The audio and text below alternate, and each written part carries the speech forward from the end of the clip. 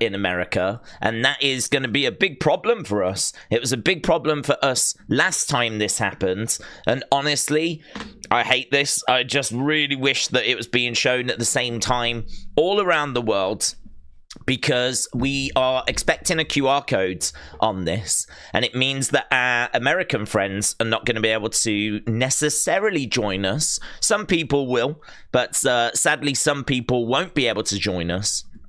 And that just sucks. It just really sucks, because it's just really frustrating that we're going to be here, we're going to be doing this, and a lot of our usual community members are going to be at work, they're going to be at school. It's going to make it real difficult, I mean, for not putting out spoilers. I mean, we're going to watch it, and we're going to have to talk about it, but people can't watch it until they get back home from work and from school that are usually in our community. So this is going to be a bit different. This is going to be a bit weird. I really don't know how many people are going to be able to join us for this. But either way, you're here. I'm here. We're going to watch the show. We're going to talk about the show. We're going to give the QR code a go. We're going to give it the best go that we can, and see where we actually get to. So, yeah, this is going to be interesting. This is going to be interesting. This is going to be something a little bit different. We did this before for, was it Backlash, when we were in France? We actually did this where it was at different kind of times, and it's a bit weird. It's a bit strange. I'm still in the process. I mean, since you've last seen me, I think I've had about 3 hours sleep, which is okay. But I'm still, like, my head's still spinning from what we got yesterday. I've got so many different thoughts. Do you know, on this last one, I can't remember ever having so many different thoughts where people are so adamant that what they're saying is correct. And I've got people telling me that it was absolutely Bo Dallas that was writing those notes. There's no doubt about it. They are not female hands, right? But then I've got people saying they've got no doubt it was Alexa Bliss. They were female hands, and that the person was left-handed. I've now got people coming out going, no, you're wrong. It's definitely Joe Gacy. And it's not just because of the smiley faces, but it was definitely Joe Gacy. So, like, there's all these really strong, different opinions. And to be honest, I mean, I'm not leaning to the Gacy one at the moment. I'm probably between it being Bo and Alexa that wrote those notes. Pretty much everything I've said is I still stand by in the video that went up, because that video that went up, I recorded that, uploaded that, and then I went to bed, and now I've just woke up. So nothing's massively changed in my world, apart from the fact that I'm very tired and in the process of waking up. So yeah, I think that there's so much for us to talk about. Obviously, we can talk about non-Nightbird stuff as well. Believe it or not, there are other things going on in the world of WWE that don't involve Nightbirds, which is a surprise to you and me, I would imagine, that there are other things happening in the WWE world, but there are, and we can talk about those as well.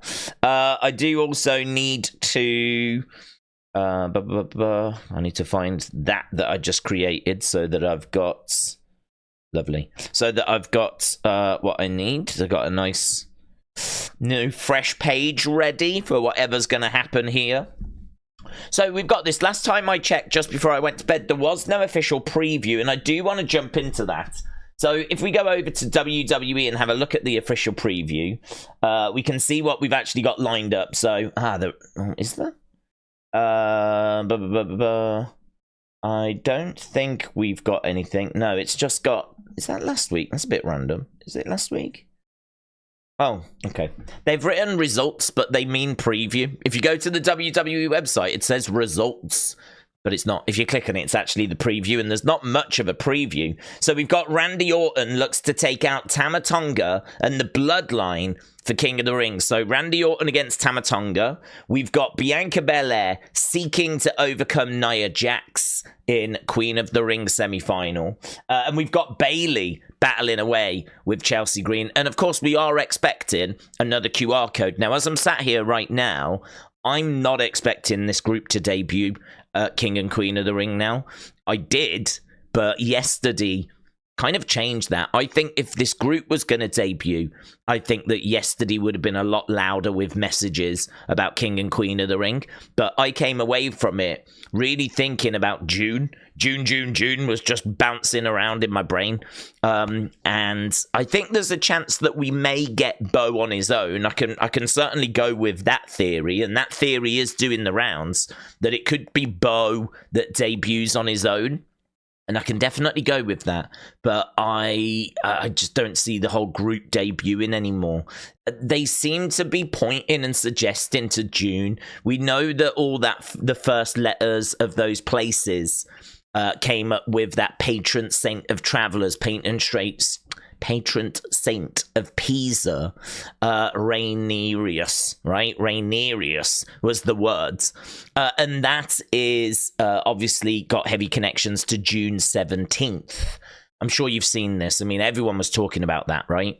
That's the big takeaway from the coordinates. You take the first letter away, you get Rhaenyraeus. I wish some of these words were easier to say, certainly when I'm still half asleep. So you've got this, as you said, patron saint of travelers who has a feast day on June 17th. So you've got that. Then, of course, the floppy disk seemed to be a date, and I'm still pretty adamant it was a date, because it was 6-. It didn't have a dot or 2 dots, it was 6- empty space, clearly empty space, where something can be written. Then another dash, and then it said 24, which is the year. So, for me, I'm expecting at some point that middle date to be filled in. I'm expecting that middle part of the floppy disk to have its missing data added to it. And so that's just another June kind of message, if you will. And I think the big things for this weekend, the 5/25, that can be explained by the fact that it's Bo's birthday. Maybe Bo comes in on his own first. I can go with that. I can vibe with that. Maybe Bo comes in on his own, but I feel like the argument that we're going to be getting the whole group, that argument that seems to have changed a little bit now. Certainly when Nikki Cross seems to be posting pictures of her and her dogs on social media, like it doesn't appear that she is in Saudi Arabia. Of course, it could be to throw us off. It could be that she is, and she's just uploading these pictures, right? It could absolutely be that. But I think we have to just be aware that Joe Gacy was on a live Twitch stream last night, and that Nikki Cross has posted pictures all week, actually, of her being at home with her pets. So, again, can't read too much into that because those pictures, of course, could be uploaded at any time. I think the Joe Gacy one being live on Twitch was kind of interesting. But there's a few things that are just putting seeds of doubt into my mind that we're actually going to be getting the full group coming tomorrow. Muse0042 said, I suspect that Jade might attack Nia mid-match to DQ Bianca and set up Lyra versus Nia. I agree with you. I mean, if you join us on a regular basis, you'll know that I talk a lot about heels and faces and stuff like that, because I think that stuff matters. I think that where you can, you want to always try and do heel versus face. Doesn't mean that you can't do face versus face, but I think if you do face versus face, you need two really strong faces going up against each other where you're confident that the crowd will be split like 50-50.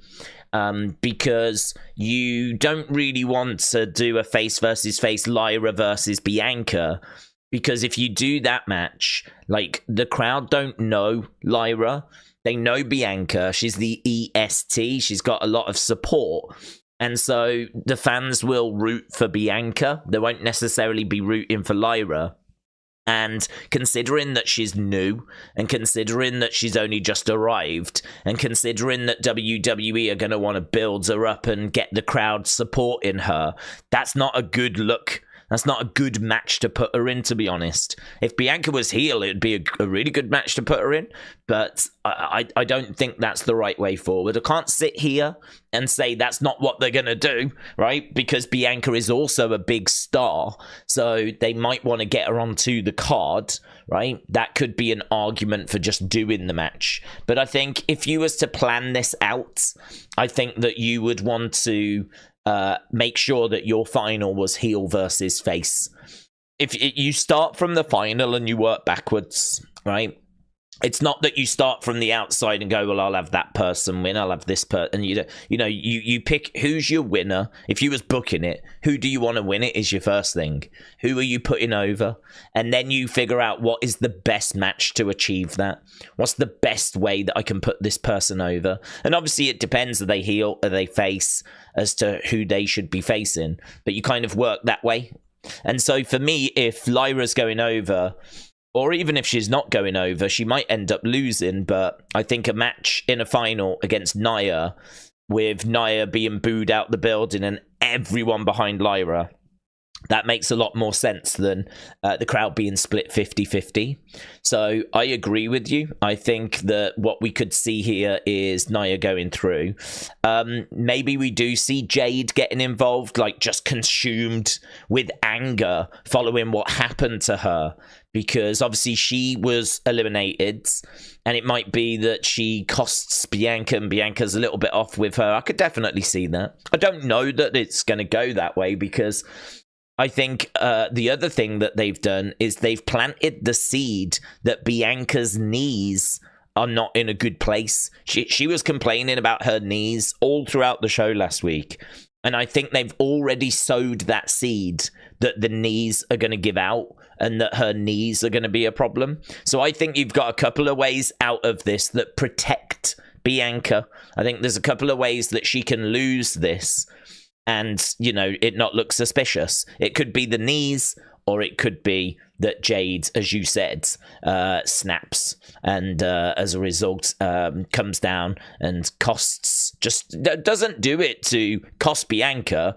It's just, she maybe sees that Nia is about to use the chair, and so Jade comes down, grabs the chair, and can't help but swing at Nia, And again, then it's a DQ win for Nia, and she ends up getting past Bianca. So I agree with you in the sense that I think Nia goes through. I don't know quite how it's going to go down, but I do agree with you in that regard that I think it'll be Nia. And I love your suggestion of Bianca. I think that's interesting. So, Muse0042, shout out to you, my friends. Mitchell said, no MJF in WWE, it appears. Hope you're well. Mitchell, shout out to you. I don't know what that's in regards to be honest, bud, because I literally got up and jumped on the stream. So, if there is some MJF news, I have not encountered it yet. So, but I didn't think that he was coming in, to be honest. I think that I don't know what it's about. I genuinely haven't seen anything on MJF, but I think that there was a few rumors about he might be in the Rumble, but even around Royal Rumble time, we said we're pretty sure he's re-signed with AEW. The belief even going back to December last year was that he'd re-signed with AEW, and it had just happened on the quiet. So I think he's re-signed probably for 2-3 years or something. But I think he'll come to WWE eventually. He's still a young man, isn't he? So I think that he'll find his way to WWE eventually.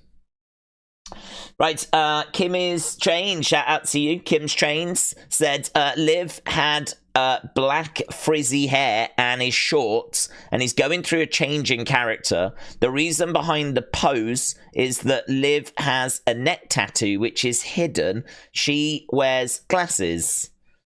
Don't know what that's in relation to. Planet Dan said, what if Alexa is writing those notes and she and Howdy are working together? Or what if Alexa has written one of those notes to Howdy and has set Bo free from Howdy? It's an interesting thought. I mean, I feel pretty good about who the notes were for. I mean, obviously nothing is set in stone, but I think that going down, I think the first one talking about you've lost so much or too much for Rowan, I think that made sense. And I said during the video that that feels a bit more serious than just schism breaking up. That feels like, you know, but maybe that was to Bo. Maybe we thought it was to Rowan. But maybe it was to Bo. But I think the person writes 4 notes.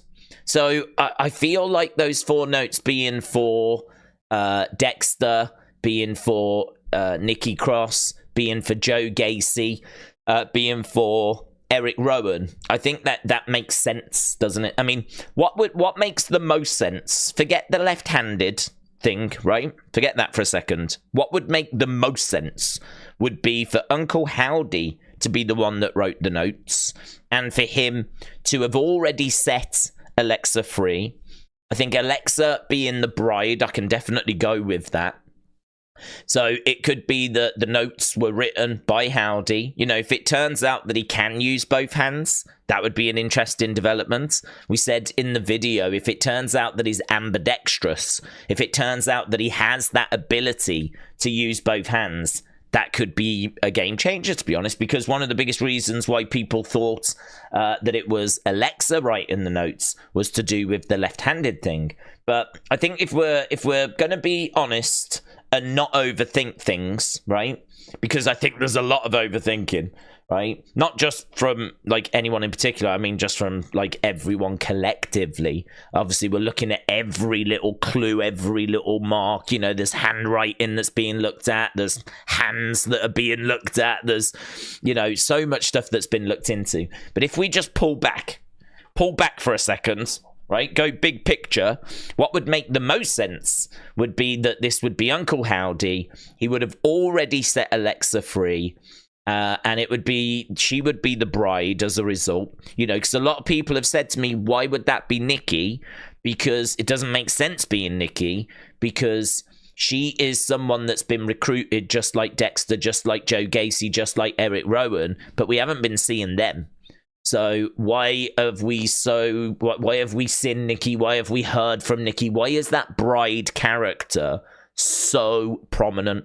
If you think that Nikki is at the same level, she's being recruited just like Gacy, she's being recruited just like Rowan, but we haven't seen any other characters as clear or as clean as we've seen the bride. I mean, we've heard from the bride. The voice was distorted, but we heard from the bride. So, in fact, we've seen the bride more than we've seen anyone else. So, there is this argument that the bride feels separate to all of this. And I like that argument. I'm not down on that argument. So, if we go big picture, right? If we go big picture and we go, what makes the most sense? I think Uncle Howdy writing the notes makes the most sense.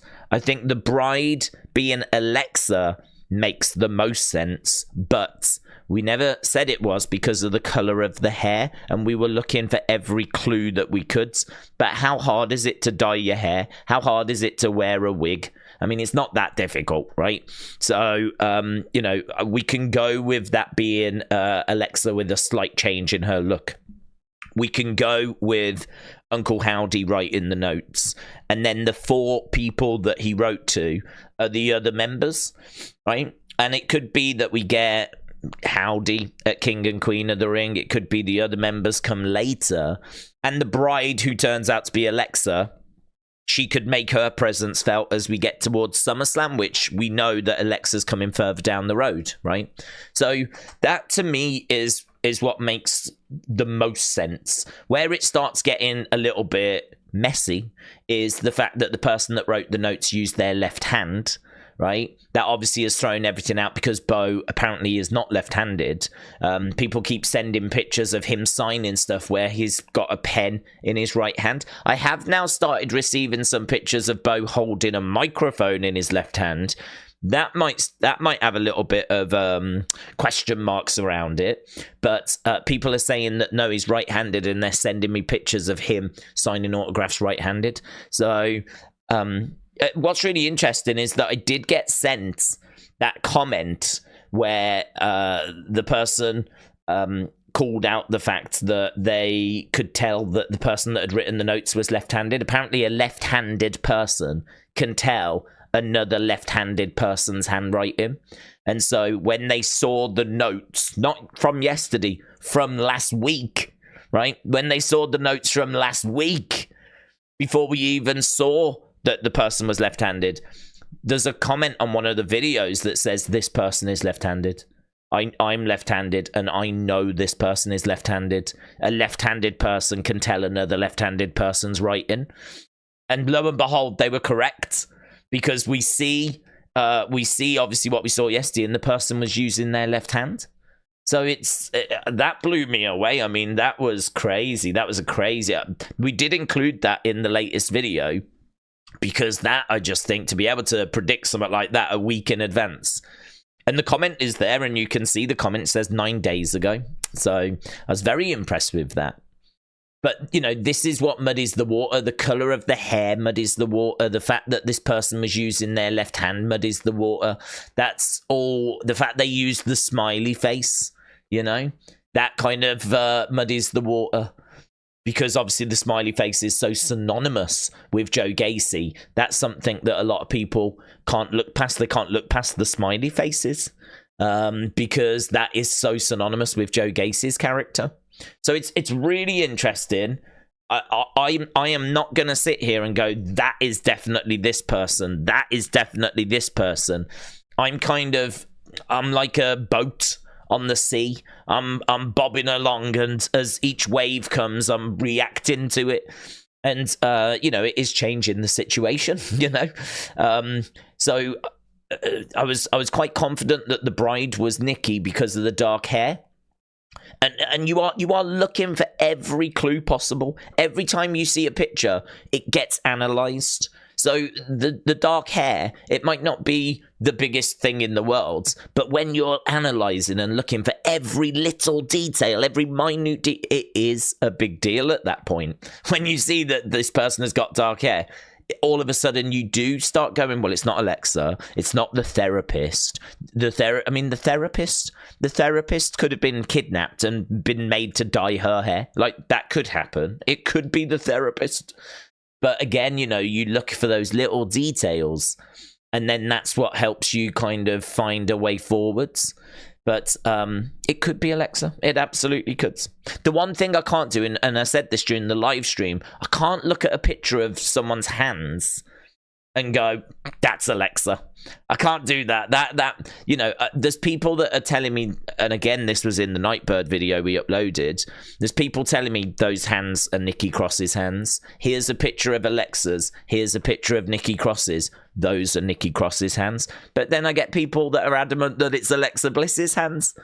So I would say they have done a fantastic job, a fantastic job of muddying these waters. I would say they have done a fantastic job of really not allowing, I think, anyone to be really confident in, like, it's definitely this, it's definitely that. We're still getting that. We're still getting people that are like, oh, no, I'm adamant it's this, it's adamant it's that. I'm not like that. I can't be like that because I'm just reading so much contradicting theory. I mean, they have done a fantastic job in just blowing everyone's mind in the sense of no one quite knows. So I would love to sit here and go, right, here we go, guys. This is what's happening, right? Get your notebooks out. We've got the answers. But unfortunately, we don't. We're just drowning in contradicting theory, which, you know, is not really helping us move forward, to be honest. Because just when you feel good about something, then, you know, you'll have people coming in going, no, it's definitely this because of this, and this, you know. But it's look, you've got to make sure that you're enjoying it, right? You've got to make sure that you've got your theories, your thoughts, you're open-minded, you're listening to what people are saying, and don't be afraid to change your minds. I mean, I've changed my mind plenty of times during this thing because you have to be adaptable and you have to be, you know, able to look at the evidence and kind of go accordingly, move accordingly, and I've been doing that. But it is frustrating because I would love to just settle on something and then just, you know, be right. But as new evidence keeps coming up and as new theories keep coming up, and, you know, I get tagged in such interesting stuff as well. There's some really brilliant investigators out there that really dig up some stuff and find some interesting bits. And that shapes my thoughts as well. So it's very difficult to be totally nailed onto something. I know what makes the most sense to me now. What makes the most sense is that Howdy wrote the notes, the bride is Alexa, and the 4 letters were sent to the 4 people that were recruiting. That's what makes the most sense in my mind. But I can go with those letters being written by Alexa, and I can go with the bride being Nikki because of the hair, or even the therapist if she ends up getting, you know, kept, if they decide that she's going to be their new pet. I could go with that as well, but it doesn't make it very satisfying, does it, sitting here and not being able to just give you the answers? I was really pulling my hair out last night because I feel like after that Twitch stream, I had more questions than I did answers. And I really wanted a video that was like, okay, here you go. This is what the people are saying. People are pretty much unanimous on this. But there just wasn't. There just wasn't that unanimous opinion. People weren't even unanimous on who had written the notes. So there just wasn't that unanimous opinion. I feel like that Twitch stream ended, and as I said, I was left with more questions than answers. So I would really love something here that is going to be, do you know what I mean, good. I'd really love something here that's really going to give me something that I can get my teeth into. Give me something that at least reveals something. I feel like I need an answer now. That's what I need. I need something that I can at least hang my hat on. I need something that I can at least go, well, I know that is Bo. Well, I know that. At least now we know the bride is Alexa. Do you know what I mean? Like, I really could do with something like that. Because everything just keeps flipping changing. And it's annoying. Smackdown in Jeddah. We're running off Saudi time, said Colin. Sucks. Because not everyone can watch at the same time. Sucks. So that's a bit of a downer. The video last night was from the therapy session. When the therapist left the room, we heard someone write him. Well, there was, like, struggling. So, I mean, my understanding is that we got the therapy session, then we got this, and then we got the delivery, and then we got the letters, like, actually being delivered. I don't know where the bride fits into it.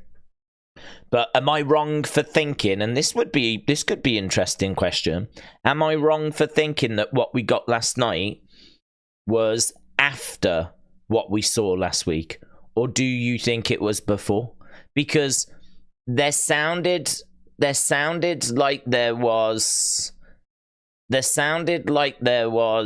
banging or a noise or some sort of sound. I mean, it certainly sounded like this person was not alone. So I think we can agree that the therapist was with them, right? I mean, it sounded maybe like this person was being restricted in some way. Like, it sounded like a bit of a struggle at times. There's people that says they could hear a bit of moaning, which I can't say I heard, to be honest. I can hear, like, moving, but I don't know that I could hear moaning or screaming, right? But either way, I'm under the impression that we did the last week's session, and then he said, do you want to meet them? And then he tied up the therapist, or she tied up the therapist. Therapist is now struggling in the corner, and now these notes were being written. But to be honest with you, if you think about it, if he says he's got new friends, I keep saying he, because honestly, I'm still operating under the default that this was Uncle Howdy, but I think there's a really good chance that it could have been Alexa as well. So he, she, right? But whoever wrote these notes, they said to the therapist, do you want to meet them? And the therapist's Oh, we didn't see the answer, but then we saw the article, the therapist went missing, right? Well, if this person has got new friends, and if this person has got people that he can introduce the therapist to, why would he or she then write the notes?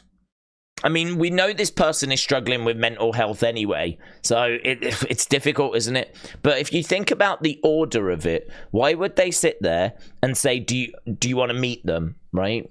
To the therapist. Therapist, let's say, says yes, right? Why would you then sit down and write letters to these people? Why would you then sit down and say, come and join me? Because if you're talking to the therapist that you've made new friends and would you like to meet them, that sort of suggests that you've already reached out to them, doesn't it? That sort of suggests that they're already part of your family. So actually thinking about it, did I have the order wrong? Is what we saw last night the very first thing that happens so far? Then they accept the letters. So could it be the order of this could be all messed up, couldn't it?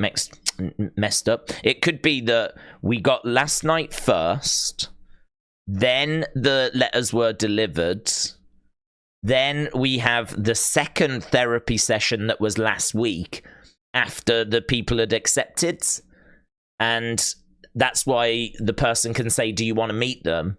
Because they have all come together, you know? So maybe the order of this thing is in a slightly different way than how I mentally had it. Maybe how others had it as well, you know? The hands that were writing the letter are not the same as the bride's. So if people are sure the bride is Alexa, then she's not the one that's writing, as the hands were too big to be female, says Horror King Mayhem. Planet Dan says maybe the character Bray created for Alexa is the bride. That's a good shout. Colin says, yeah, Days, we get clues, and later we get clues being written, so we're going backwards to get forwards, which is confusing, but with us seeing June on the floppy disk, if something is stored. Well, I feel like that floppy disk was big. I mean, I think there was a few people upset, maybe still upset, that we kind of leaned into that floppy disk as heavy as what we did. I kind of felt like that being one of the final, and it felt like a big reveal. The way that it was presented felt big to me, because at the very start of the thing, we saw the year, but we didn't see anything else. And I think I remember saying, like, and I'm sure you lot were thinking as well, show me that date. I could see 24 and I could see it was a date. And I really felt like you're going to move that paper. It's going to show me, to be honest, 525 is what I was expecting. 525 24, and that would have been King and Queen of the Ring, and it would have been very, very exciting. Very, very exciting, right? And I was waiting for it, and I think the floppy disk ends up getting like moved to the side, and it was gone. And it was like, oh, that was a tease, but you know, I wanted the reveal, and I didn't get it. So I was a bit like frustrated, but then it got brought back later, and that's when we saw that it was 6 dash no number, but a space for a number, dash 24. So that to me felt like a big moment, because that was basically, to me, them saying, see you in June. Might not be Bo, right? I can totally go with Bo arriving tomorrow, but that definitely felt like a message. That definitely felt like June. I got the message June. So, but again, you know, it's there's people adamant, no, they're definitely going to arrive this weekend. It's that June date is when they're going to attack or something like this, you know. So there's people that looked at that and went, yeah, it's June, but that doesn't mean that's when they're arriving. It just means that's when they're going to, you know, attack their first victim or whatever. But I don't know. I'm looking at it and I'm thinking, that's when the group are going to arrive. That's when things are going to really kick off. But I can go with this weekend just being Bo. I can go with that. I can go with Bo coming out, but I can't say that that's what's happening. I don't know that's what's happening, but I can go with that theory. But it's just another one that's just really frustrating, to be honest, because there's nothing concrete that you can get from that. There's nothing concrete you can get from the bride. There's nothing concrete you can get from the person that was writing the notes. The left-handed thing feels like a big clue, but then, as we know, they put stuff in to throw us off. So that adds frustration, doesn't it? So it's all messy. It's all frustrating. I was left with more questions than answers after yesterday. I was left with more frustrations after yesterday's. I must admit, as a result, I didn't find it as satisfying as the one the week before. I still liked what they were doing, but I felt like the week before really was like, I don't know, I came out of it like, oh my God, so much stuff to talk about. This one, there was stuff to talk about, but I came away with so much frustration because I just could not pin anything down. And to be honest with you, I think a lot of people feel the same. Not that they're down on yesterday, but frustrated that we saw more footage, but we didn't get really any more answers, if you will. Just more theory, just more thoughts, just more confusion, more frustration. And maybe even a bit of an indication that the group's not going to arrive this weekend. Wyatt 6 should debut on a PLE, but if they don't and they debut on a SmackDown or a Raw, that would be cool, said Davids. If they arrive on a regular show, I wonder which they would go to first. Miguel Angels Lopez said, I have zero faith in this group. Well, I mean, I think this campaign has been brilliant, to be honest. I've really enjoyed it, and I know many people have enjoyed it. And if it did continue for a little bit, I wouldn't have a problem with it, right? But, so for me, so far so good, to be honest. I don't have any concerns, really, in that regards. But there are people that are done, that are ready for this thing to wrap up now, you know? There are people that are ready to move on to other conversations, because it has dominated, certainly our channel and conversation over here. And there are people that are definitely ready for a different conversation. And I can understand that. I can really understand that. But either way, I don't think it's going to be long. I think this new group are going to be coming in very soon. And I think that the conversation will still continue, but it will be a different conversation then, you know. It will move less from QR codes and stuff like that. It'll move into entrance music. It'll move into who are they going to target. It'll move into... who do you think the tag team is? Who do you think Nikki will go after? You know, the conversation will evolve. The conversation will change. Right, I want to jump into the chat because I feel like we've been chatting away and we got a few super chats to get to, and then we'll get into the chat. So 40 minutes in, right? So the witch, shout out to you. The X witch X, and it just says M. So I don't know what the rest of that words is, but shout out to you, my friend. I'm going to movement. Could it be movement? I'm going to go movement. That's your new name now. No, master. I got masked. I can get masked. The witch masked. Shout out to you. Says, I'm convinced Alexa was writing the letters, okay? And Bo was the one that was delivering them. Well, it is nice to do something as a couple, isn't it, if you think about it? It is lovely to do something as a couple. So this is the best WWE storyline idea that I've seen WWE do in years. WWE has outdone themselves with it. So there we go. Alexa, write in the notes. But Bo was the one that delivered them. I could totally go with that. I got no arguments with that. I mean, as I said, frustratingly, I'm quite flexible on this. I can go with Nikki or Alexa being the bride. I can go with Alexa or Bo writing the letters. Yeah, I can go with Bo delivering the letters. I mean, I'm quite flexible on it because I don't know what the answer is. I don't know what the truth is. So I'm not willing to die on any hills. But it just means that, like, frustratingly, I don't have the answer, you know? I wish I had some answers. I wish I had something that at least I could pin some stuff on, you know? Witchmaster, shout out to you. Meet for CFC said, I've got a theory on the write-in that I will send to you. Okay. I don't. If you're sending it through social media, through Twitter, that's might be a little problem. Just because, I mean, it's honestly like a running tap at the moment. I mean, it's just non-stop. If I go down, I mean, I must have had about 20 messages in the last 10 minutes. So that might be a little tricky for me to find. That's all I'm gonna say. But if you've not sent it through yet, I'll try and keep an eye out for it. I think the group could bomb because of the lack of star power, says Bonkers. I wouldn't worry about the group bombing, to be honest. I wouldn't. That's not something that I'm focused on. I think that I think that the group have got very strong creative. I think that they've got the Bray factor as well. I think they've got the aura and the presentation, and I think that's going to massively help them because star power is important, but that you can get star power relatively quickly. You can get over quite quickly, right? I mean, look at Tiffany Stratton. Tiffany Stratton's come in and people loved her. Like, Tiffy time was being chanted, and I mean, she'd come from NXT. I mean, it's not even like Jay, where he has been on the roster for a long time.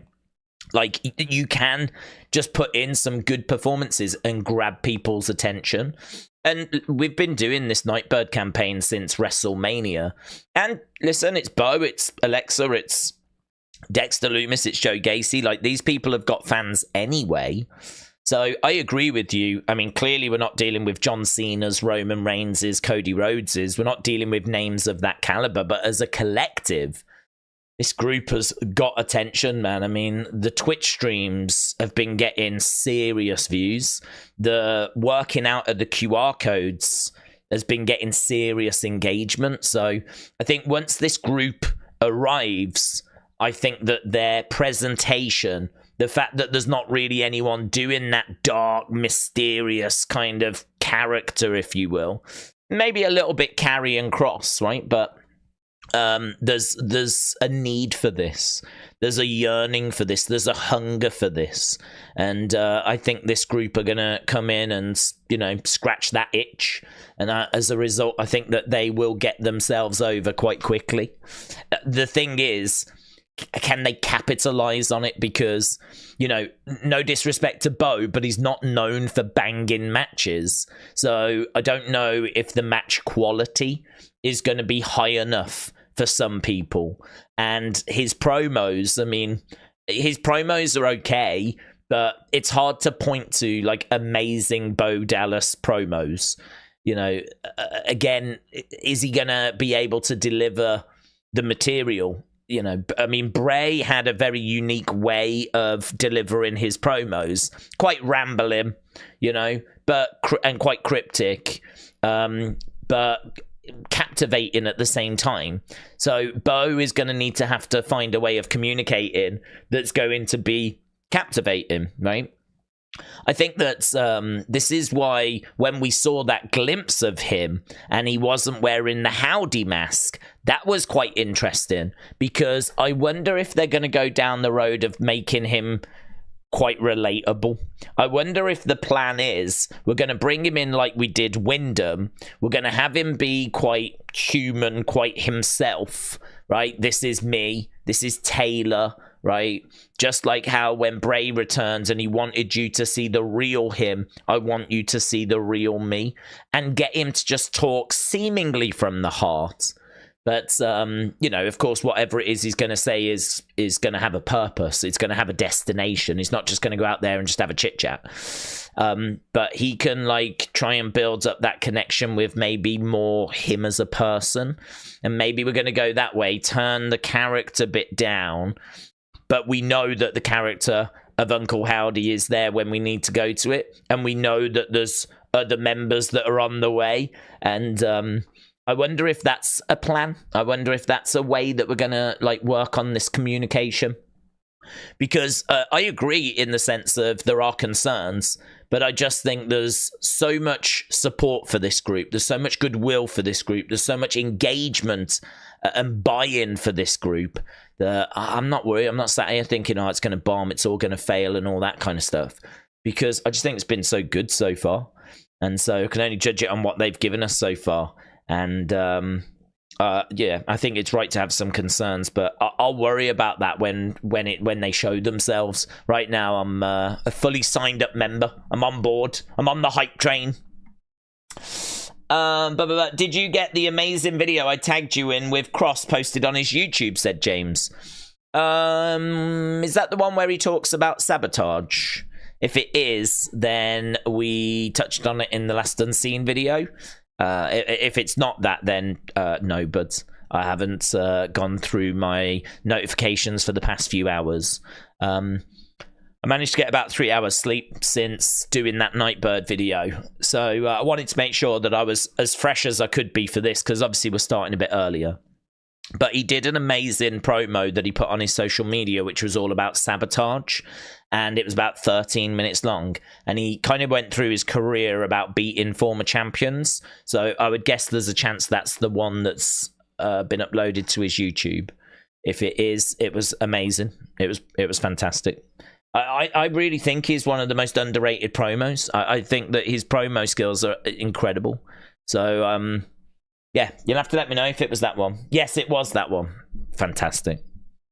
Yeah, amazing. I mean, that bit as well, that it feels quite Bray, doesn't it, at the start when he's like word of the day, which was really good. I mean, really clever. If you've not seen the latest Karrion promo, it's very good. And the bit where he talks about how he picked up Scarlett and at the end of WrestleMania, and he's like, I lost that match, but what I did manage to do was show you the real people, because my wife and BFAB went to the outside and went through a table, and as soon as the match was over and as soon as I was able to, I went and grabbed my wife and I carried her to the back. Who checked on BFAB? Did any of them check on BFAB? Did any of them go up to BFAB and ask BFAB, are you okay? No. And they're the good guys. And it was like, oh man, he's so good. He is so good. So, yeah, James, shout out to you. It's a good reminder, and I appreciate you tagging me in it. It's definitely one that people should watch. Karrion is definitely someone that people should have on their radar. I think Karrion gets a little bit of a bad rep for not getting TV time. I think that when he has had TV time, it's maybe not been the most satisfying, shall we say. I think some of his best work happens away from the show, which is so frustrating. I watch, I mean, I have to because of Unseen. I watch quite a lot of those Raw Talk interviews and those Talking Smack interviews, right? I watch quite a few of those because I want to try and let people know, oh, this is what was said. And to be honest with you, I've sort of stopped doing it because they never say anything. A lot of those interviews are like, yeah, they're going to find out next week what I'm all about, you know? It's just throwaway. It doesn't do anything. It doesn't further the story. Nothing really gets said. You know, it's just, you don't need to watch those interviews, right? And I think part of the problem is if it was important, then it needs to be on the show. If it's not important, then you can just, you know, say it on Raw Talk, right? The only person, or one of the only people that really does say something, one of the only people that really does have something to say that it's worth watching their Raw Talk interviews is Karrion Kross. He whenever he gets an opportunity to like get a microphone in front of him, he has something to say. And if ever he's going to do an interview, it's always worth listening to. He's shown himself to be one of the best promos. It's just he can't do it on TV because he never gets... When do you ever see Karrion in the ring with a microphone? It just never happens. And normally if he's talking, is in the entranceway and he's got to quickly get to a point. And it's really frustrating because then you watch 13 minutes of him talking and him taking you on a journey where he goes through his career, and his delivery is so good as well. So good. I've got nothing but praise for him. I think that what he does is fantastic. I just wish he had opportunity to do it on TV. Meat4C4 said, I think Jason Baker is the one in the Twitch video. What, you think Jason Baker is the one writing the notes? You think Jason Baker's writing the notes? Cullen said, I really think WWE need a third main roster show or extend SmackDown to a third hour. There's so many talented people that need more TV time, and it's never been more right to do it until now.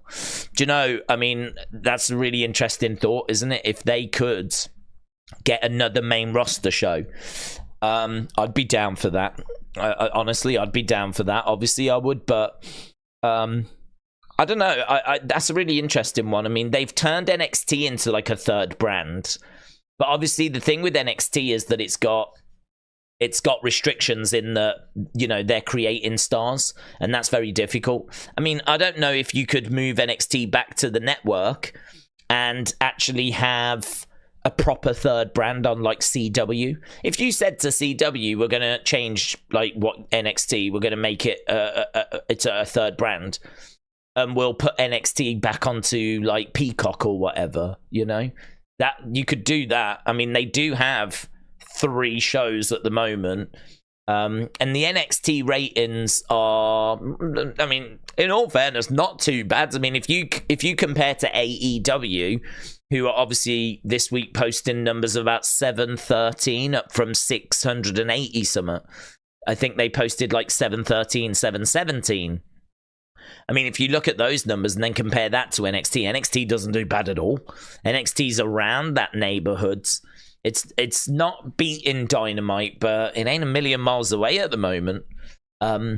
So, you know, you could make the argument NXT kind of does all right, considering it is the developmental, considering that the names there are names that have not really established themselves. Your Fallon Henleys, your Thea Hales, your Riley Osborns, your Oba Femis, you know, your Trick Williams even, who, you know, Trick Williams is super over, but super over with that NXT crowd. You know, he hasn't had an opportunity to really get himself over to the wider WWE universe. It's not like we've seen Trick Williams. I don't even think he's been in a Rumble. He's not been at WrestleMania. I think he made one appearance at SmackDown, and that was in front of a very loud, passionate crowd that did know him, in all fairness. So I think that NXT does a really good job, but I agree with you. I'd love to see a third brand. I would definitely take that over a third hour. I think that SmackDown being 2 hours feels good. I wish Raw was 2 hours. So actually what you could do is you could have another 2 hour show. It'd be great if Raw went to 2 hours. I think you do hear a bit of criticism that Raw, that third hour is always a bit of an issue. So, you know, Raw being 2 hours, SmackDown being 2 hours, a new show, maybe Superstars, you know, Superstars, WWE Superstars. That's, you know, a show that's got a lot of history to it. That used to be the A show, WWF Superstars. So, you know, you could go with something like that. We could bring back Wrestling Challenge. Let's go. WWF Wrestling Challenge. We could bring back Primetime Wrestling. We could bring back some of these classic old shows. Mania on a Saturday morning. Let's go.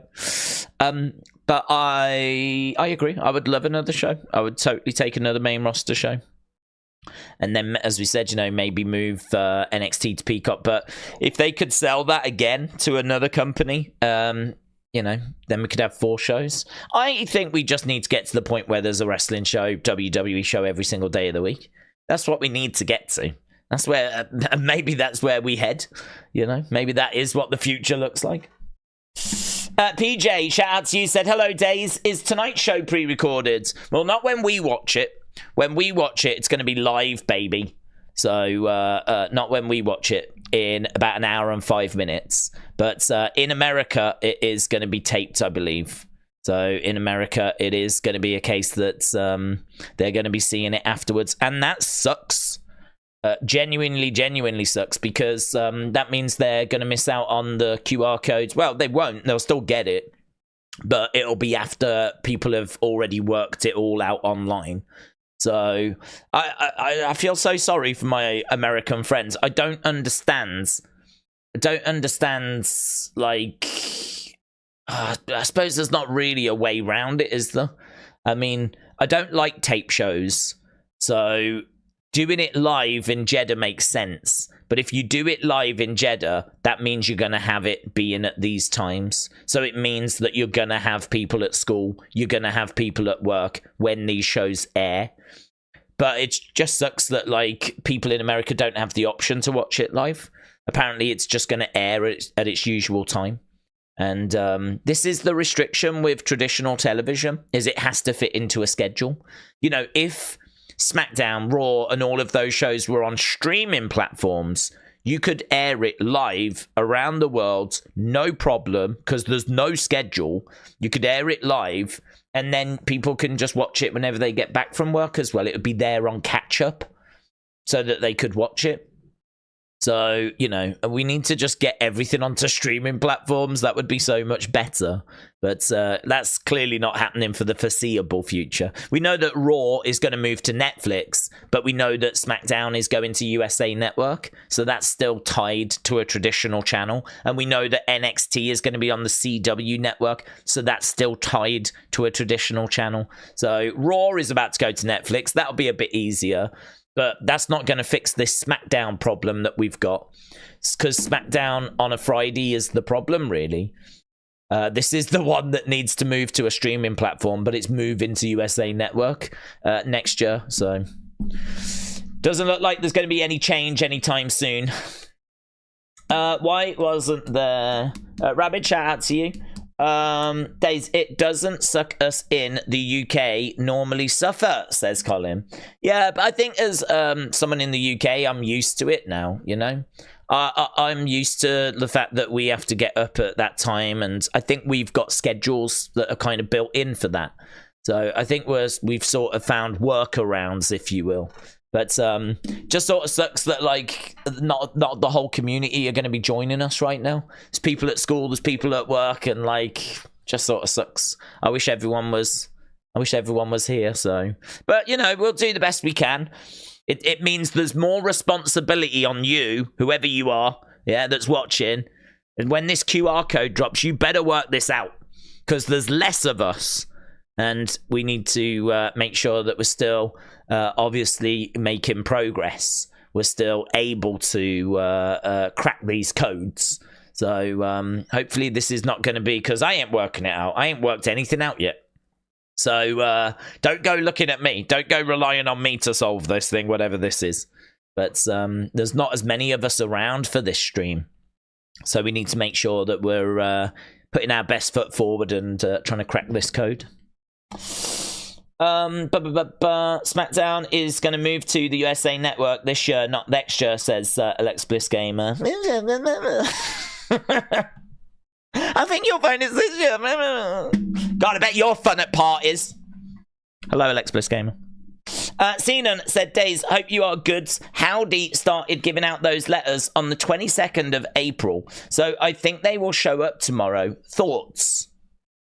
Yeah, I mean, I don't think what we saw is live or anything like that. I feel good that it was in the past, and I feel good that the letters were delivered.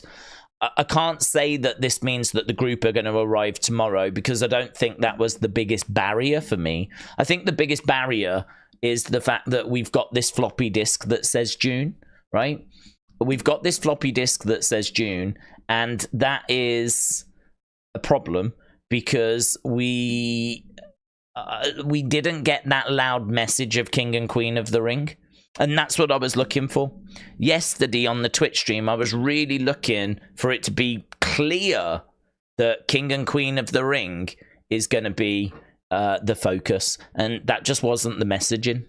So because there wasn't like a loud 525 or there wasn't King and Queen of the Ring kind of tournament thing, that because that wasn't the loud, clear message, I can only take away the fact that they're not arriving tomorrow and that June is a major focus. The floppy disk said June. The first letters of the coordinates, that spelt that rainierus or whatever it was. You know, that was obviously, when you look into it, very heavily for June 17th, right? So June was the message. That was the message that I kept getting. June. Not May 25, not King and Queen of the Ring. I think if you was to put yourself in their shoes and you had a QR code today and you had a Twitch stream and you had something on Monday, you would use this week to really hammer across King and Queen of the Ring, and it just hasn't gone that way. That just isn't what's happened. And you know, people fire back with, well, we have been seeing 525, and that's true. But we also saw a few little teases for Backlash, and we got to Backlash, and we didn't get the arrival of the group. We got a QR code. So I think if this group were going to arrive tomorrow, there would be something big that would leave us in no doubt that they're arriving tomorrow. And just like when we got to Extreme Rules, when Bray returned, there wasn't really any doubt about that, you know? So I think that we're definitely looking at June for the group. Doesn't mean that we can't get Bo for King and Queen of the Ring.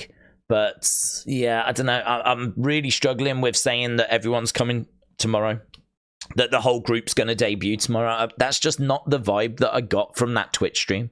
Let's see what today brings, though, because today could absolutely bring, you know, something juicy, couldn't it? Today could be, we'll see you all tomorrow, you know, and then that changes the game once again. But as I'm sat here right now, without that, I'm thinking, I don't feel as good about tomorrow anymore. Not in that, I mean, I think tomorrow's going to be a banging show. I'm really looking forward to it, but I'm not feeling as good that tomorrow is going to be bringing this group. So, but Bo on his own, I think there's a chance for that. In fact, let's get the temperature, shall we?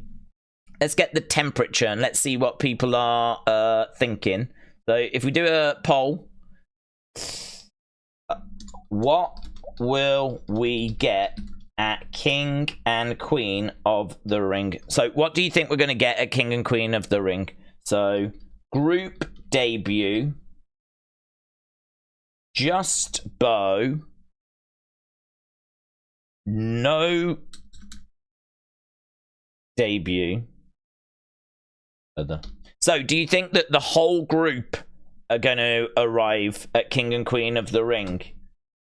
Do you think it's just going to be just Bo? Do you think there'll be no debut of Bo or the group, so nothing, right? Or do you think that it's going to be other, right? I hope that's clear. So whole group, just Bo, no one, nothing. Or do you think there's something else? Maybe you think it's just going to be Gacy. Perhaps you might think it'll just be Alexa. Do you understand? So we've got that. We'll ask that poll. We'll see what you lot come up with. So feel free to drop your thoughts in the chat there.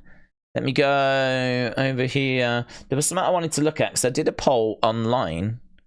Lovely. Let's go down. Lovely. There we go. So who do you think wrote the notes on the Twitch stream? Do you remember how I said there's not like 100% universal kind of feeling on this? Let's go up here. Boom. There's Nikki Cross, by the way. Apparently that was an hour ago. Her in bed with her dogs. And obviously we don't know that picture was taken live. I'm not silly enough to sit here saying, oh, that's a picture that she's just taken. But interesting that that's just been uploaded. Her in bed with her two dogs. Is it a red herring? Is it meant to throw us off? Don't know. But here, right, we did this poll. So nearly 350 people, right? I put it up about an hour ago.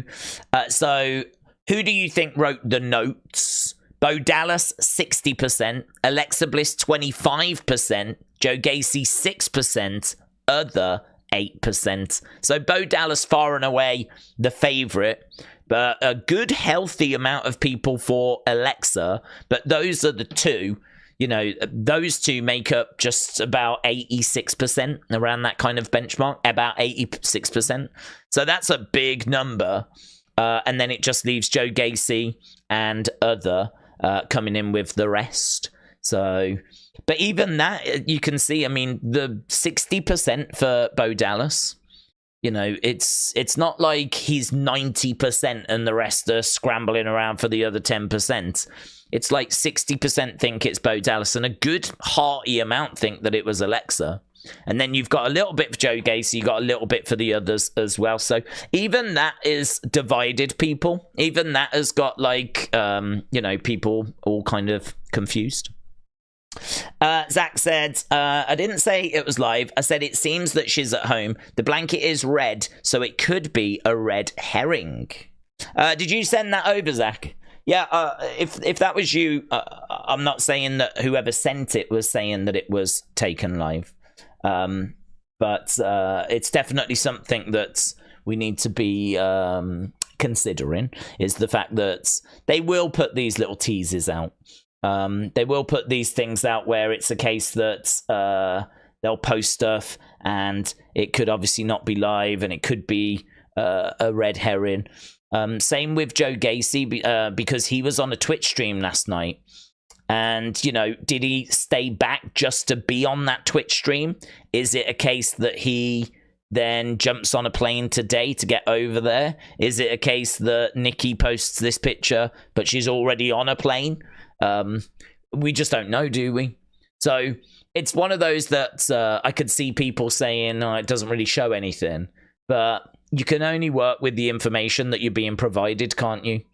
And so at the moment, I would say that maybe that just leads a little bit more into the theory that they're not debuting this weekend. But, use it as however you want. Hawkins Jr. said, I've been out the loop with the streams the past few days. I hope you are well. I'm in Canada tuning into this stream so that I can listen live. Hawkins Jr., shout out to you. The other Unhinged said, I've just been watching the two hands. They don't seem to match. The right looks like it's female fingers, especially the thumb, and the left looks like it's male. That's a whole different thing now. If that they were actually, I mean, that would be really strange. I don't know why two people would, do you know what I mean? I'm struggling with that one. But that's a theory that I've not even encountered yet, to be honest. Duffman Raim said, Bo Dallas is going to make a public recruitment tomorrow, and the rest of the Wyatt Six would answer his recruitment in June. John said, if Joe didn't interact with the chat, it could have been pre-recorded. That's true. That's true. Colin said, if you watch, they aren't comfortable using their left hand. As you can see, the paper keeps moving out of place whilst they are writing. Kian said, Days, hope you are well, having a good stream. Hope the day's been good. Looking forward to Randy beating Tama tonight. I enjoy Nightbird videos today. Can't wait for SmackDown. Shout out to you, bud. Yeah, I think I feel good about Randy beating Tama.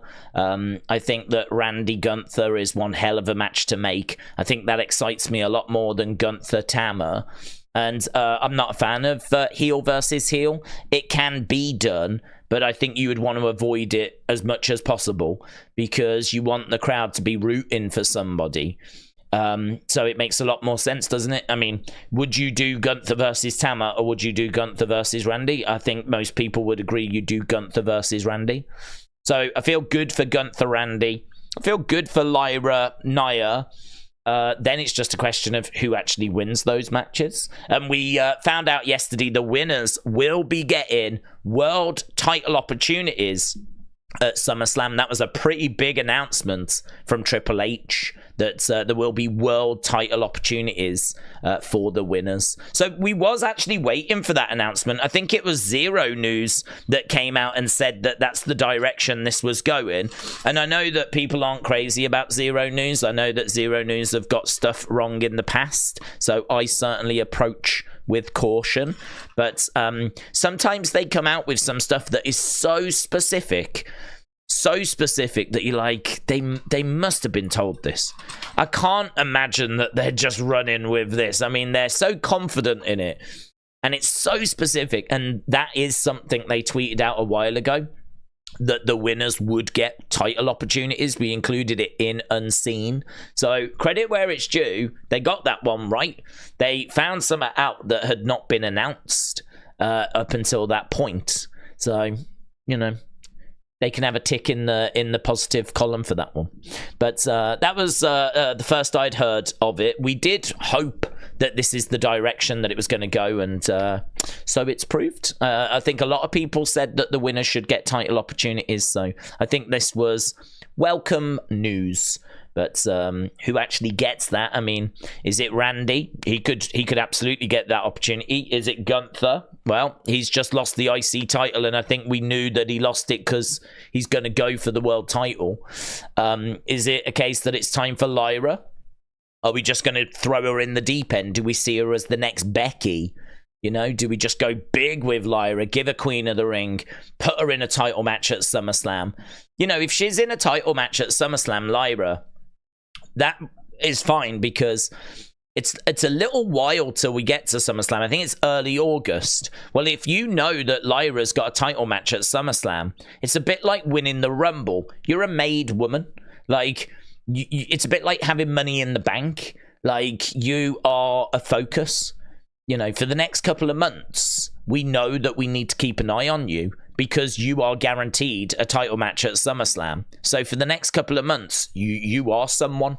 You are someone that we need to pay attention to, because you may be a world champion in a few months' time. I think that's quite interesting. And that is a real boost to Lyra, isn't it? You know, she's come in and you need to pay attention to her, because she is guaranteed a title match at SummerSlam. So I could see them going with Lyra. I could see Lyra winning this thing, being Queen of the Ring, going to SummerSlam, being in the title match, and I could see it being a case that they see her as that, like, next Becky Lynch, you know, this Irish baby face that's very relatable. And I could see it being a case that they're really looking to, you know, bring Lyra through.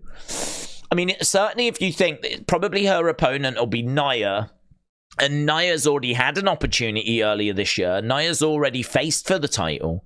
So do we really need to go with Nia here again and give her another shot at a title? This time against Bayley. She faced Rhea in Australia in the main event. So do we put Nia in that match at SummerSlam against Bayley?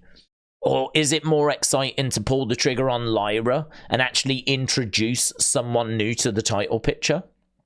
I think it's more exciting to go Lyra. And I think you go Gunther. I think you go Gunther, and I think you go Lyra. And I'm quite excited by that. A heel and a face, both win. King and Queen of the Ring. I think that the bloodline could cost Randy. And I think you go Lyra, and I think you go Gunther. So, yeah, but of course we're going to have to wait and see, aren't we? I could be completely wrong on that. Jim said Lyra could be the new Gail Kim if she wins Queen of the Ring. Carmen Live said Smackdown tonight starts at 7 Central. What time does Smackdown start for you? It starts in 45 minutes. So we're 45 minutes away from Smackdown here in the UK, live from Jeddah. I think this happened for Backlash. It does suck. It means that we can't hang out with our American friends, or at least not all of our American friends. I'm sure some of you are at home and are off today for whatever reason. But I would imagine most, you know, in America right now, it's like 12:15. So it's probably lunchtime for maybe kids at school, college, people that are at work. But by the time this thing starts at 1, then, which would be 1 o'clock Eastern time, I'd imagine most people are back in class or back at work and aren't able to watch, so it is going to be quieter. There's not going to be as many people around. I'm fully aware of that, but it is what it is. We're going to have to just do what we can. And obviously, I'm going to need people's help with the QR code. We are expecting one, of course. I wouldn't be surprised if there was a little tease in here for tomorrow. I think the thing is, it depends how big the tease is. It depends what the tease is. If it's just the date, if it's just a little something, then that's not really building up the hype for a big group reveal, right? I think if the group are arriving, I think they would make it very clear that, you cannot miss tomorrow. You cannot miss tomorrow. It's going to be huge. I just don't have that. I just don't have that right now. I don't have that feeling that it's like all kicking off tomorrow. I would love it if that's what we're about to get. I mean, if what we're about to get is that, let's go. Let's go. But at the moment, I am thinking that it's either no reveal and it's going to be a QR code, or it could be that we do get Bo. But to be honest, even Bo, even that hasn't been built for me. I can't say I'm sitting here and I'm like, yeah, we're getting Bo, because I can't even say that has been massively teased. That whole I will see you soon. When's soon? Soon could be Saturday, but soon could be Clash at the Castle. Clash at the Castle's a few weeks away. That's soon. Compared to 2030, a few weeks is soon. So I just don't know. Right now, I'm really leaning towards it being just another QR code, another tease for tomorrow. But let's see what we get today. From Pillar to Post said, things like the Rumble, King and Queen of the Ring, Money in the Bank, they should be used to make new stars like Gunther and Lyra. So, okay, yeah, interesting. Antonio, shout out to you, my friends. Antonio Mathis said, with all the attention focused on the Wyatt Six, do we think that WWE will surprise us with Bullet Club, being that they've got the majority of the originals on the roster? Well, I don't think they can use the Bullet Club name.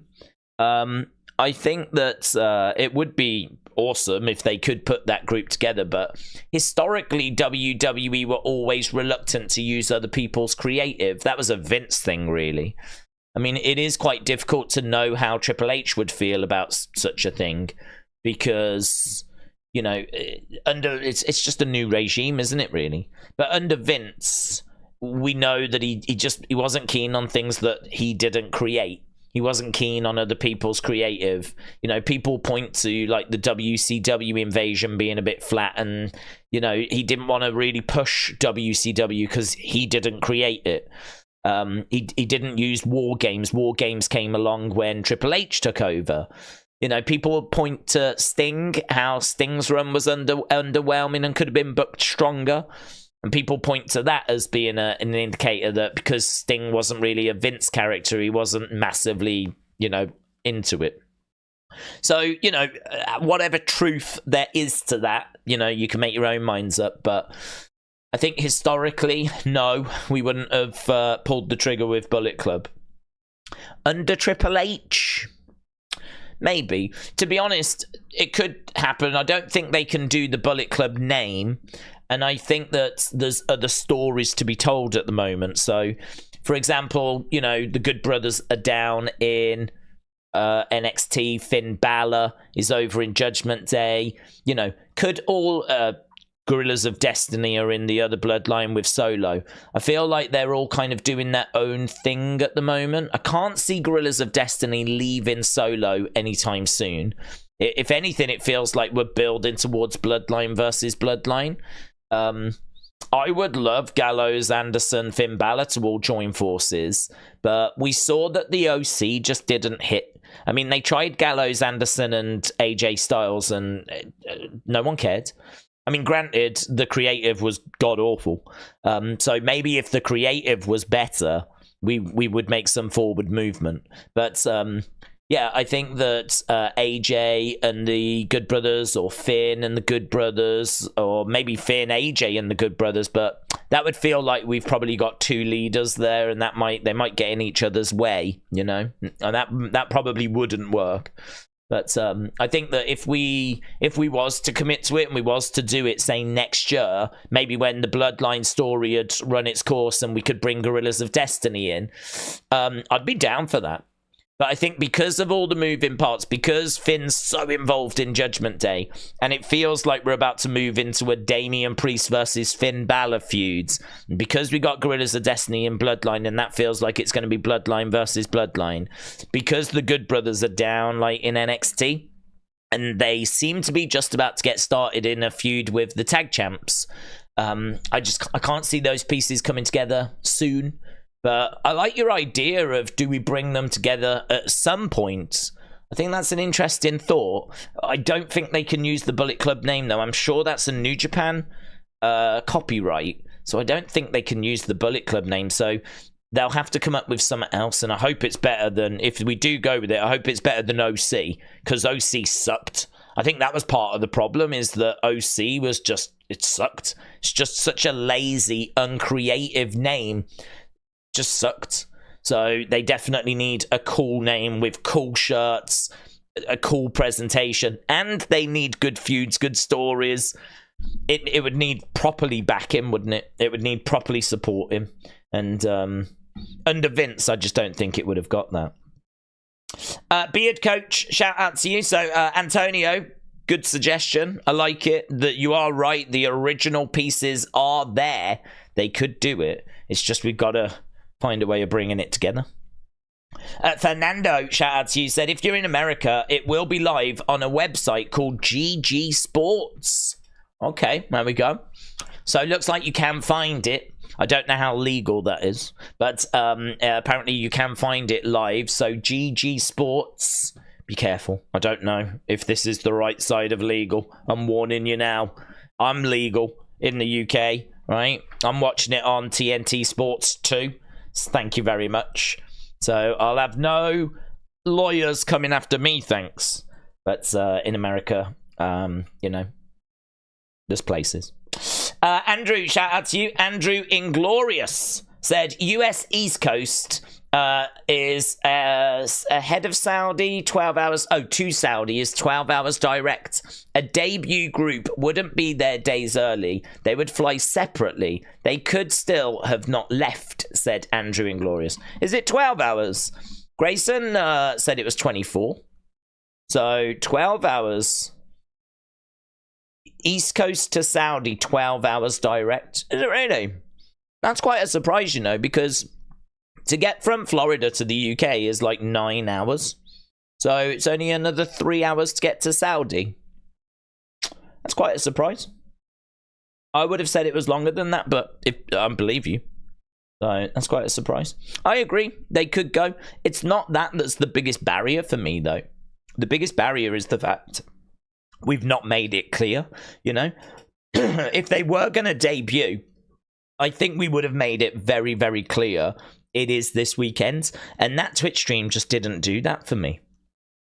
Twisty said, before the Bray documentary, we all assumed that Bo would be back eventually. The past few weeks, we got confirmation that Bo will be back soon. I can be patient, said Twisty. Well, where are we with this poll? Okay, so at the moment, people are really split on this. We've had nearly 459, nearly 500 votes. So this is where we are right now. So do you think the whole group are going to debut? 24% of you have says yes. Do we think it's just Bo? That is now the favorite option. 37% of you. 37% of you have gone with that option, right? Nothing at all, 26.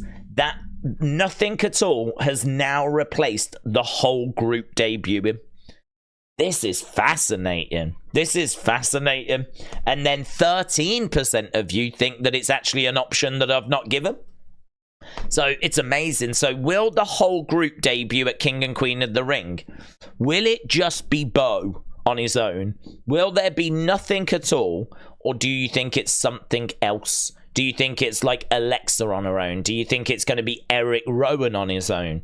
Do you think it's going to be Dexter Lumis on his own? Like, do you think it's an option that we've not spoken about?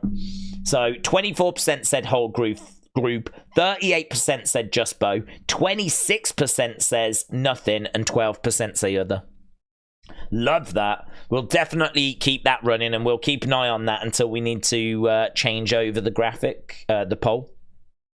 Because when we get to the first match, obviously we'll start voting, won't we? So we'll have to change it at that point. Gordon said they can't use Bullet Club name. New Japan does have the rights. Other promotions did deals, though, to use Bullet Club, but WWE doesn't have any deal in place. Gordon, shout out to you.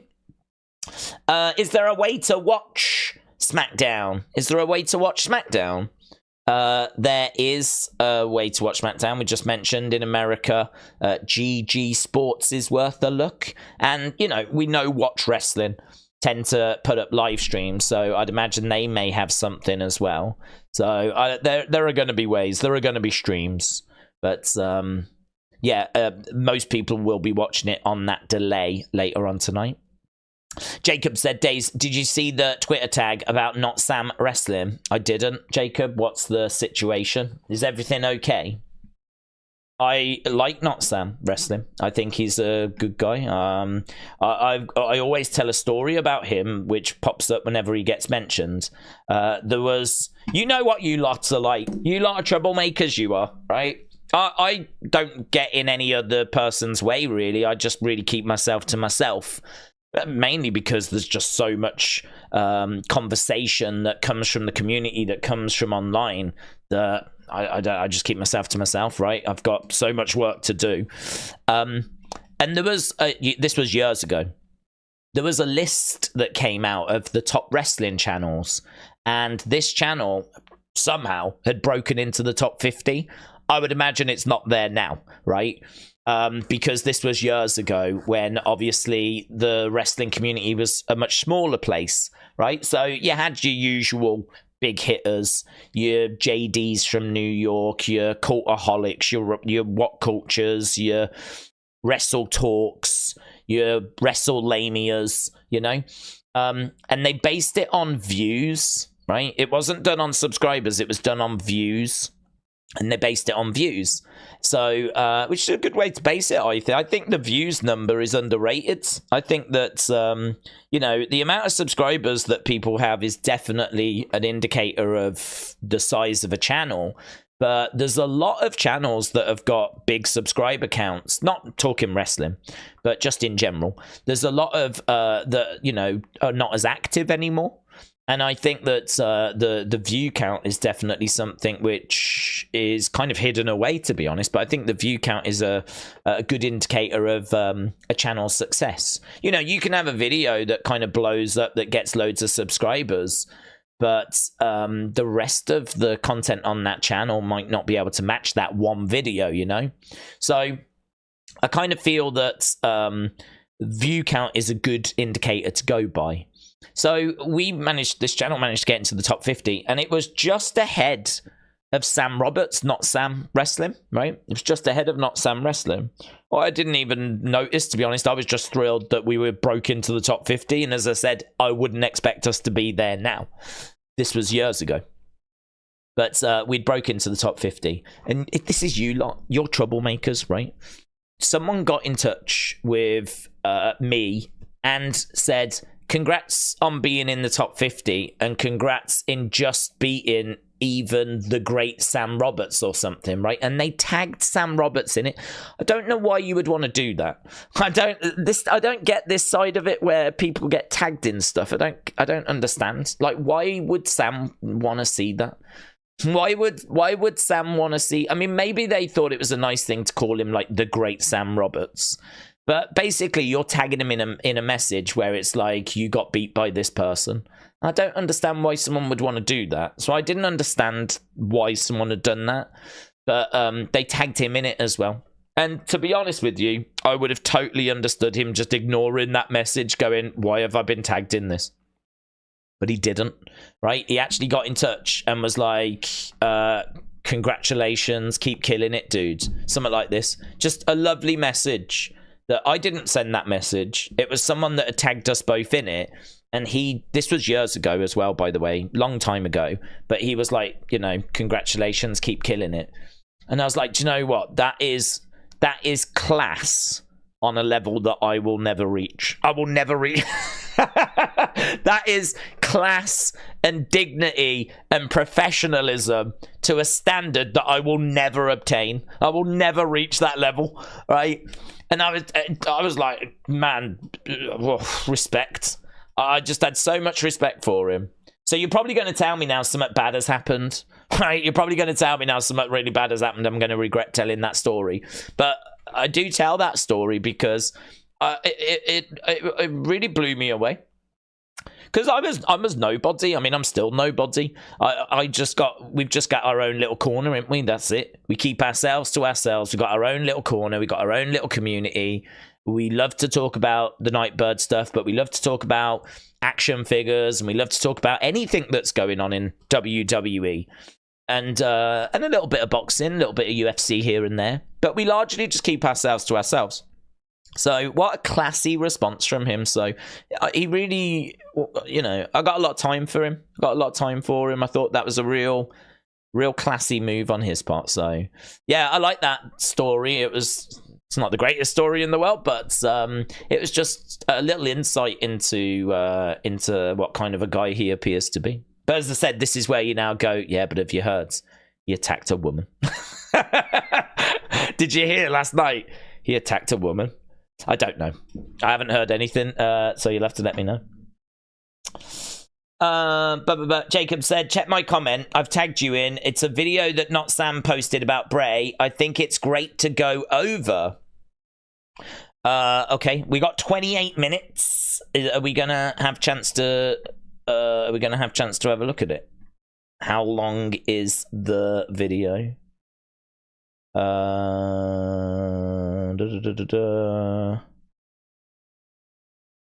I don't know if we'll find it, to be honest. I mean, the amount of stuff that I'm getting tagged in is, I mean, amazing. Overwhelming, even. Appreciated, but it's just, whoa, God, so much stuff, man. So, I might even struggle to locate it. So, I'll have to see if I can find it. I mean, I will go through. I desperately try to go through my notifications. Because I want to obviously see what people are saying. I don't want to be ignoring people's thoughts, but just know, I mean, it is just a never-ending running tap of thoughts that people are firing in. I think the message has got out to people that we are good at like going through notifications, and I try to respond and I try to read everyone's thoughts. I think people know that, and so I think people are like, you know, constantly happy to share like their thoughts and everything, but it just means it's just constantly coming through, which is amazing. I'm not moaning about that for 1 second. That's, I think, you know, there's no secret as to why I think people have been so engaged with the kind of videos that we've been doing. It's because it's the thoughts of all of you kind of reflected back. You know, it's not, I share my thoughts in there as well, of course, but I think there's so much interesting theory that's out there. So much interest in thought. There's so many different perspectives that you do kind of question stuff. I question stuff. People keep pointing out things and you go, oh God, yeah, that's good. I didn't think of it that way. And it then sort of changes your thinking on things. And some of the thoughts the community have had, some of the thoughts that you guys have come up with throughout this whole campaign has just been absolutely incredible. So it's been a real pleasure for me to read them and find a way of presenting them, and we will continue to do that. And we'll continue to do that even when the group have debuted as well, you know, because we'll need thoughts on who they're going after, what ring gear they've got, you know, are they going to use the Funhouse? Will we see the Fiend? Is Uncle Howdy here, Bo's alter ego? I mean, when the QR codes end, that ain't going to be the end of our fun, right? I've said the other day, our fun will just begin. So when these QR codes end, we will still be getting our teeth into stuff. Someone said to me the other day, they were like, when the QR codes end, what are you going to do? And I was like, well, the channel started in 2016 and I've not run out of things to say yet. So I think we'll be all right. The past 8 years, we've not slowed down. We've only got quicker. You know, the past 8 years, we've not slowed down. We've only done more content. So I think we'll be fine. I feel good that we're going to be okay. So I don't think you need to worry about the channel going anywhere or the channel, like, you know, being stuck for conversation. If there's one thing I'm probably known for, it's not being lost for words. JPville, shout out to you, said, why is SmackDown in the middle of the day? It's because we're in Jeddah, we're in Saudi Arabia, and also we hate America now. That's what's happening. We've all turned anti-American, and we're trying to screw you guys over. No, it's because we're over international. We're in Saudi Arabia. We're trying to grow, aren't we, globally? And so this is an attempt to give Saudi Arabia that little bit more, not just the show tomorrow, but SmackDown now. First SmackDown, I believe, that's ever come from Saudi Arabia. I don't think we've done this before. Thomas Jadwin, shout out to you, my friends, said, being that there was only 4 letters sent, could the bride represent Sister Abigail and never come into play in real life? Could Alexa write in the letters? Bo is just there waiting for her return. Well, I think this is where the Sister Abigail story gets a little difficult, because Sister Abigail was burned in that compound, and we know that played a big role in Bray struggling, right? And that fire with Sister Abigail in the compound was one of the pictures that was drawn in the funhouse. So the spirit of Sister Abigail was represented with the puppet, right? I don't believe that was Sister Abigail. I mean, my understanding, and it's a very loose understanding because you never really get the answers, right? That is a bit of a frustrating thing with this Bray story, is that you have all these theories and you don't always get answers to things. And so with the funhouse, we never quite established where it was, because you could say that it was in his mind, and my understanding is that is where it was meant to be, is in his mind. But then, you know, there are examples of like Adam Pearce appearing in the funhouse. There are examples of Randy Orton appearing in the funhouse and, like, you know, attacking the puppets and everything. So was all of that in Bray's mind as well? Or at that point, was it actually a physical place? Like, this is where it gets a little bit messy. This is where I don't know if the continuity struggles. I don't know if there's a few plot holes, or maybe that was all taking place in Bray's mind as well, right?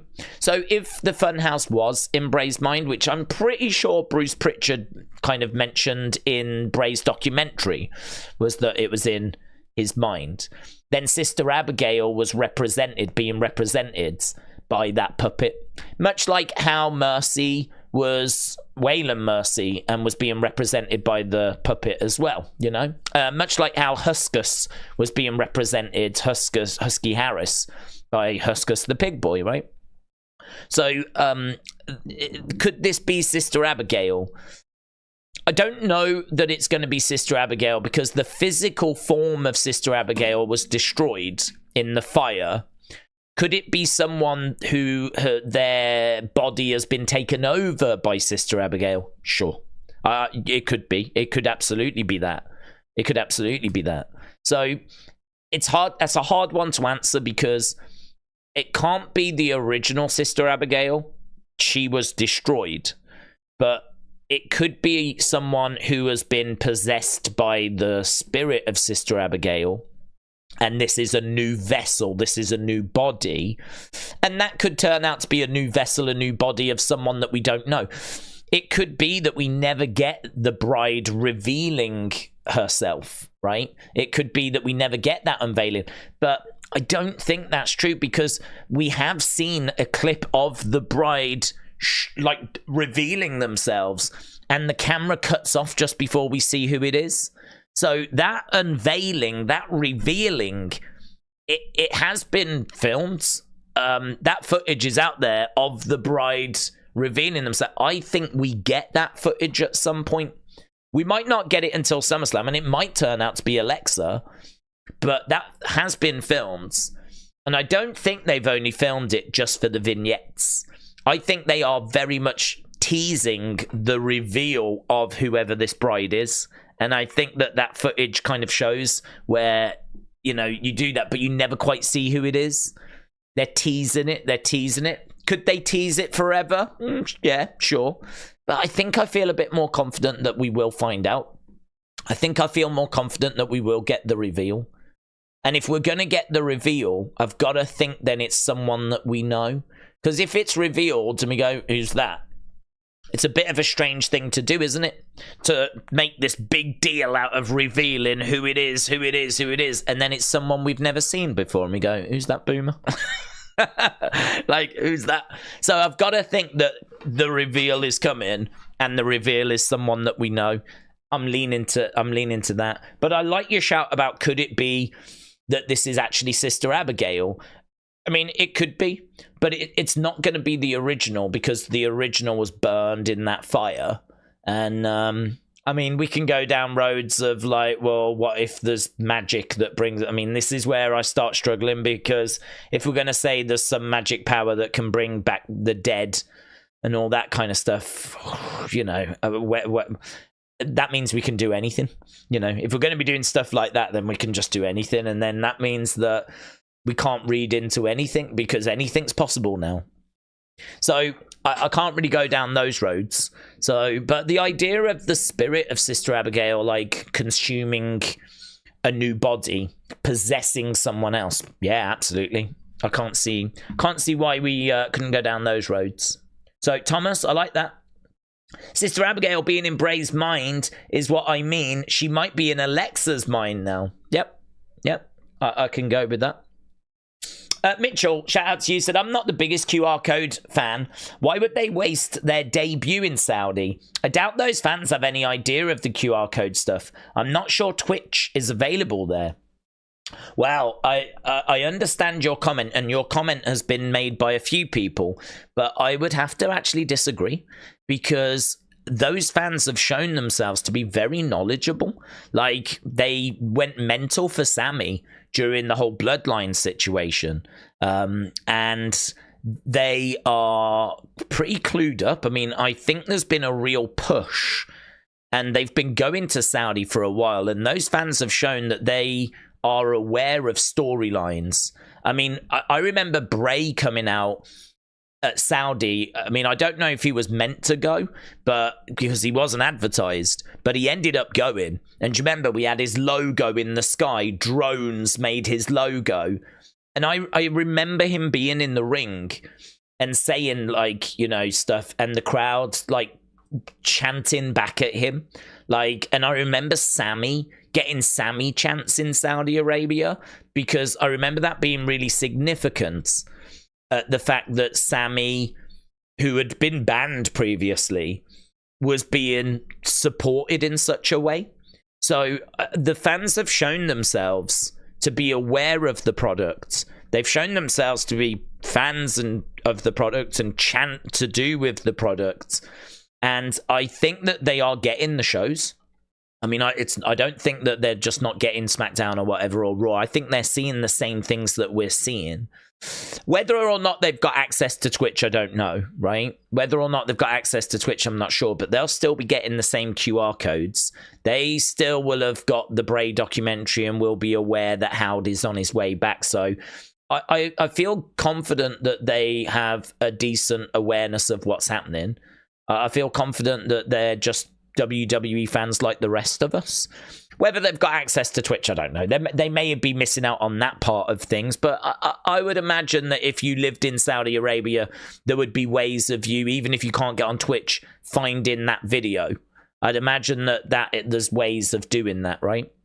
And they might even have access to Twitch. I mean, I just don't know. I don't know the situation with that. But I feel confident that I've seen enough that they're clued up and that they know what's happening and that they care and that they'll chant. And this thing's in a Superdome and it's in front of, like, I don't know what the number's going to be by the time. I don't think this thing's selling out, but it could still be a healthy 25,000 people in a Superdome. That's going to be more than Clash at the Castle. I think the Hydro only holds about 12,000.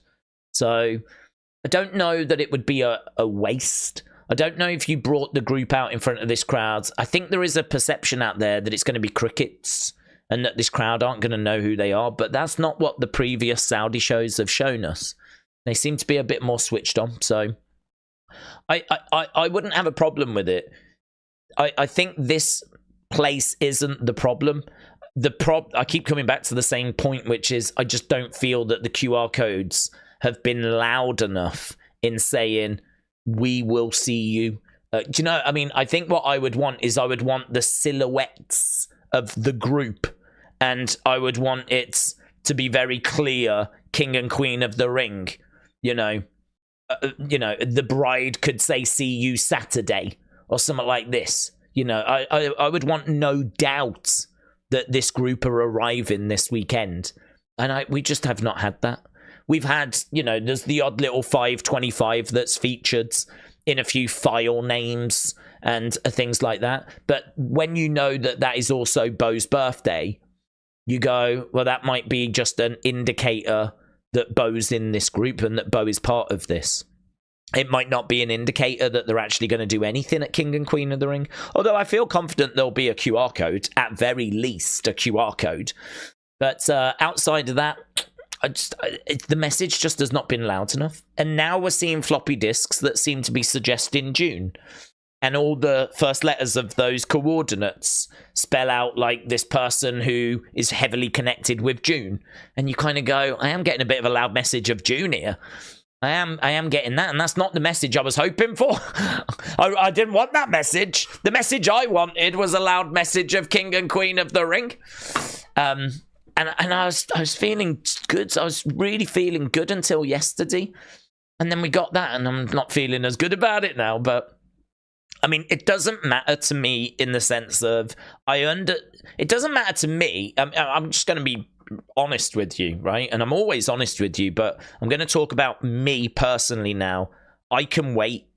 I'm all right with this. I think the QR codes have been so much fun. And as someone that streams and talks on the internet and, we do this channel, I can't begin to tell you how nice it's been to just really, see the community come together and see new people joining us and see so much excitement.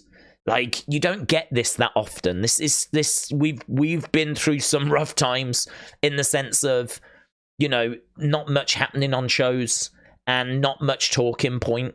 And honestly, me not sure what to make videos on. I mean, you can always make a video. There's always something that's happening. But not on this scale where I can't even get unseen videos done right now because the Nightbird conversation is so big and so many people are talking to me about it. And it's so nice to kind of have those conversations that I'm all right with this continuing because this has been lovely. This has been great to see the community so enthusiastic over something, brought together over something. Maybe not everyone. I know that there's still people out there not feeling this, but I think we can agree that the vast majority have come together over this and that there's been new people around and that there's an air of excitement, right? And again, it might not be everyone that feels that same way, but it has been so nice. And it's lovely, to drop a video as well and just know that people are excited for whatever's in there. And that's why, the last video I did, the one that I did on Nightbird yesterday, I mean, that didn't drop until hours and hours and hours after the Twitch stream because I really looked, man. I mean, I promise you, I put the work in. I really looked. I rewatched the stream. I don't ever go on Reddit, but I went on Reddit to see what I could find on Reddit. I searched hashtags like Uncle Howdy, Nightbird, Twitch stream, just to read what people even outside of our community were saying. I went through my notifications I went hours and hours through my notifications.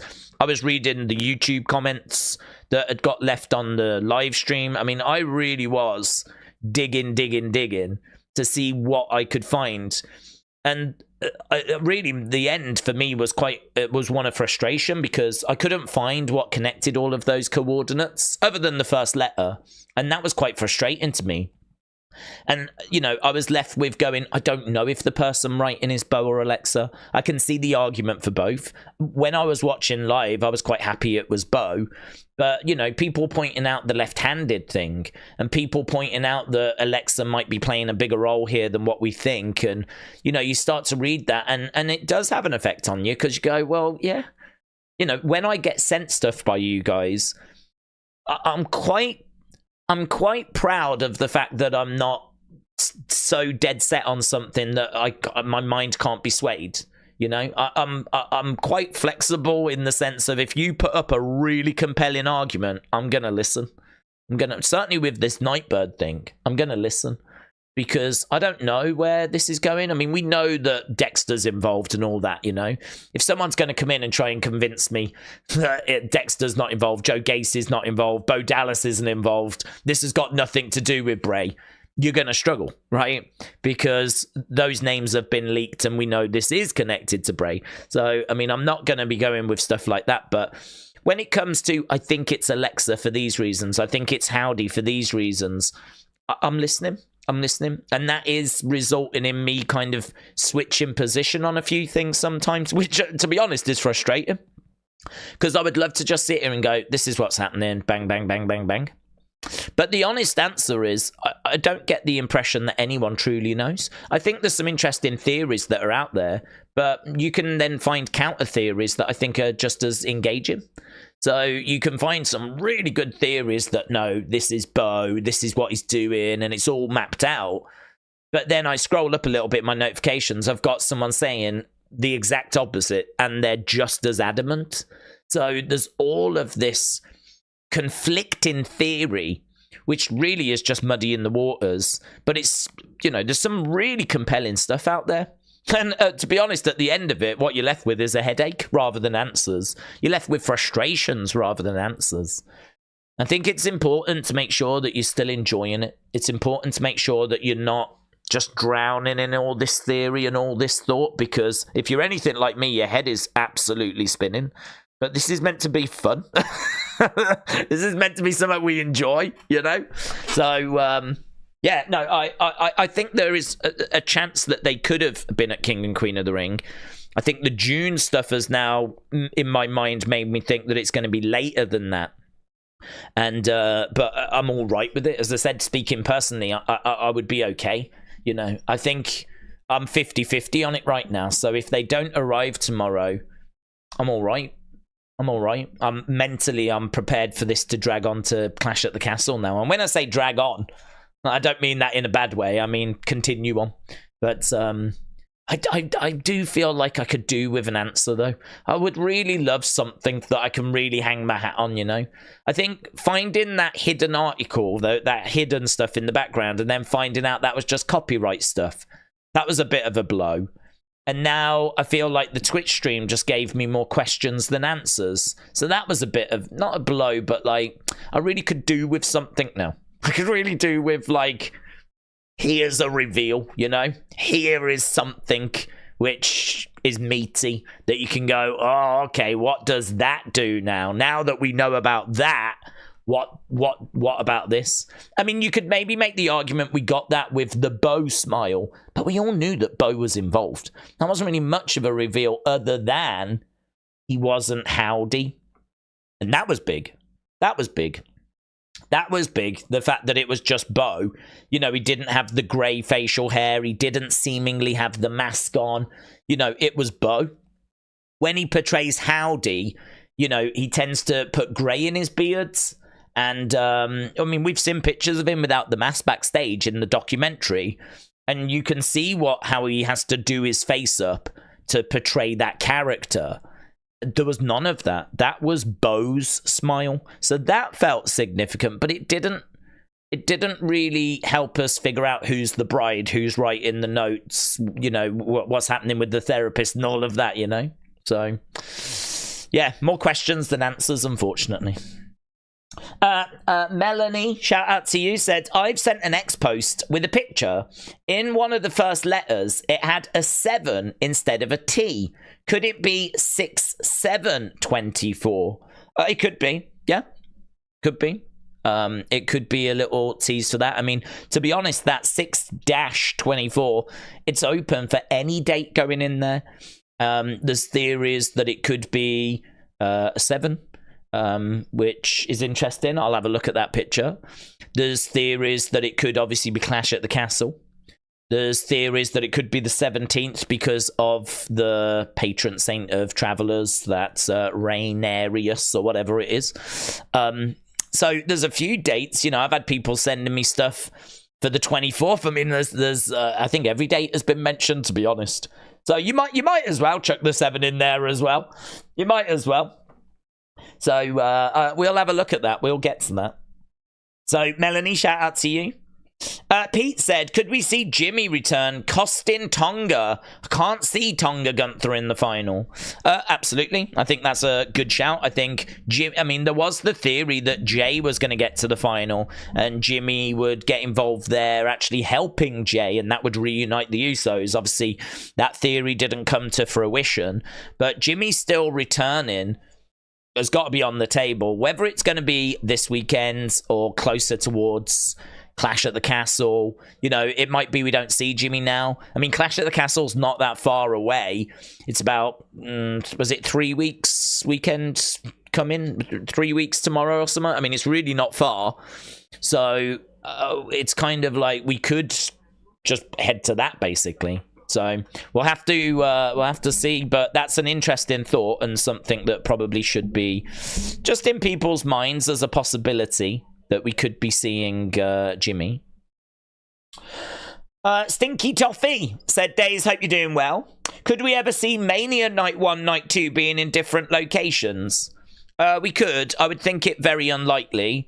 The reason being that obviously doing 2 locations means that you only need to hire 1 building. So from a cost point of view, it's a lot more effective to just have 1 building and run 1 building rather than the expense of having 2 buildings. You don't really gain any benefit by running 2 buildings.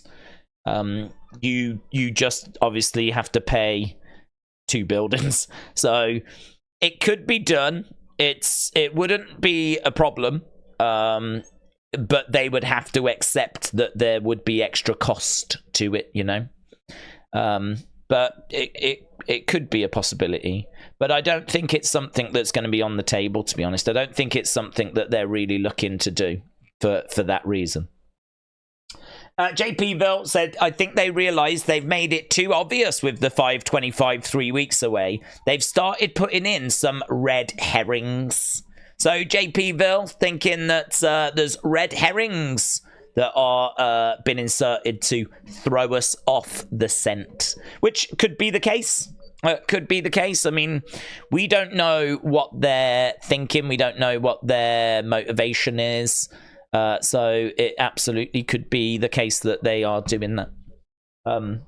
It's just so hard, isn't it? I mean, I feel good that they would not want to risk people missing out on this arrival. So I think that the idea that they were making it too obvious, I can understand. But I think they would want to make the reveal obvious. I think they would want to make the arrival quite obvious. So it could be a case that they're throwing in red herrings, and it could be a case they're trying to throw us off the scent.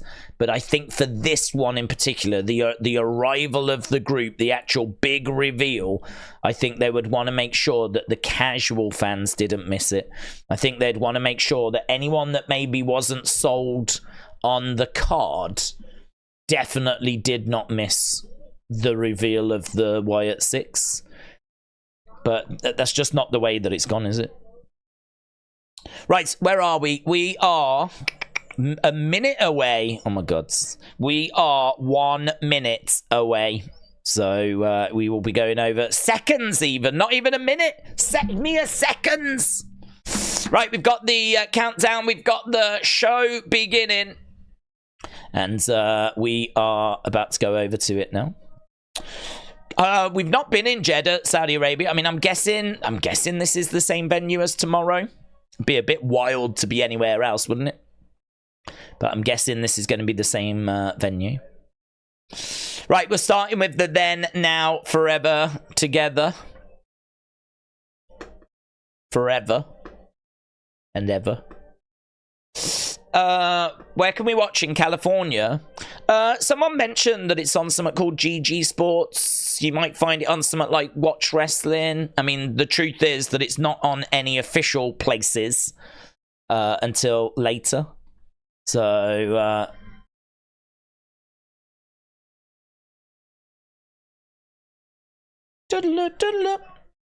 together. Right, we are in Saudi Arabia. I've just started a recording of it so that I can capture any QR codes. Because I'm not very good at getting the QR codes when they drop. I'm always like, oh, is that a QR code? I've missed it. Well, that's not going to happen this time. This time, I am ready. Right, we've got Randy Orton. We need to look in the background as well, because they always do little bits, don't they, now, with people getting out of cars and whatever. That tends to be more a Raw thing, I think. But either way, we're seeing Randy arriving. We're seeing Tama, and there's Nia with Tiffany just behind her. I think Tiffany was just allowing Nia to just walk ahead a little bit. There is Bianca arriving as well. Scanning in the background. We know we've got that match coming up later. But, yeah, there's Bianca and Nia. Again, just looking in the background for anything. Because these intros where people are walking have had little bits in the background. But I couldn't see anything there other than Tiffany. Okay, so Triple H at the kickoff yesterday. Was this shown? I don't know where this was. I don't know if they aired this or didn't air this, or if I missed this, but I was looking out for that. I really wanted to see the kickoff show. I would have done a stream for it. Don't know where it was. Maybe we just missed it. Perhaps they did put it on their YouTube, but I didn't see anything for it. We are inside the Superdome, and it looks amazing. It's got the big ring, like with the...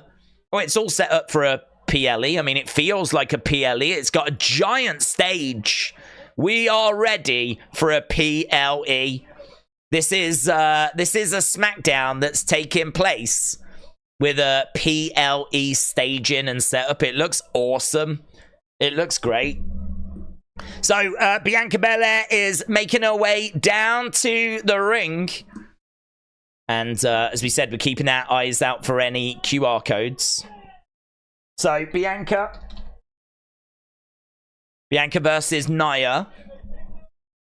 No promos or anything. So, lovely setup, lovely staging. I never needed you at all. Right, maybe like you said in the video with Bo smiling, it's just proving that Howdy could be Bo's fiend, said Michael. Could be, but it could be. I think that's... I think that moment, it was a bigger moment than we... there's Lyra at ringside. Lyra Valkyria sat at ringside watching on. I think that moment is a bigger moment than we gave it credit for. I think that could prove to be quite an interesting reveal. Just him smiling, but with no Howdy makeup, no dyed beard, you know? Right, they're just introducing the Saudi commentators. We are opening up the show and going straight into an opening match after seeing a few people arrive in. It is Bianca versus Nia as our opening match, and we've got Lyra at ringside. Again, we've got a big PLE setup, and it looks awesome. If I can find some images for you, I will flash them up on screen. There we go.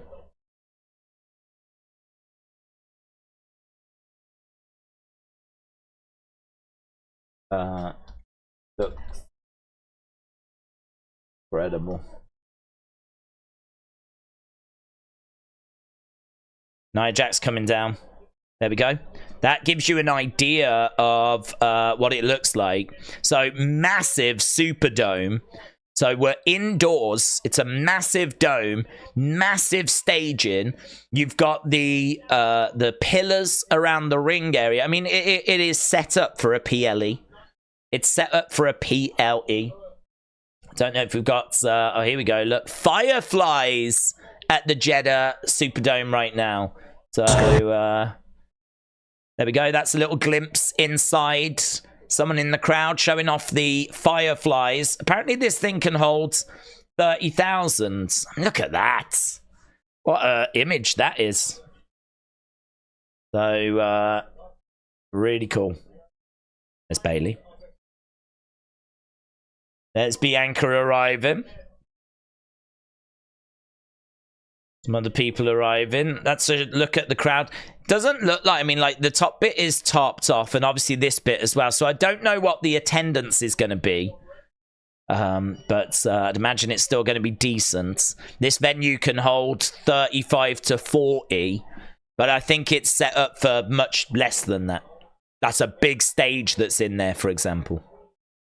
Right, we are underway then. Bianca's taking on... Taking on Nia. Lyra Valkyria watching on from ringside. Boom. Right, Saudi found out something Dana White can't do, made it hard to stream in America. It's called that the Saudi shows are more mid than normal. I can't support people in business with the likes of them, says Puff Dutch. That's fair.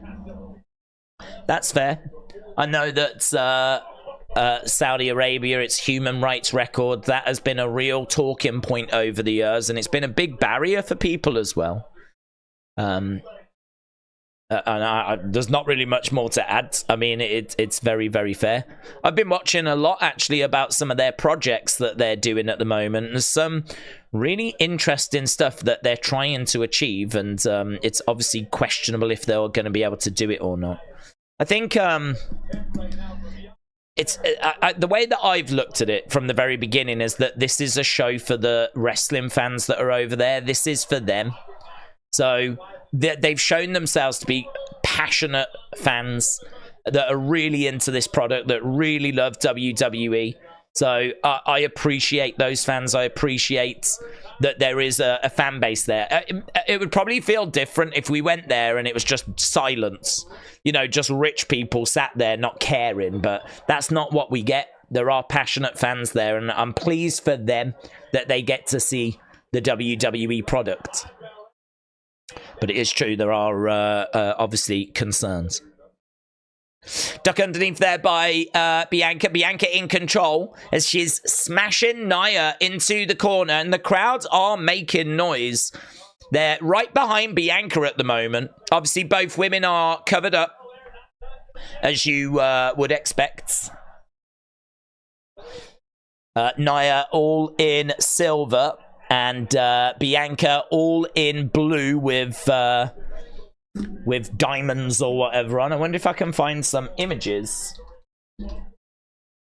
Oh, Nia using the hair of Bianca.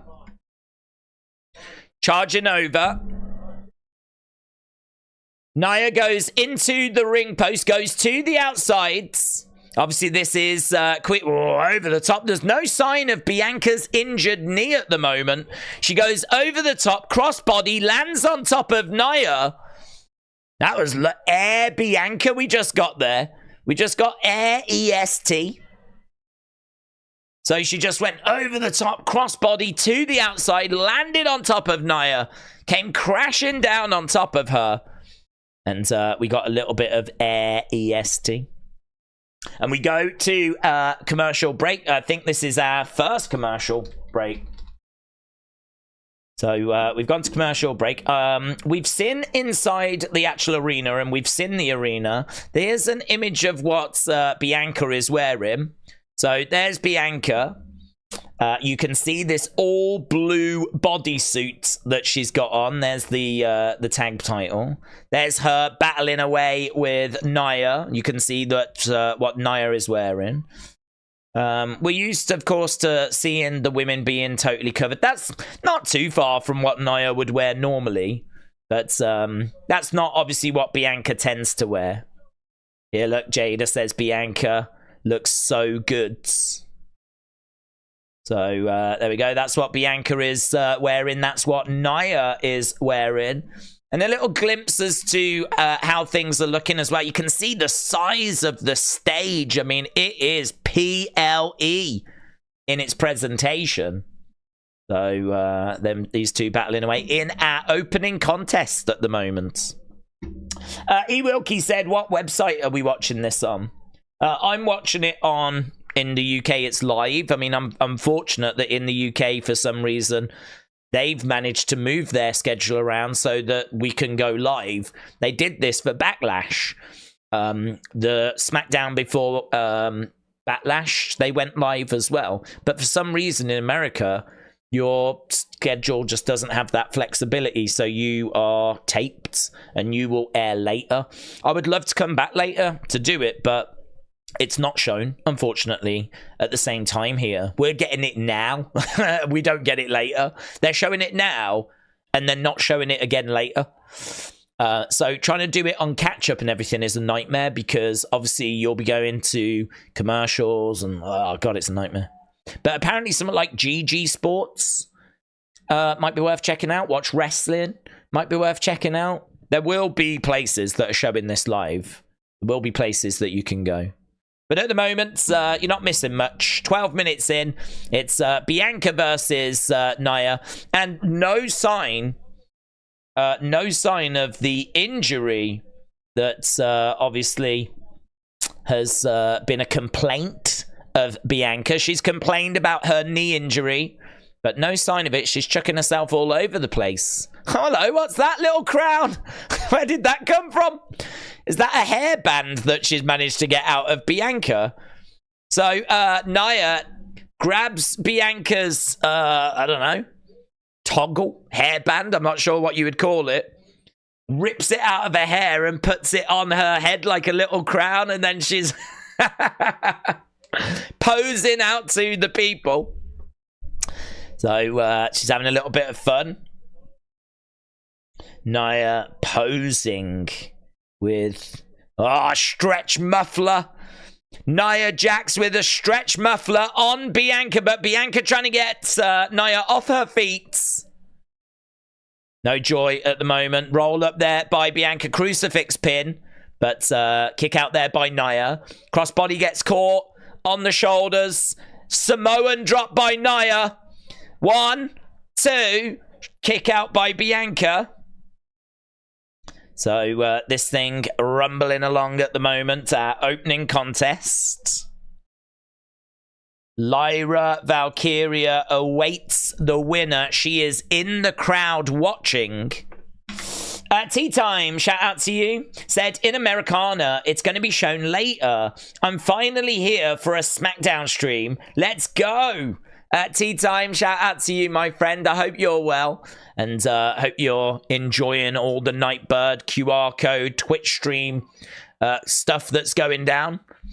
And we are hoping for a bit more of that on this show. As we get a crossbody by Bianca. And for the first time, she grabs her knee. So massive air by Bianca. I mean, Bianca really throwing herself around, but as she landed, she grabs her knee. And we did say that this would be something that we'd need to keep an eye on. Look at that, though. Great height by Bianca. Really looked great. She has chucked herself all over the place, man. She is really going for this. Bianca. EST. Chucked herself over the top rope to the outside, landed on Nia. And now in the ring, crossbody, got great height, channeling her inner Montez Ford. But with the landing causing some discomfort. Right now, looking for a powerbomb to... Look at this! Oh! She had Nia up in the air too! Ah! Kick out by Nia. This is a good match, man. This is a good match. So she just had Nia in the corner. She grabbed her, took several steps forwards. She was stood near enough in the middle of the ring with Nia's weight above her, and then she dropped her into a powerbomb. But right now, she is grabbing her knee, and she is feeling the effects of this. Bianca, Nia serving up a really fun match. Really fun match. Crowd are into it. Huge power bomb is what I'm writing. She's going for the KOD. She went for the KOD, but she couldn't get it. She was trying for that KOD, but right now, Nia targeting the knee. Targeting the knee. She grabs the leg of Bianca, smashes it down into the ring. She's kicking Bianca in the face. And now the knee situation is definitely getting worse. This is now being targeted by Nia, who drags Bianca over to the corner. She's going to look to hit that tsunami move, but Bianca gets up. Bianca gets up. She goes over. She's going for the KOD. She's going for the KOD again. She's got Nia on her shoulders. The KOD. She's got her on it. Oh, she couldn't hit it. The knee gives out. The knee gives out. Nia sent on. Oh, that felt like the moment, man. That felt like the moment. I think the moment has gone. The tsunami hits. 2, 3. It's a win for Nia Jax. Nia Jax wins in a really fun match. That was, I'm not going to say that's like, you know, 4 stars, 4.5 stars, anything like that. It could be 4 stars in all fairness, though. I mean, it's a really fun match. Let's see what you lot thought. Match scores. This thing going back and forth. Both of these women really going at it. Some big spots in there. Bianca trying for a KOD. Massive powerbomb in there as well. And really entertaining stuff. So it is the Annihilator, they call it. It's the bonsai drop in it. So there we go. It is going to be Lyra versus Nia at King and Queen of the Ring. I would send out a tweet on that, but I don't want to ruin it for people. It's so difficult. I mean, we're going to have to talk about Nightbirds if and when it drops. But yeah, there we go. It's made. Hey, Lyra. You see that? That's Bianca Belair. It's true, she did just beat Bianca Belair clean, didn't she? I mean, obviously the knee came into effect.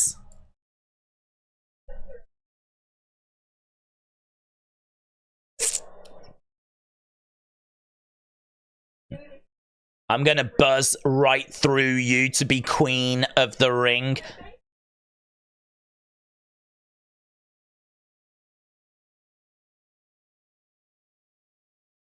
I'm going to be Queen and Champion.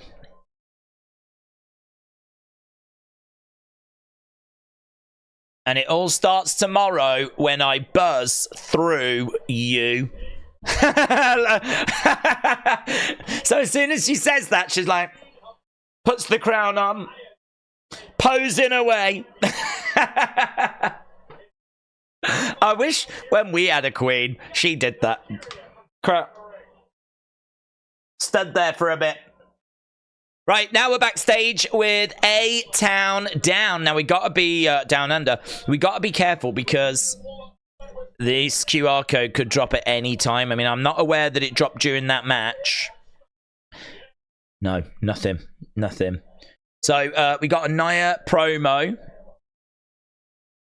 I will buzz through you. It's a weird thing to say, isn't it? I'm going to buzz through you. But we saw A-Town Down Under, so it looks like that's going to be our next focus. Right, Days, when do you think Roman comes back? Well, the streets are saying it's soon, actually. The streets are saying it's not that far away. Who is gonna... What's going to happen at King and Queen of the Ring? Right, we had 1,000 votes on this. We had 1,000 votes. And 33% of you think it's just Bo that we're going to see. Right? 30% think it's the whole group. 25% think it's not anything we're going to get. And 10% think it's something we didn't even mention. So 33, 30, 25. I mean, there ain't much difference between them options, is there really? It really feels like people are, well, it's clear, split. You know, 33%, 30%, and 25%. The one that won, though, is that we just get Bo on his own. That's the one that won. So that's a big poll. 1,000 responses in a couple of hours. That's a big poll. That's interesting. And it's good to just get the temperature. It's good to just get a bit of an idea as to where the community is. So I think, you know, that paints the picture, doesn't it? That people are quite split. We don't quite know what to expect. And I feel that's the same for a lot of questions to do with Nightbird at the moment. I think there's a lot of split opinion on this at the moment as to who's the bride, who wrote the letters, what are we getting tomorrow. They have done an excellent job of muddying these waters. They really, really have. They've done an excellent job of leaving us all very, very confused. James Harrow said, is it me or is Nia sort of killing it lately? Nah, she's doing an excellent job. It's not just you. She really is. I mean, I think she knows her role. I think she's learned better how to be that giant in a match, that monster in a match. I think that she seems to just have turned up the serious side a little bit more. She's having fun, but at the right moments. I also think her going away and coming back was the best thing for her. You know, she had, understandably, and dare I say correctly, this reputation for injuring people. And, you know, she's been in some matches where that's not happened now. And I think just putting a bit of distance between her and those, you know, she just botches everything. She just injures everyone and all that kind of stuff. That's been a positive as well. So it definitely feels like she has been involved in some really fun matches. There's not been the botches. She seems to have like been a bit more serious, and she knows how to be that bigger girl now, if you will, in a match like this. And I just think the booking's been a bit better as well with Triple H, you know. So yeah, you're right. I think she has massively improved. Right, we are back. We can't take our eyes off this. Okay, here's Tiffany. Tiffany with an all pink bodysuit, as you would imagine. Here's Bianca.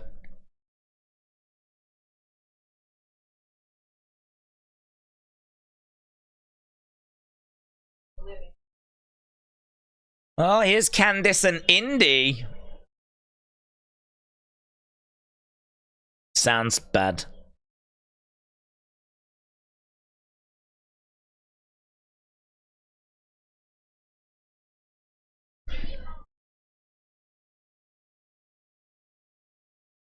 Here's Jade's. So, Indy and Candice. Candice is dressed like a referee. The sound was not good backstage. It was echoey and just, production was off. So, Candice and Indy seem to have got themselves into a bit of a situation there. Jade coming to Bianca's aid. Right, Grayson Waller effect is what we've got now. So, is that building up a match for next week, maybe? Jade and Bianca against Candice and Indy. Okay, Grayson Waller effects. It is actually... I didn't even know we were getting one of these. So, we do have a Grayson Waller effect set up. Oh, was that the QR codes? There was just a glitch, but I don't know if it was a QR code or not. It's all right. I've got a second screen here, so we'll see what it was. But we did just get... Yes, it was. The QR code has dropped. QR code has dropped. QR code has dropped. No one panic. No one panic. We're on it. Right.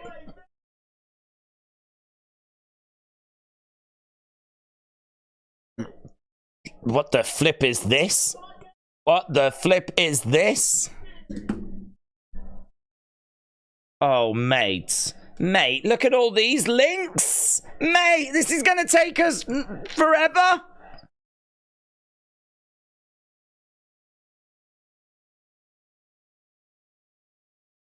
What is the URL? That's what people want to know, isn't it?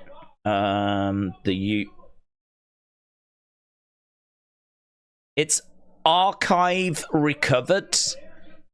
The URL is archive recovered. Okay, archive recovered. Don't know if you can see it at the top there. Archive _ recovered. I'll tell you what I'll do. I'll tweet that.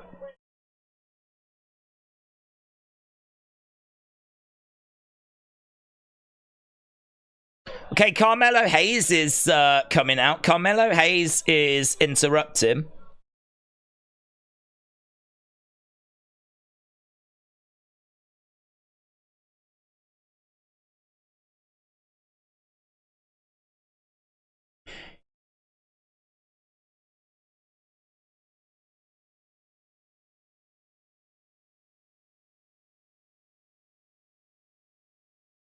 Okay, I'm just putting it out now.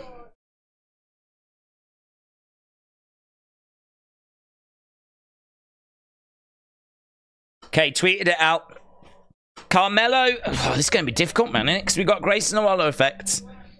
Carmelo interrupts.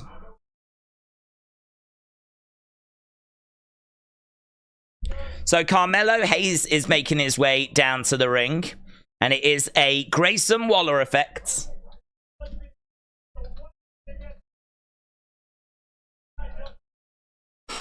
So they was going to have LA Knight coming out, but instead now they've ended up with Carmelo Hayes. Oh man, that QR code is going to be massive, isn't it? I mean, just looking at it, it looks like it's going to take flipping forever to go through. Unless it's just a load of stuff that we've seen before. Okay. That match got a great rating, you know. That was great. 45. 45? 55. Great 55 is what that first match got. Right, it's really hard to be listening to these guys when we got a QR code to get our teeth into. Speaking of egomaniacs, LA Knights. Right, let's have a little look, shall we?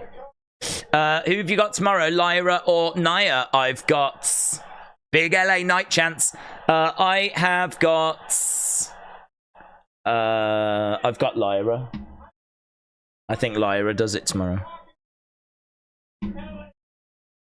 Yeah! LA Knight, yeah!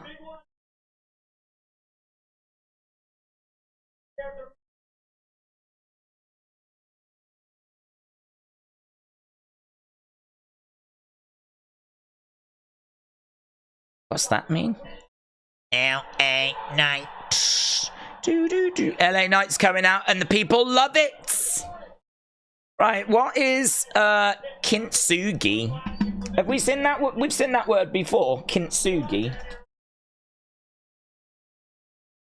Kintsugi, Golden Journey, the Japanese art of repairing broken pottery by mending the areas of breakage with urushi lacquer. Is that really the word we were after? Is that really the word we're after? An open door is a welcome that makes a stranger into a friend. Why didn't I trust him?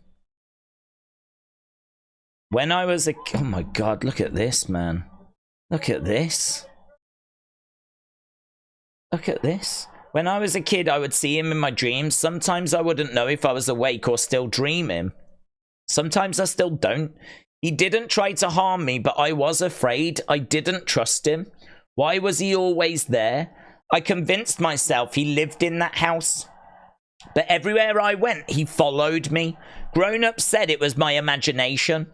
The loneliness of not being believed. I never felt so alone. I don't ever want anyone to feel like that again. Jesus. Right, LA Knight has made his way down to the ring. Is all of this?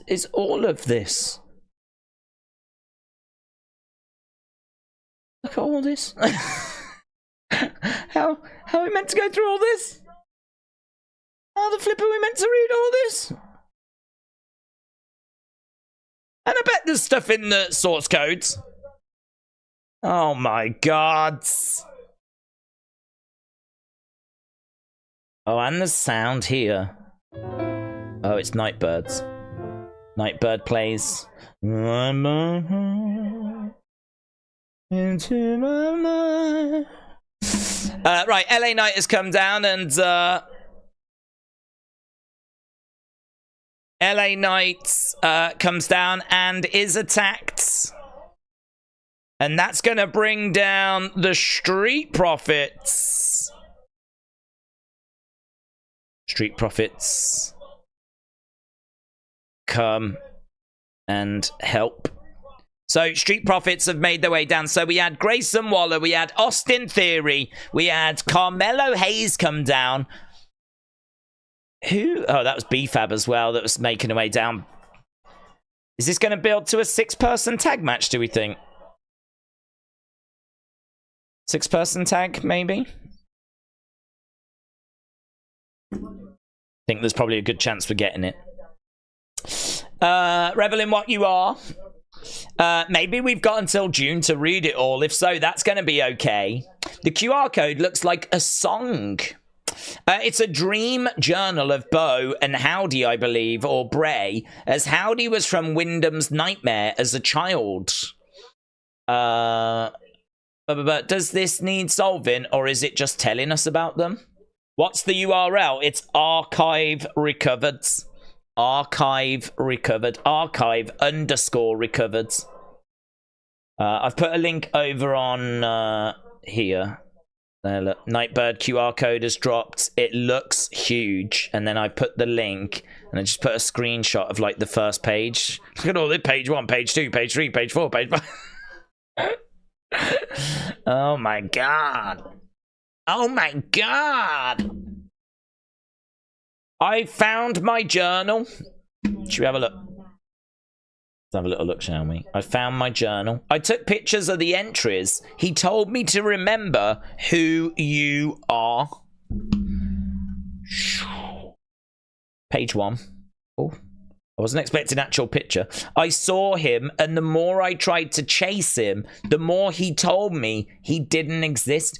Who are you? Who is this? Who are you? I should open that in a new tab, really. Lovely. Page 2. I am going to find you, and you will tell me your secrets. Open that in a new tab. Page 3. When I saw him, time and energy stopped, but I never really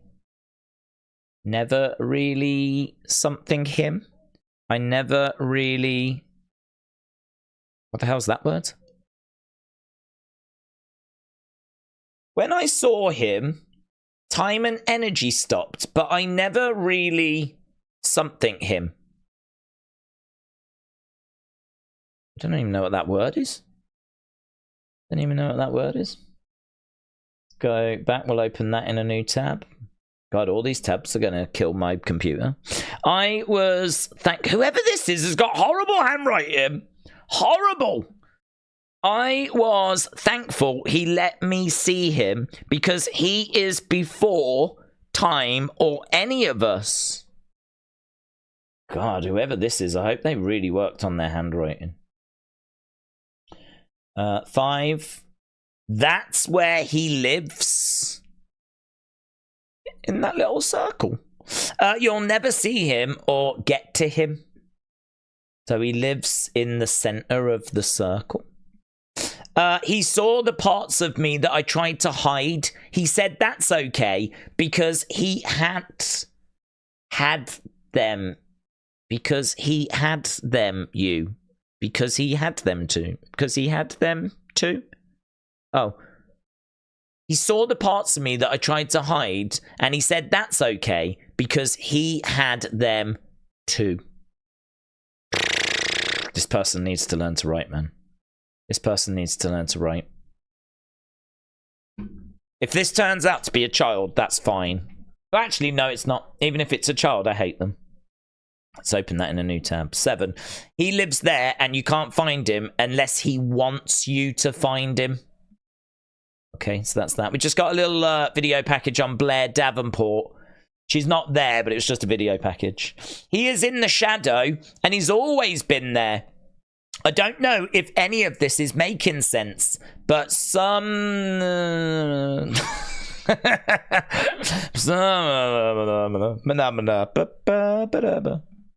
Right, number 9. I think he's right in this. Well, there we go. Face reveal. Face reveal. Who's that, guys? Who's that? Come on, you sleuths. Who's... Guys, it's Mr. Potato Head. Mr. Potato Head is terrorizing whoever this person is. So, there we go. Spooky. And then the last one. Now I wonder if he is me or if that's what he wants me to think. Who do we think this is? Who is this? I mean, I saw him, and the more I tried to chase him, the more he told me he didn't exist.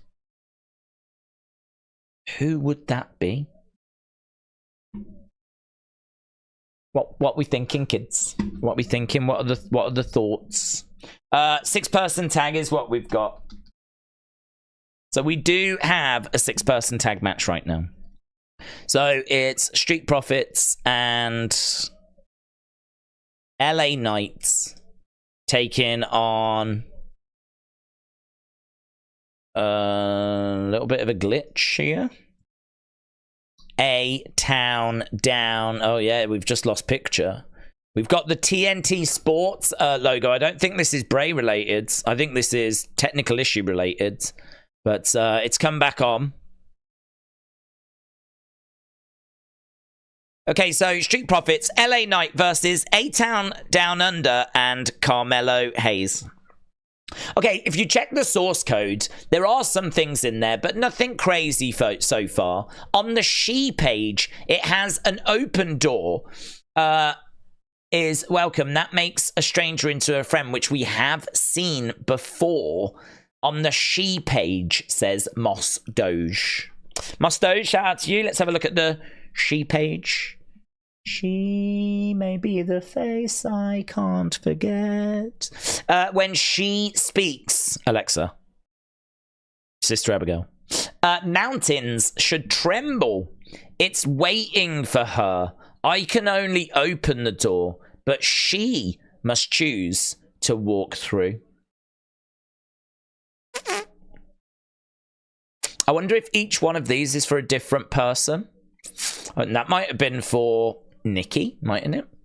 The prodigal son. I know it's you.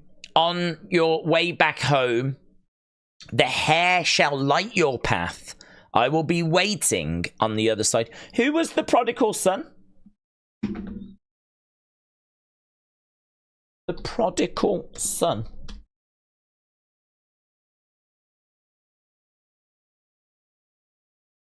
Who is the prodigal son? We're just going to commercial break.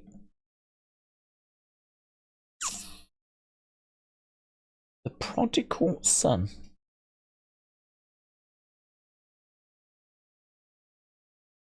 Luke Harper.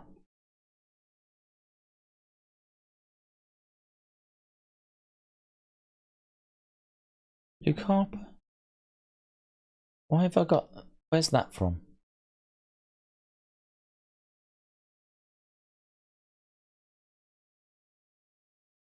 Luke Harper.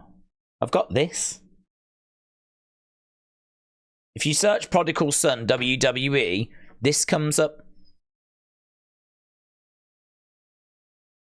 Was that one of his names? I can't remember that. Let's have a look at Luke Harper.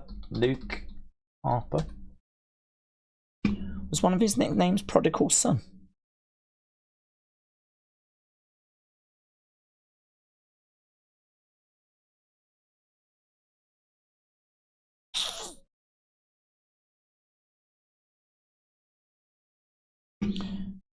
Cody could be the prodigal son. Could be Cody. I like that Luke Harper thing though. There is something bugging me about. There's something bugging me about that. I could believe that's Luke Harper, but honestly, I'm having to remember from like years ago. And was that one of his nicknames? But they need to turn theory, said Jeremy. Do you think that Uncle Howdy is going to be at King of the Ring? Because the Nightbird statue was seen in the background at King of the Ring press conference. Now, apparently that statue's always been there. We did kind of mention it in an unseen, saying like, you know, this bird was here, this bird statue. But people have gone back and, you know, before WWE even arrived, or I think even before this Nightbird thing, that bird statue is just a statue that's always there. So I wouldn't read too much into that. I am nobody. I am all of us. That's to be free. I accepted, but kept him hidden for a long time. Wearing a mask of your own face brings you sorrow. Would that be Howdy? I accepted, but kept him hidden for a long time. Wearing a mask of your own face brings you sorrow. But if they saw, they wouldn't understand. Evil triumphs when good men do nothing. I hope I am a good man. Oh my God. Oh my God. Look at all these. What's this besides? They're talking about us now. We finally got their attention. Let us savor this, and we will show you signs and wonders. So much work has gone into this. I mean, it's a pretty basic website, but still. Where is your empathy? All they want is a chance. You reject them without merit. You pray for their demise. What sadness do you mask? What worm consumed your heart? I hope you find solace. I hope you find peace. I think that's aimed at you. Yeah. Family. We are whole. We have become complete. We can't wait to show you how beautiful we have become. LA Knight throwing in some kicks to Austin Theory. Not Austin Theory. Grayson Waller. Here's Carmelo. Oh, big clothesline. Carmelo Hayes goes down. Spark 4 said, this one was abandoned, left for dead, begged for approval, was beaten inside. I will show you how to be free. You are safe now. Pray. This one is loyal. His family was not. The vultures picked at him until he was made anew. I see what I can become. I see. So it does feel like some of these are aimed at future members that are coming in. This one brings me joy. He already knows the way. We will behold his wrath, drown in his inflictions. Hex. This one searched for a friend. She found none. Nikki. So the stared into abyss, hoping someone would glance back. Still, no one cared. I will lead her out the darkness, but let her keep the darkness inside. So I wonder if one was for Alexa. One, she might be Alexa. Hex might be Nikki. BFT, but Carmelo gets thrown to the outside. LA Knight tags in Montez. I found solace in the words of the Red. I looked closer. The prophecy became clear. I am the catalyst, the healer, the shepherd. I will set them free. I will give them life. Montez, huge! Frog splash. Lands on Grayson. And gets the win. Gets the win. It's a victory for the face team. Montez.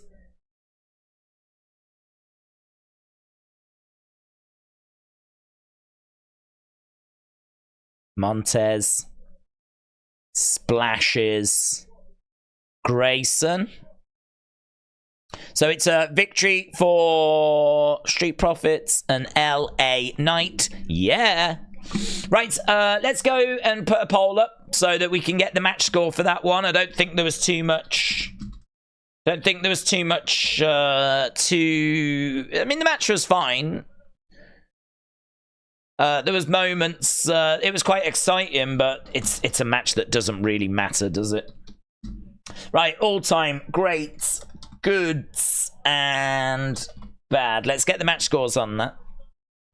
We're just seeing in Riyadh people watching on screens and jumping around and celebrating. They seem very happy. Right, I did see a super chat just came through. Let's try and get over to that as the defeated 3 stand in the entranceway. Right, E. Wilkie said check X. I will struggle to do that, but we will try and do that at some point. Taming Pasta said the source code has Jackal MD. So the source code has got Jackal MD. We haven't got to the source codes. We're seeing Logan. Okay, Jackal MD.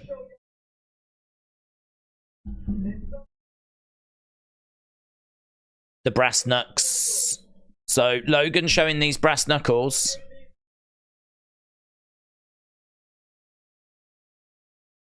So Logan gives the brass knuckles to Michael Cole.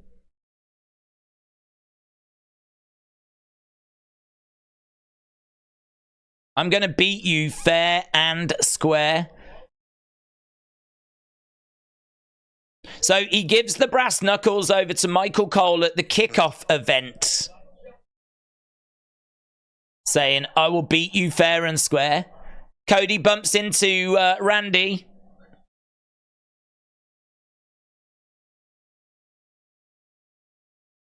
So Cody bumps into Randy and wishes him good luck. So Cody bumps into Randy. Little reaction from the crowd there. They shake hands and he wishes him good luck. Now, it could just be me, but at the moment, there is nothing that is jumping out that is telling me that this group is coming tomorrow. Considering we're 24 hours away, unless there's some really well-hidden stuff in here, there's nothing that really is telling me that they're coming tomorrow. So, I think this is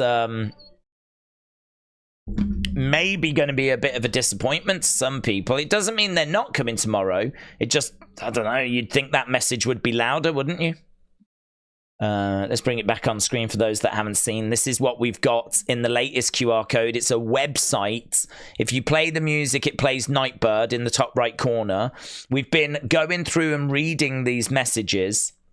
I think there's only a couple that we've not read now. Overlap, Truth, Unveiled, and Owari. If we click on Owari, there is a sacredness in tears. They are not the mark of weakness, but of power. They speak more eloquently than 10,000 tongues. A choir of tears sings of you forever. Overlap said, I started keeping a dream journal. I would go to sleep in my bed, then wake up sitting at my desk with my journal in my hands. He showed me the truth, even when my eyes were closed. We've got Truth, the chosen one, born to set them free. There was no monster. It was always me. And then we've got unveiled. Do not lie to me. Do not lie to yourself. We've worn our masks long enough, brother. Revel in what you are. So we've looked at all the entries now, right? There may be some, I don't know if there's hidden words or anything. I don't know if there's anything like that, but apparently not load showing in the source code. The URL is archive recovered, and it does feel like these are messages to different people, of course. So I would say that some of these are to the new members. I wouldn't be surprised if 4 was to the new members, 1 was to Alexa. There could be something in there that's to Bray. And the only thing I'd say with this is that you've really got to sit down and pour through it and read through it. I mean, each one has got text to it, and it's not the same text.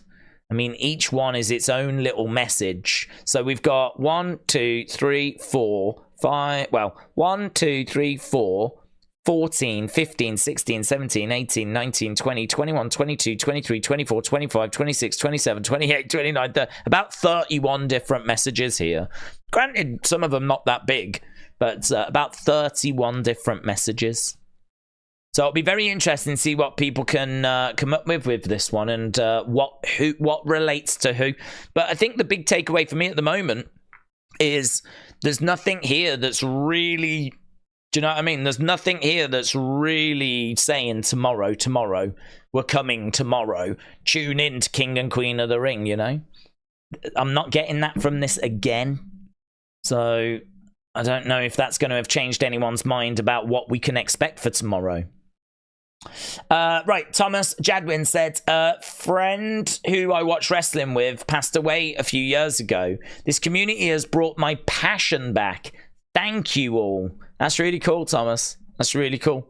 I think it's great that that this community and this campaign as well. I mean, you know, nothing but respect to what WWE has done, of course, with this whole Nightbird campaign. So yeah, I'm pleased that that has been of help to you, my friends. We get a video package now just for SummerSlam. Obviously, that big announcement that it's going to be a 2-day event.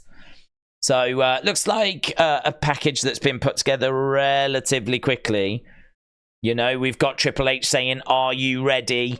SummerSlam, Minneapolis, Minnesota, August 1st and 2nd, 2026.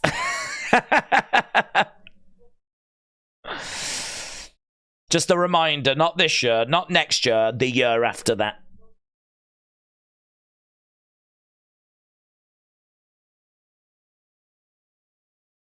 I mean, hopefully the group have arrived by then. So, right, we've got backstage a glimpse now of Tama Tonga, and we've got a nervous Heyman. So, Tama Tonga backstage, and a nervous Paul Heyman. Oh, here's Cody. Right, so we've got 7 minutes till we're going to the second hour. Paul Heyman, man, he's so nervous. I mean, there's not even a Solo Sikoa around. He's just standing there, and every movement that Tama makes, he just flinches and grimaces. Okay, so Cody Rhodes is making his way out, and the crowd are in fine voice as Cody is making his way down to the ring. So this is how we're going to be starting the next hour.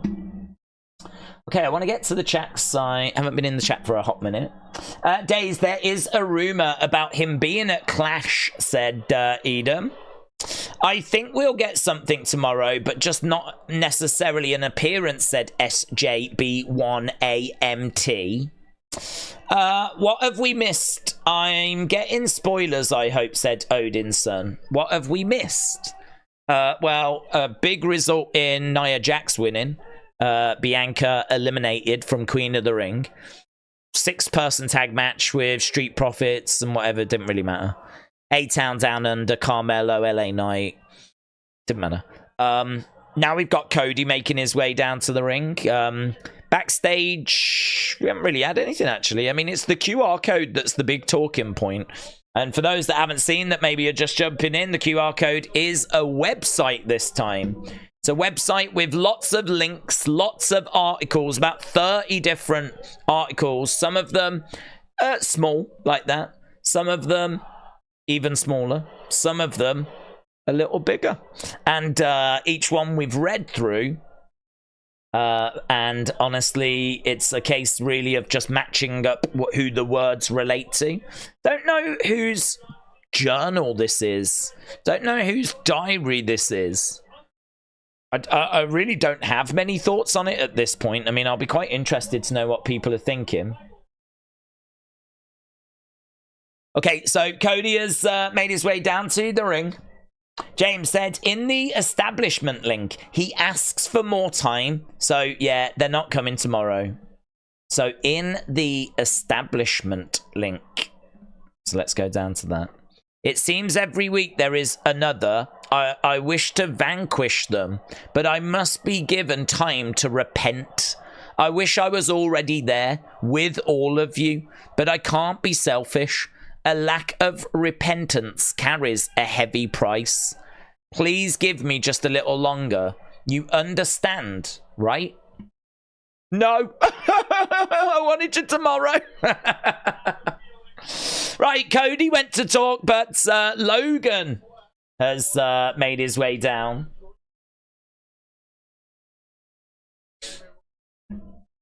So Logan has come out. It's a nice jacket. Logan making his way down to the ring. I think the golden bird means something, says SJB. The golden bird. Is there a golden bird? What golden bird?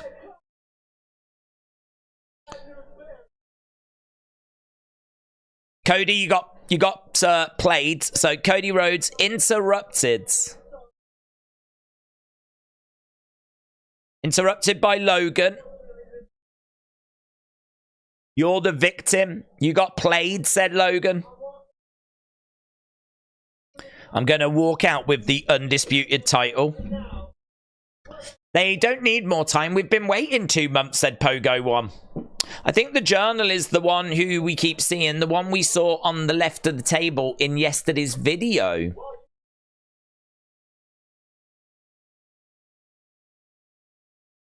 I'm smarter than you. You might have an edge in experience, but I'm smarter than you, said Logan. JP Ville said, I think Uncle Howdy might have taught a HTML in high school. I think Uncle Howdy is a boomer that needs to move with the times, because this is a pretty awful website, to be honest.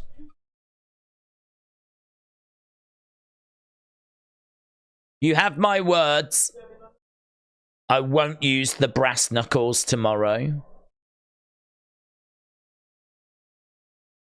Maybe you're smarter than me, says Cody.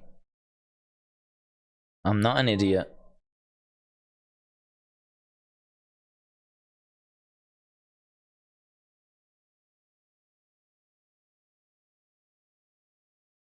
You're just a scared kid. Cody calls Logan a scared kid.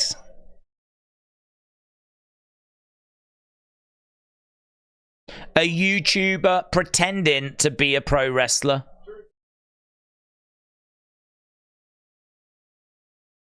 What are they chanting?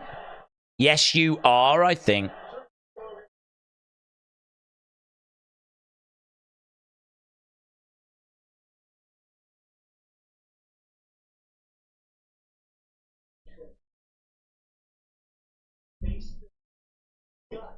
My gut and my experience.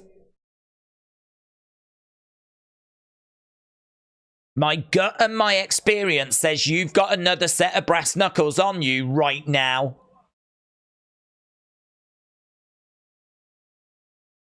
My gut and experience says you've got another set of brass knucks on you right now.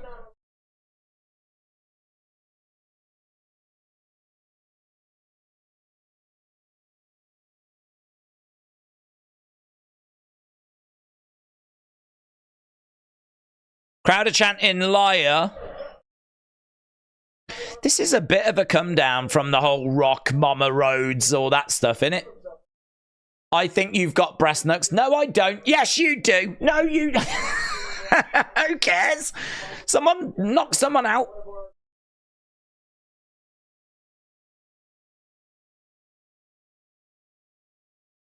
Why don't we make it official? Check him out.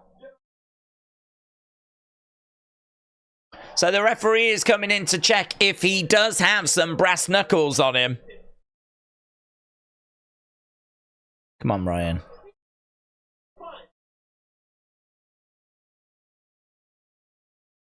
Check Cody first. So, ref checks. Right, no. Checks Cody. He's clean. What is this segment? What the flip's this? What is this? We're watching a referee check Cody for an object that we know he's not going to have. And now he's checking Logan. The referee's checking Logan. I mean, this ain't much, though. He's found something. Maybe he's... I mean, were they just in his pocket? Well, excellent detective work there. He managed to get to the pocket of his pants and he was like, he stopped and then he pulled out some brass knucks. So, ref checks Logan. I wasn't being 100% truthful, but now I will be.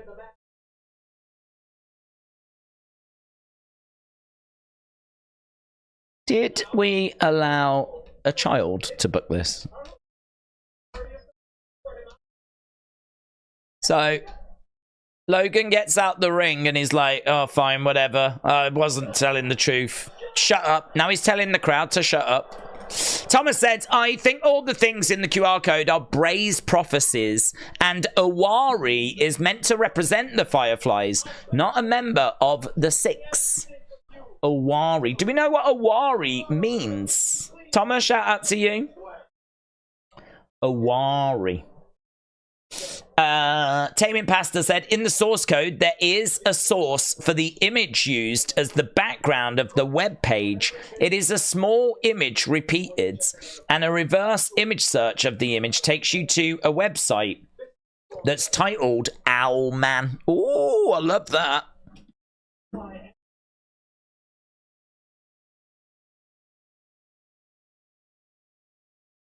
I like that.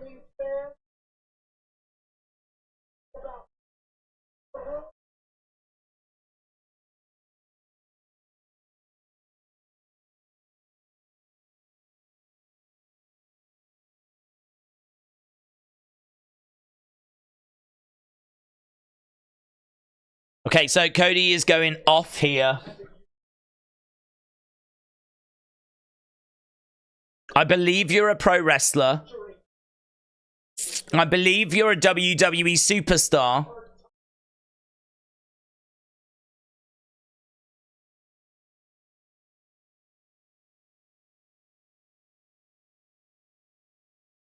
You will never be on my level. You will never be undisputed champion. I'm going to beat you so bad, kids.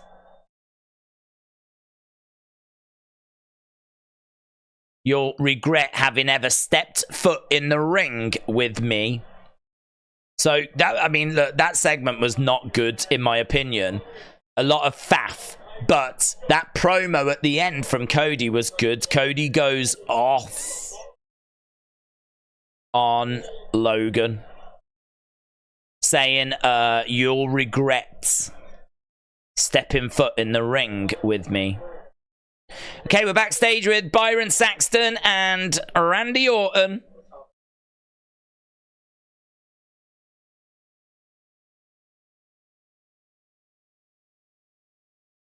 So, backstage with Randy. Randy says,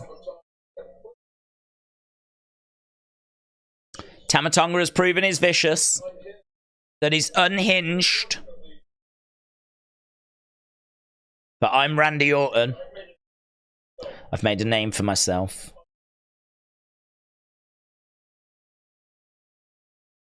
Bloodline have got the numbers. He's so big. Randy looks so big. Let's end this poll. We'll get the results down. First match, for those that didn't know, got a great rate in Nia Bianca cooked. So, pretty standard promo there from Randy as he's just hyping up his match that's coming up later. We're backstage with Bailey. She bumps into, was that Michin? Bailey chants. She's got a smile on her face. We get to Gorilla. There's Nia. Nia smiles. Keep that thing clean for SummerSlam. She looks at the belt. So Nia bumps into Bailey.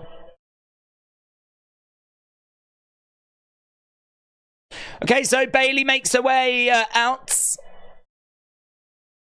Bailey looking out at the crowds as she makes her way down to the ring. We know that we're getting Bailey versus Chelsea Green. So Bailey versus Chelsea Green, and we know that we've got Randy Orton and Tama Tonga, I'm guessing, as our main event. So we've got 54 minutes to go. If you are joining us, we have had the QR codes. It led to this website. And it's got lots of articles on. People are working through that as we speak. We've read through the articles. I don't really have any thoughts on it other than what people have said, and that is that this does feel like we're not getting them tomorrow. And I think each of these can be paired up to somebody. It doesn't feel like it's furthering the therapist situation. There's definitely going to be stuff that's going to be found in here, but it definitely feels like a sit-down read-through. Like, this does not seem like an easy one that you can just spend a few minutes on. I mean, this is this is time-consuming, very much so. But if you want to get to it, it's WWE.com archive recovered. These pages here are part of a journal. We've got those, and we've even read through those. These are different because these are in handwriting. Very messy handwriting as well. I mean, if whoever's written this is watching, this is a flipping disgrace, right? So, I don't know, you know, you can see I'm going to find you, and you will teach me or tell me your secrets. When I saw him, time and energy stopped, but I will never really, still don't know that words. I will never really him. I will never really him. I was thankful he let me see him because he is before time or any of us. Who's written this? Who are they talking about? What the flip is going on? Those are my key questions. Fake Uncle Howdy, I got the therapist number. I can give you the number, said Tea Time. Like, seriously, I've changed my name to Uncle Howdy. Now I get to pretend to be him, says Mitchell. Like I said earlier, I think the fans are the ones writing the return instead of them because they don't have to. They just sit back and they let us do the theorizing and all the work, said Big Papa. John said, backstage, there was Randy Orton and Bailey and Nia, and they met on the way to the ring. Blake, shout out to you, my friend. I hope you are well. Right, I think I saw a couple of super chats. Taming Pasta said the audio file used is a MIDI file, which is odd. Haven't found anything, but there might be something to the audio file. What's the name of the audio file? Something we've not done is the old control and is it control and U to get to the control and U? Control and U. No, I don't want it for that. I want it for this. Control and U. Right, here is the source codes. So there we go, guys. Have fun. Jackal MD was pointed out before. So Jackal MD is in there. I wonder if that's a user that found something. Could be a username, couldn't it? Assets, page, just page, blah, blah, blah, blah, blah. It's bits in green, isn't it, that always seem to be the ones they want us to notice. God, there's loads in there. Look at all the work that's gone into this. Someone had to write all this out. I hope someone's getting paid well. Right, so yeah, there's not really anything that really jumps out with the expectation of that Jackal MD, which could be a username or something. Oh, hello, we're backstage with DIY. Yeah, I was wondering what the name of that audio file was. Up here, maybe? 14,758. Not really anything that's jumping out up there, to be honest. But I did wonder if the audio file was called anything. But no, seemingly not. I haven't had a chance to have a look on X yet. I'm sure there's some theories. So DIY, DIY and Street Profits cross paths. Tommaso Ciampa pours out the red cup that Montez was holding.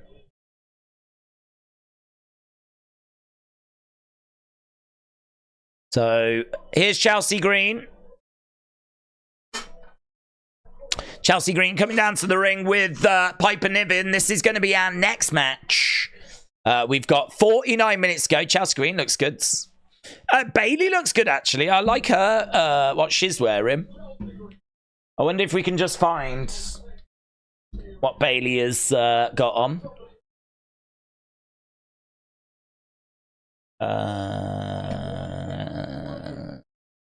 There we go. This is Bailey here. So you can see what Bailey is wearing. Look at the pattern on the arms. That's her confronting Nia. Is there a closer shot? There you go. Gives you an idea of what Bailey is wearing. But it's the arms that seem to have a bit of a pattern on them that look quite good. That's not what she's wearing today. That's what she's wearing today. So, yeah, very good. Okay, so Chelsea and Bailey. I mean, I'd imagine this will be a win for Bailey, of course. So this is underway. I love that Taming Pasture about the image. I think that's excellent that it's been taken from a website called Owl Man. That's kind of fun. Wes420, shout out to you. I hope you're well. Says, hey guys, I hope everyone is doing well. Taming Pastor again said, I think CMNMN167 is a nod to Conman, a popular pro wrestling streamer. Have we got that somewhere then? Could that be in the... Is that in the source code, maybe? I don't have that as one of the titles here. If you kind of have a look at the titles, don't have that here. So are we saying that that might be something that's hidden in the source code? Please respond. Taming Pasta.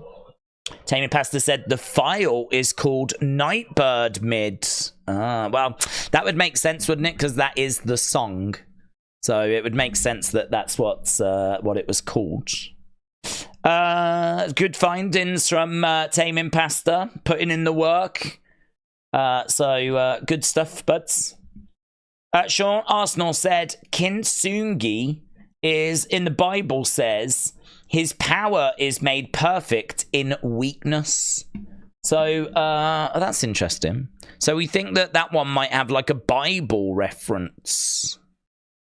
That's interesting. So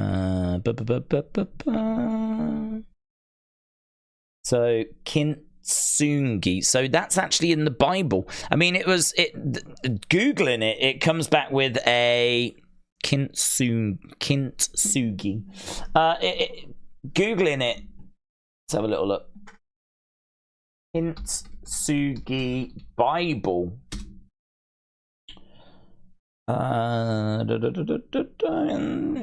So it's in the Bible, you say? Kintsugi. It's a tricky one, that. I mean, apparently it's the Japanese art of repairing broken pottery. So I wondered if it was him repairing them, you know? But you're telling me that it's also featured in... It just keeps coming up with Japanese pottery. As I'm going down now, all I can see is just Japanese pottery stuff.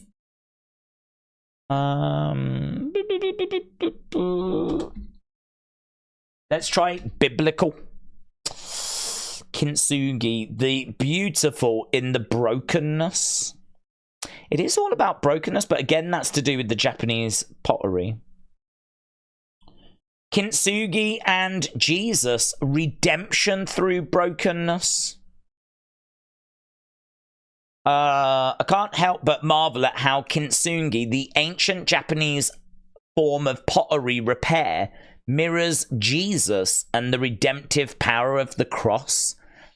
Piecing broken pottery back together with gold makes the final product even more beautiful than the original. I think that there has to be something in that, doesn't there? There has to be something in that. So, pottery repairing,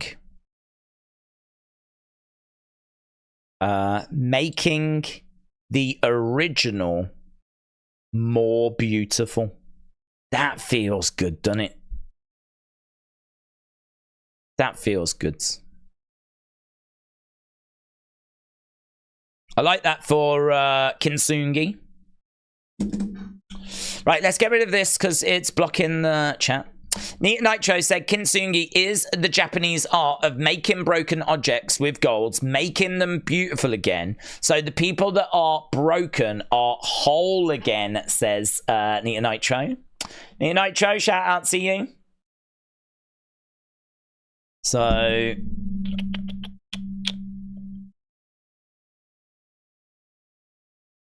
I like that. Chelsea is battling away at the moment. So Chelsea in the ring with Bayley. Bayley going for the cover and getting it. Wow. I mean, now Piper launches herself onto Bayley. Well, this match ended real quick. We came back from commercial break. I thought, right, we'll turn our attention to this to catch this match, and it flipping ended. Right, let's go down here and let's go... Okay. Let's get people's thoughts. Match score. So, all-time greats, goods, and bads. Okay, so... Bayley is attacked after by Piper. So Bayley attacked afterwards by Piper, but it is Bayley that got the victory against Chelsea. Interesting. Okay, Taming Pasta said Kintsugi is a Japanese term for broken and repaired pottery, often a metaphor for life in Japanese culture. The CNMN167 is yellow at the top of the page. Restored from backup CNMN167 on 224523. Yeah. Okay. I can see it at the top. I can see it. So, Taming Pasta, shout out to you. All entries are sorted. Oh, that's interesting. It says all entries are sorted chronologically 2008 to 2024.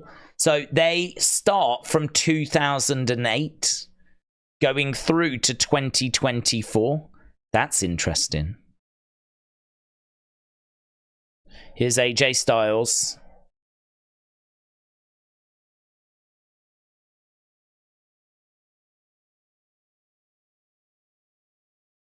He's talking to Nick Aldis. Chronologically, 08 to 2024.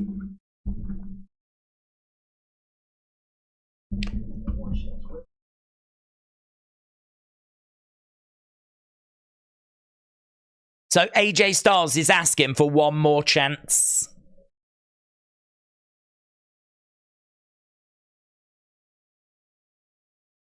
AJ pleads for one more chance.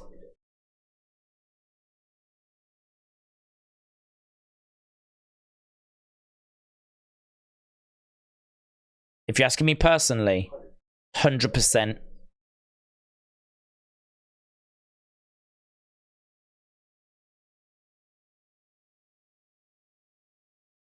He says, but professionally I can't.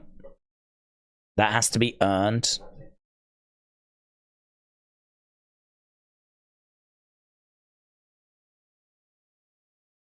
You know I don't have time.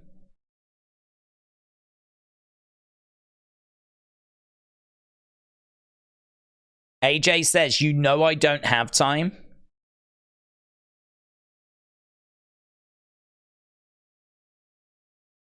Interesting little conversation there. Very interesting conversation. So AJ pleads for one more chance for the title. And Nick Aldis said, personally, yes, but professionally, I can't do it. AJ says, you know I don't have time, and Nick said, I can't help you with that. Where's that leading?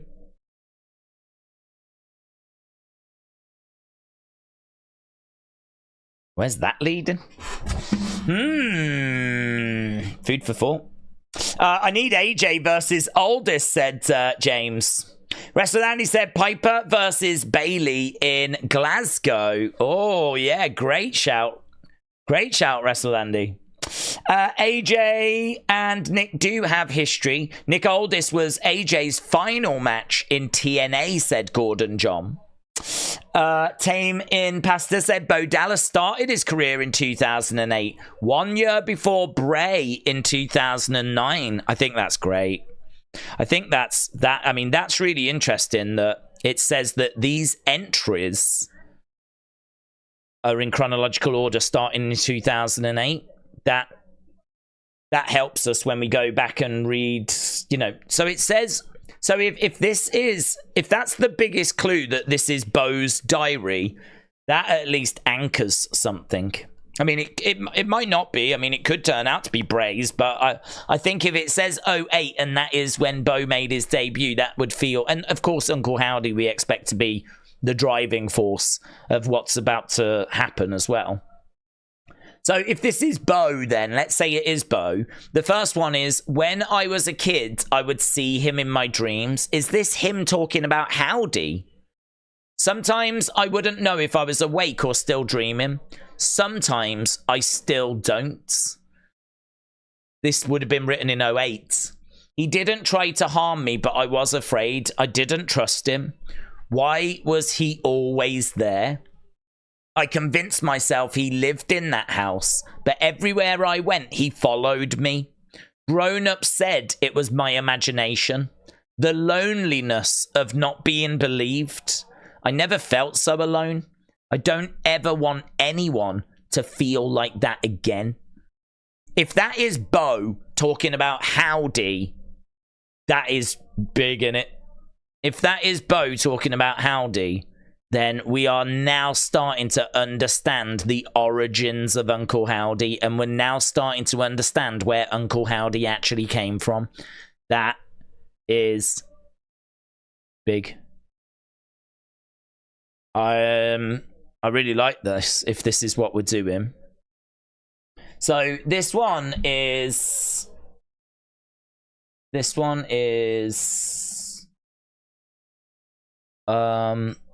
why didn't I trust him? Why didn't I trust him?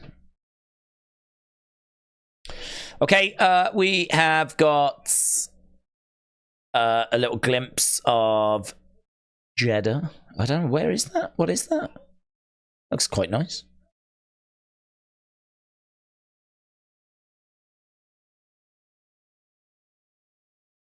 Now we've got Santos Escobar video package. I am a third generation luchador.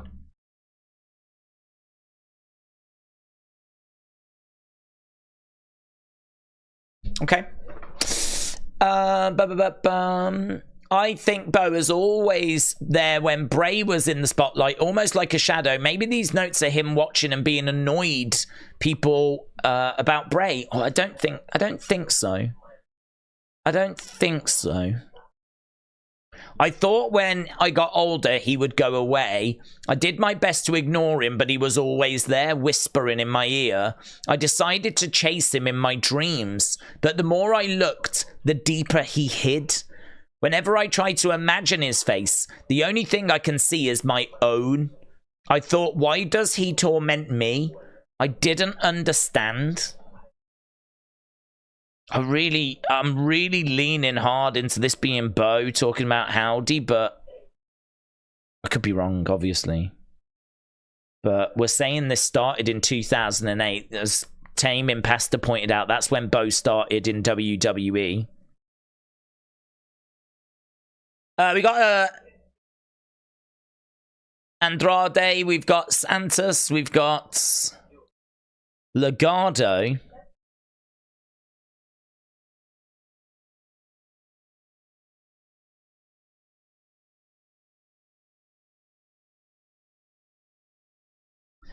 We need to think about business. Oh, they get cut off?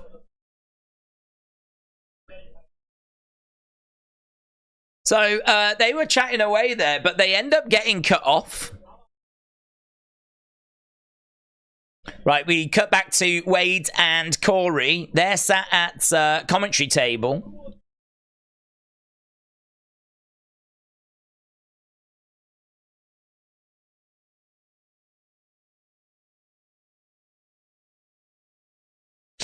Okay, match flow is what we've moved over to, so we don't need to really worry too much about that. If you click on the Kintsugi, it refreshes the page, says Colin. Yeah, I wonder, does it do anything? I wonder if that's a bit of a door. Okay, overlap. I started keeping a dream journal. I would go to sleep in my bed, then wake up sitting at my desk with my journal in my hands. He showed me the truth, even when my eyes were closed. I found my journal. I took pictures of the entries. He told me to remember who you are. Remember who you are. Uncle Howdy used to say revel in who you are. Didn't he? He'd say revel in what you are. So, I really love the idea of this being Bo explaining to us about Howdy. So he said he found his journal. We've got those entries, so that's the source codes. I saw him, and the more I tried to chase him, the more he told me he didn't exist. I am gonna find you, and you will tell me your secrets. When I saw him, time and energy stopped, but I will never really own him. I was thankful he let me see him because he is before time or any of us. This was all written whilst apparently he was asleep. That's where he lives, Uncle Howdy in the circle. You'll never see him or get to him. Oh, no.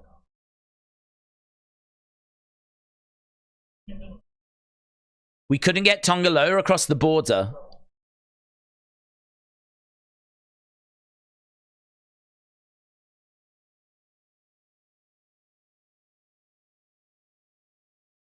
These are very dangerous people.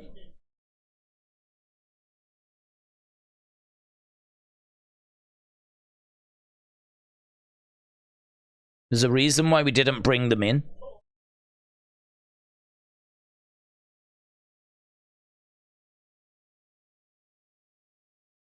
Till Roman comes back, I'm the man in charge, says Solo.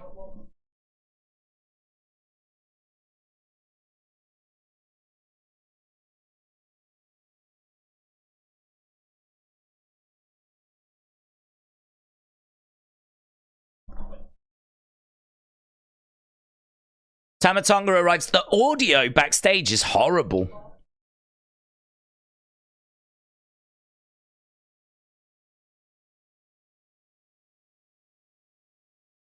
I'm that dangerous, says Tama.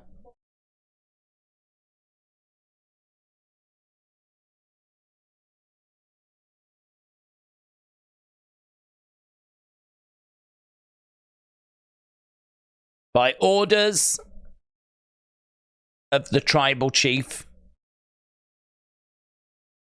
Solo laughs and walks away.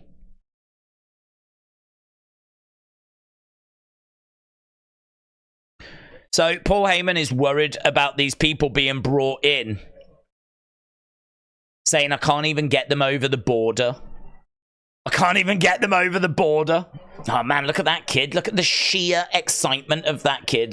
Just exploded when Randy's music hit.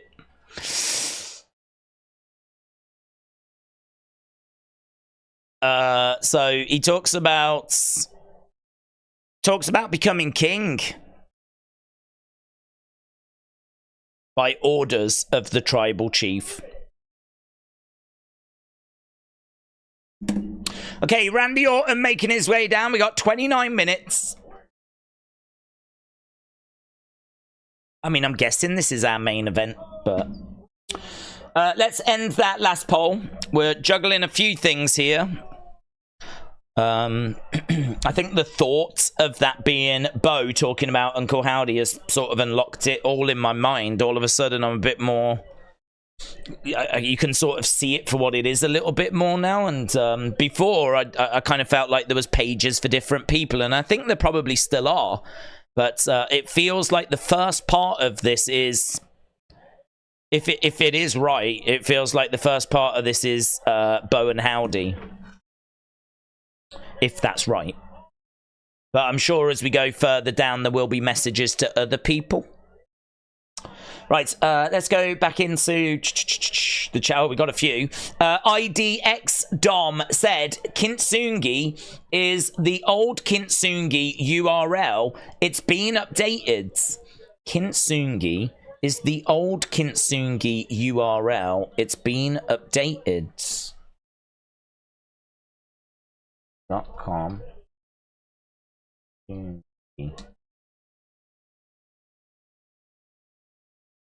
Takes me to parts unknown.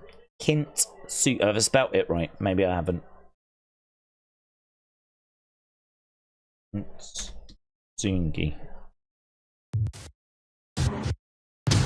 Is this a new video? Oh, we've got Nightbirds. Into my mind. We got a video. So far, it feels like a video we've seen before with imagery that we've seen before. A note being left, the car driving. Into my mind. The cabin. My sleep. It's a shame that when you press it, it didn't take you to this. They were broken. I didn't fix them. I accepted them. I honestly can't remember if I've seen this. All this imagery is stuff we've seen before. Goes off.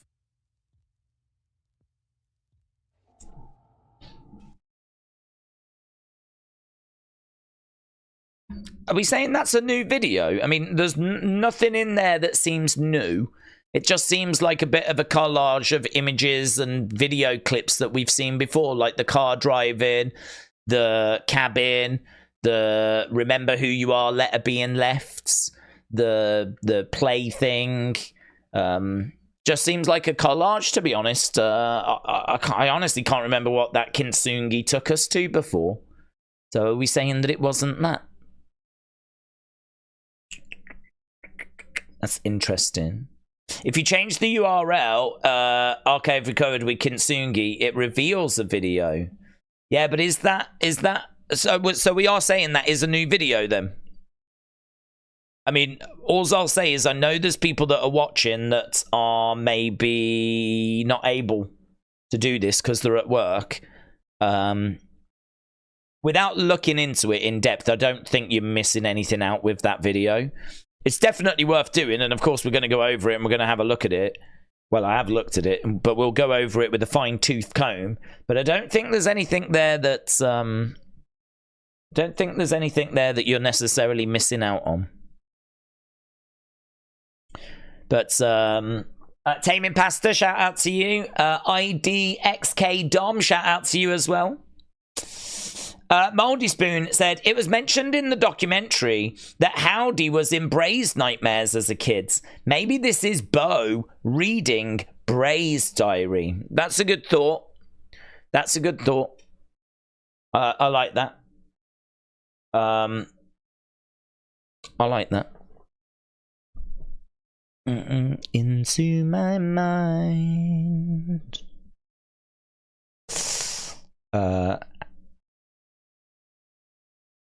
Howdy appeared to Bray.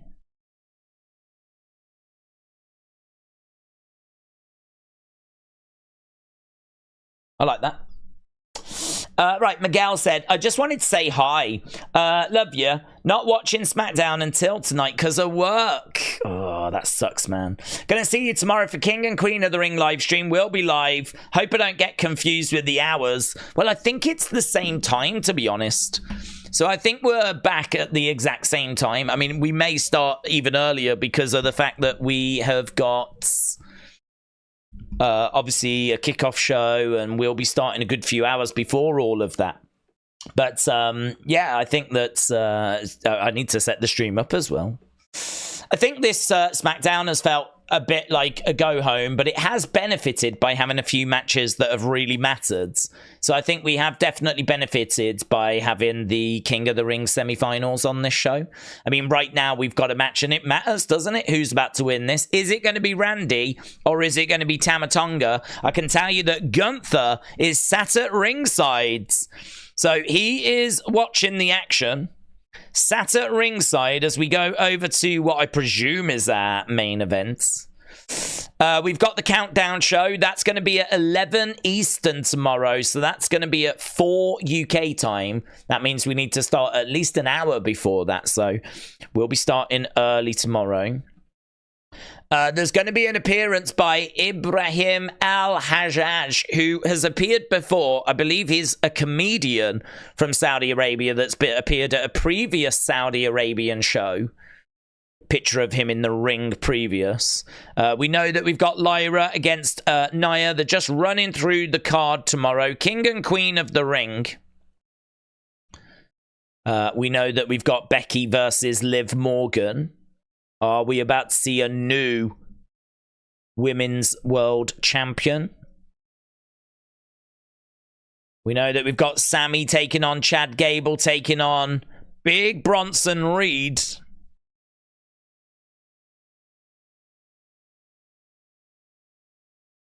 And I'm sure we're going to get another QR code or something tomorrow. I mean, sitting here right now, really not expecting tomorrow to be the arrival of this group. But doesn't mean that we won't get a QR code.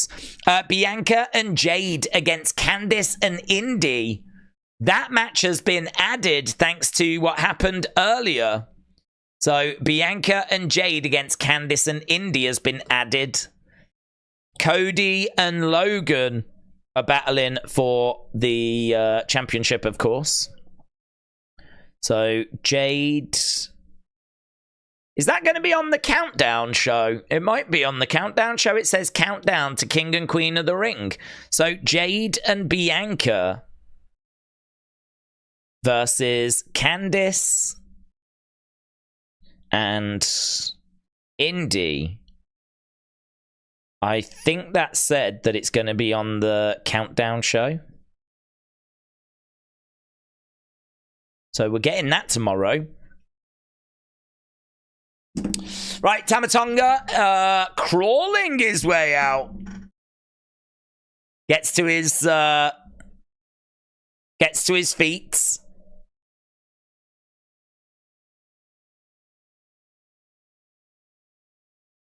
So Tama crawls out momentarily, gets up, starts walking his way down with Paul Heyman, Solo Sikoa. There's no Tonga Loa. Obviously, we found out Tonga Loa not able to travel.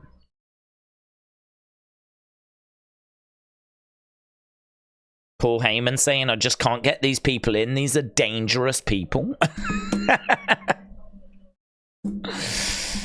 So, here we go. Building our way to our main event. Days Heyman was cosplaying as Tony Khan. He was fearing for his life. That was a Boogeyman tribute, said Trippy Gary. Right, IDX Dom said there's a new hidden word under the old Kintsugi URL.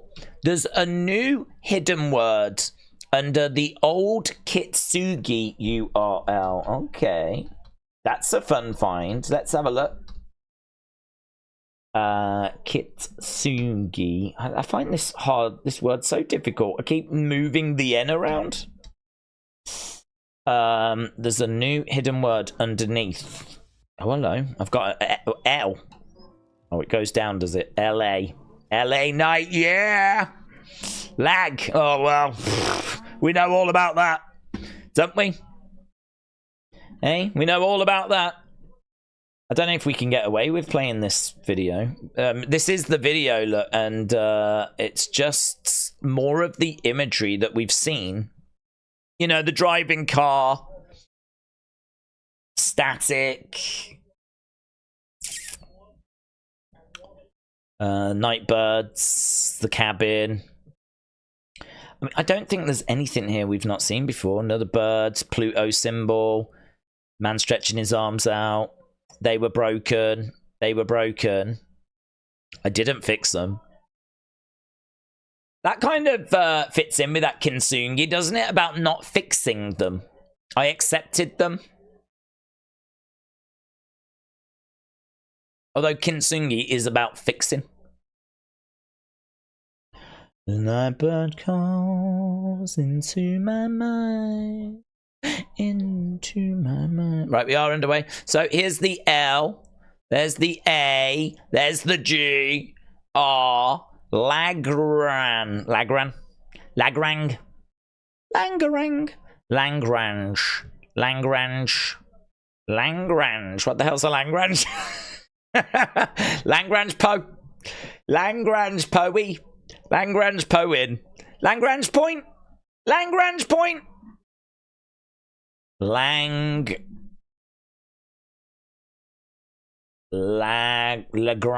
Lagrange. Is it that? Lagrange Point. Lagrange Point. Lagrange Point. Well, what's that mean? What's a Lagrange Point?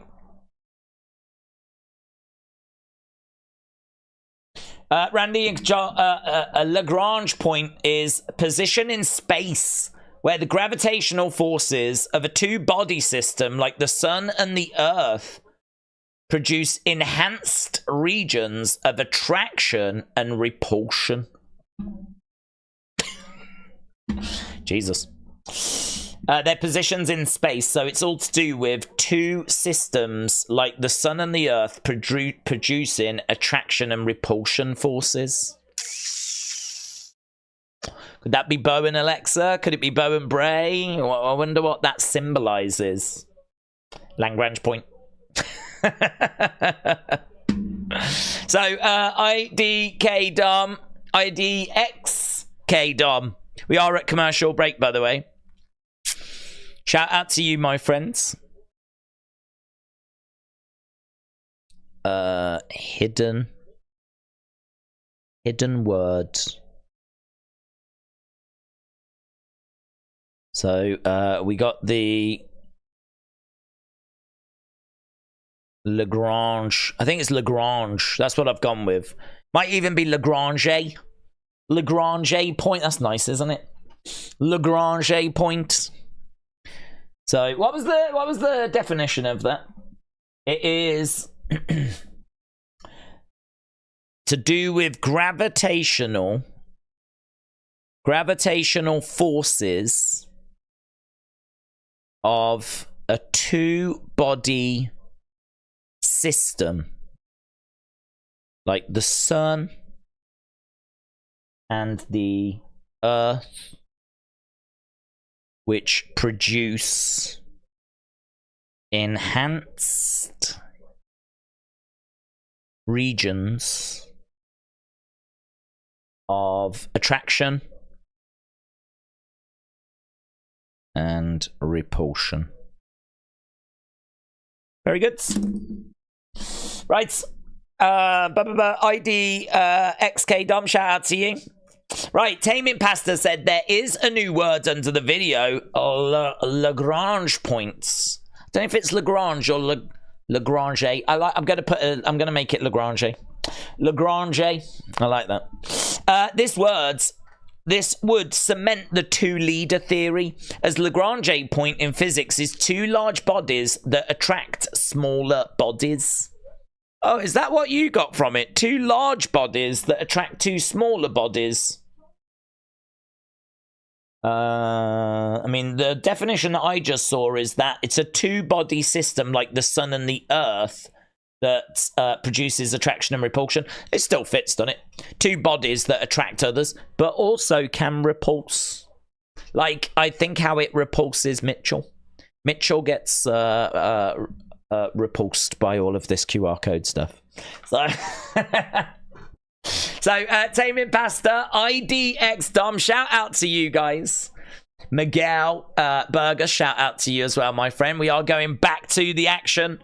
We got 13 minutes left of SmackDown. We're in the main event. It's been fine. It's, you know, I mean, obviously the QR code has been a massive talking point. To be honest, there's been quite a bit of the show that's felt like you can just pay it a bit of passing attention, but I think you need to see, if you're not watching, that Bianca Nia match is really fun. And obviously here we are with Randy Orton in the main event. I thought the Cody segment was a bit cringe with the patting down, trying to find brass knucks and all that stuff. I didn't think that segment was that strong, but here we've got Randy and we've got Tama Tonga. Sign in the crowd says Randy, king of them all, and it says RKO with the way the letters are written. Randy was going for that draped DDT, but couldn't get it. Tama Tonga gets Randy off his feet, grabs a hold of the leg and starts working on the knee. Who is going through? I mean, we know that Gunther awaits, so I think it's probably Randy that does find a way. I think it's probably Randy. It'd be amazing for Randy to not be on that card, wouldn't it? Right, Kieran said, I'm pretty sure there are 5 Lagrange points. Really? 5? Is it not a force, though? 5 Lagrange points of what? It's positions in space where gravitational forces... So, do we think there's 5 points? I don't really get how it works. Don't really get how it works. Although I do have a picture of 5 points. You are correct. We bring it up on screen. There we go. So, this must be, like... I mean, I'm behind it. That's annoying. I like to point now. I'm so used to being able to point. I can't point. So it seems like this is the force between two bodies, but it must be that there's always 5 positions, like, you know, between them. as represented here. Well, we're learning, aren't we? If nothing else, we're getting a free education. So, Kieran, shout out to you. That's very interesting. 5.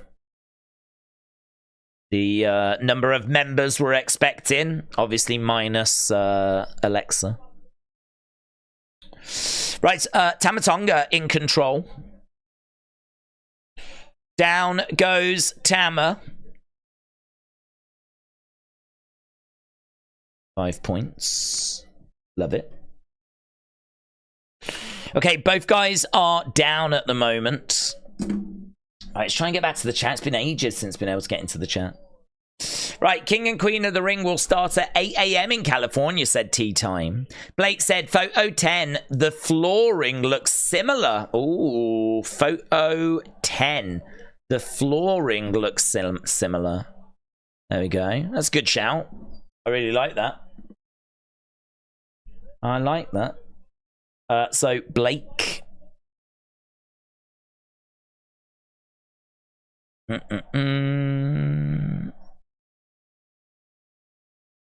Photo 10. Flooring.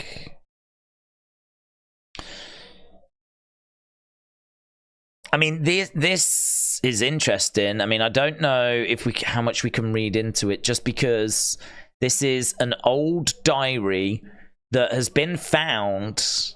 I'd imagine found by Bo. That might be making me think this is Bo again. You know, if we just go back to here, I found my journal. I took pictures of the entries. He told me to remember who you are. I found my journal. I think this is Bo. I think this is Bo. I found my journal. It goes to 2024. 08 to 2024. So unless, you know, Bray passed away in 2023 and Bo started in 08, I think this might be a big clue at the bottom as to who this is. You know, Bo is still around in 24 and he started in WWE in 08. But I do like what Moldy Spoon said about how Uncle Howdy came to Bray in a dream. I started keeping a dream journal. I would go to sleep in my bed, then wake up sitting at my desk with my journal in my hands. He showed me the truth. I wonder what the consensus is as to whether this is Bo or Bray. These dates at the bottom are really bugging me, though. Thomas Jadwin said the Lagrange point resembled the eastern side of the map when the coordinates from yesterday were connected with the lines. Ooh. You think that is similar to... The only thing... Yeah, that's true. I can sort of see that. Randy's picked up the victory. That's a fun theory. I'm going to jot that down. I mean, you are correct. It doesn't explain the full map because obviously we know there's like legs that were dropping down and everything. Does it resemble? But I do love the idea. Does it? So Orton has gone through. So does it resemble? Does it resemble the that's what I'm trying to think. The coordinate positions. The coordinate. Solo is attacking Randy. So is this going to mean that Randy is weakened? Oh, hello. Who's coming down? Kevin Owens. Kevin Owens is coming down. So Randy Orton victorious. Solo attacks. And we get KO making the save. Big cheer for Kevin Owens as he comes down and jumps in and comes to Randy's aid. Let's go down and get a poll because we're going to need a poll for this final one. Match. Mitchell said, I'm perfectly fine because you did stop for AJ Styles. Very good. I did. Something in me was like, you have to give this your full attention. And I'm glad I did, because I think it's quite interesting as to where that's going. Okay, match score for our main event, and that is it for SmackDown. SmackDown has come to an end. So, pretty straightforward SmackDown, all things considered. But some big results in there. We now know what King and Queen of the Ring looks like. We know what the matches are. It's going to be Lyra versus Nia. It's going to be Randy versus Gunther. And those were the ones that I was thinking it was going to go, to be honest. Prediction-wise, I think we're looking at Gunther and Lyra. That's what I'm thinking. I'm thinking that Lyra is going to be pushed to the moon. I mean, Nia, she's already had that opportunity with Rhea at Backlash. Are they really going to give her another shot? But this time against Bayley. They teased it, you know, Nia and Bayley backstage. They definitely teased it. But I don't know that we're going to go that way. I think that Lyra being pushed, that's the direction I think is more likely. And then in regards to Randy and Gunther, you could absolutely have Randy win. You could absolutely do that. That would be very interesting. But it would also set up face versus face. Randy against Cody is definitely a SummerSlam main event, but I just think Cody's struggling a little bit at the moment, and it's not even his fault, really. It's just the fact that he's a really nice guy, which makes him likable, but, you know, you're not going to get much drama out of him unless someone does something to him. You know, he ain't going to be causing drama, so it really, the responsibility is on the other person to bring the drama. And we didn't really get that with AJ Styles. It was all very respectful. The drama that we've got out of Logan, I think this has been Logan's opportunity to really shine, and we've just faffed around with brass knucks, you know. Do you have brass knucks on you? No. He gets patted down and they find some and he's like, okay, so I lied. What? What? This is so far away from what The Rock was doing in the build to WrestleMania. And I know that this is not the same level, but I think that Cody is getting a little bit of a bad rap as well for something that's just not his fault. I think the creative is just bad. It's just bad for him at the moment. I think the truth is this is Saudi Arabia and they needed a big name to go up against Cody. And one of the biggest named heels they've got is Logan. And so that's it. This is how we find ourselves in this situation. But that doesn't really excuse the fact that the build has still been pretty rubbish.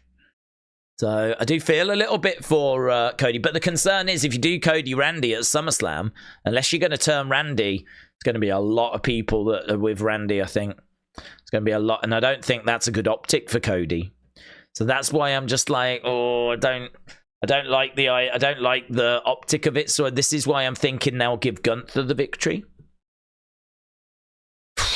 So that's that. Anyway, let's go down. Right, Tammy Pasta said maybe the diary belongs to Bo, but he's referring to his alter ego of Uncle Howdy who came to him in his dreams, just like Bray had the Fiend and his alter ego, and referred to him in the third person. I think you're correct. I mean, I feel good this is about Howdy. The only thing I don't know is who wrote the diary. And as I said, I think the fact that the date at the bottom is 08 to 2024... that's enough for me to think that this is to do with Bo, and that this is him and him finding his diary. You know, he said, I found my diary, and we know the first entry was in 08. It could still be Bray. Bray could write in 08, but I feel like that 08 is probably an indicator of, you know, 08 to 2024 is Bo's current career. Apparently he started in 08, Bray started in 09, and I think that's a key clue as to whose diary this is. So I'm leaning to this being Bo's diary. I mean, maybe Uncle Howdy visited them both, you know? I think Moldy makes an excellent point about how Uncle Howdy came to Bray in a dream. But maybe that is the real story of how Howdy came to be. I mean, in real life, he came to Bray in a dream. But in this story, we're not focusing on that. We're focusing on how he came to visit Bo. You know, perhaps he visited Bray when he was a kid first, but he visited Bo after in this story, you know. It's an excellent point, because I do remember that moment now about how Uncle Howdy did visit Bray in a dream. But that date at the bottom is what's making me think this is Bo, you know, and that this isn't Bray's diary. Right, Man United Hodge said, big up yourself, mate. SmackDown's not live in Australia. Yeah, I think it's struggling to not be live in a few places, to be honest. But so I know that was a bit tricky to juggle talking about the QR code and talking about SmackDown. I'm really bearing in mind that there are people that aren't watching SmackDown and can't right now. So I was trying to keep an eye on that at the same time. Really dialing a bit more into this when we were at commercial breaks, or if there was a match on that didn't matter so much. But Tama, Randy picked up the victory. Obviously Lyra against Nia is what we're getting now. Nia picking up the victory earlier, so it's given us some stuff. I mean, I think it's a show that's worth watching, but it's also a show that if you miss it, I don't think it's the end of the world, right? For those that are like, oh, do I need to watch it? I mean, if you want the QR code, but you can get that in lots of places. I mean, I can tell you now what the thing is. It's wwe.com/archived request, is it? Archived recovered. Archive recovered. Archive_recovered. I've got the link on the Twitter account anyway.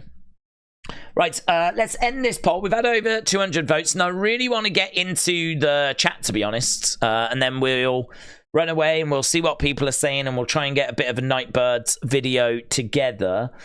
I'm not in a mad rush to do that, because I want to make sure we've got lots of stuff covered. So I'm not like rushing or racing to run away. I want to make sure we've dotted every I and crossed every T.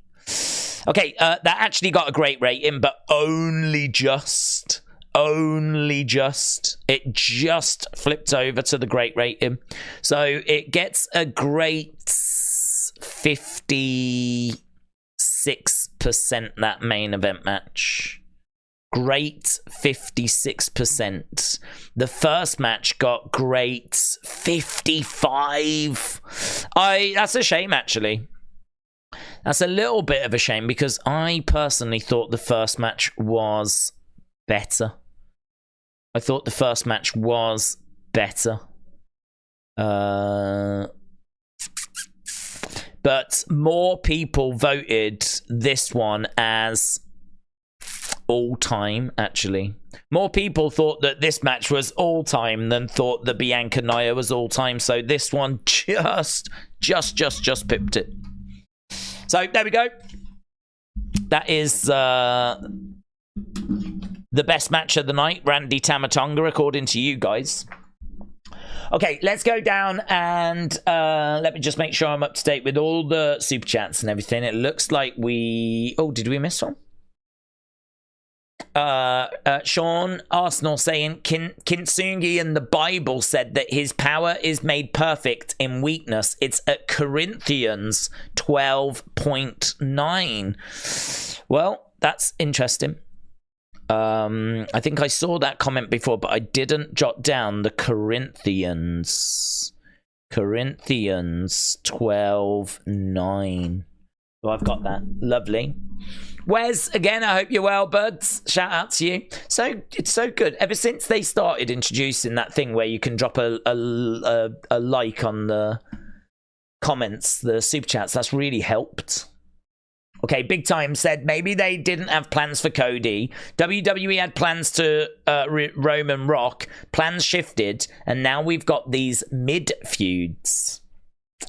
Yeah, I mean, that's true. I mean, maybe, well, I don't know, actually. I mean, I think there was plans for Cody. I think that that we know that it was going to be Rock Roman, but that seemed to come together quite late, didn't it? I mean, I feel like all throughout last year, Cody was going to do it. It's only when The Rock joins the board in early January that that seems to change things. And to be honest, it didn't seem like Triple H was on board with changing those plans. It does seem like, and I don't know what's going to get shown in that documentary, but it does seem like Rock joins the board in January and says, right, let's put on the biggest WrestleMania.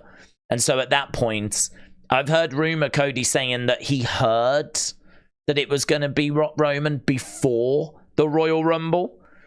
But I think there's a little bit of Cody going into business for himself in the sense of him pointing at Roman at the end of the Rumble saying, I'm coming for you, right? That was big. And then, of course, when The Rock tells him to step aside, he looks really sad as he walks away. He knows how that's going to play on the internet. But I don't know where Triple H stood in all of this. I don't know what plans there were, you know? Because I think that he joins in early January. Before that, I think the plans would have been for Cody to win.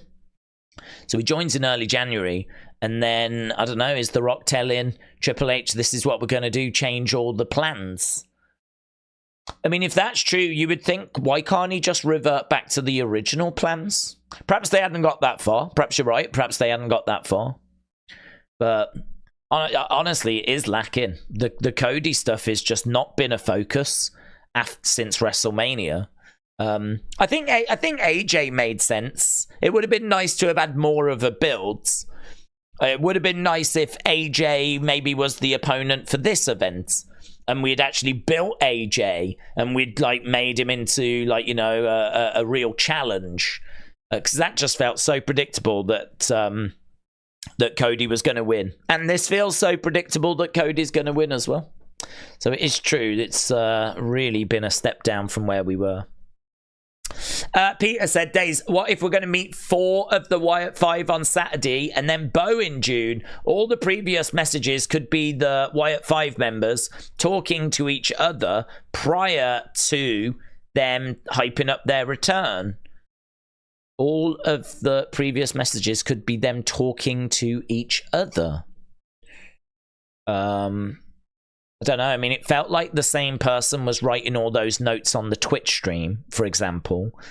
QR codes showed those notes then being left at doorsteps. So I don't know about where I've seen these members talking to each other.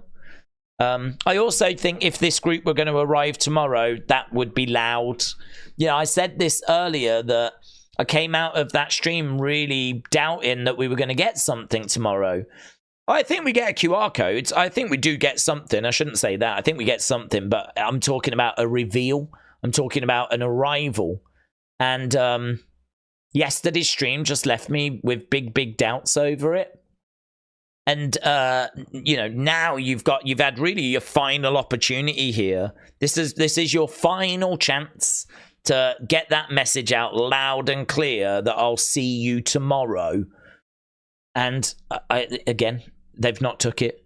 You know, there is not anything here that suggests tomorrow. In fact, quite the reverse, as James rightfully pointed out. One of them, actually, one of the entries says, I need more time.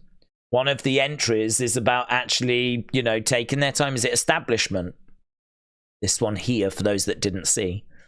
It seems every week there is another. I want to vanquish them, but I must give them time to repent. I wish I was already there with all of you, but I can't be selfish. A lack of repentance carries a heavy price. Please give me just a little longer. You understand, right? So you kind of read that and you go, oh, well, that doesn't scream tomorrow, does it? You understand? No, I don't. Where are you? So here we've got all of these entries. We kind of worked our way down to the journal, and I'm under the impression this is Bo talking about Howdy, but I could totally go with it being Bray. I am nobody. I am all of us to be free. I feel like this first bit is Bo and Howdy. And then I accepted, but kept him hidden for a long time. Wearing a mask of your own face brings you sorrow. So I wonder if that is Bo being himself when he was doing the Bo Leave stuff, when actually there was a darkness that was always there. But if they saw, they wouldn't understand. Evil triumphs when good men do nothing. I hope I'm a good man.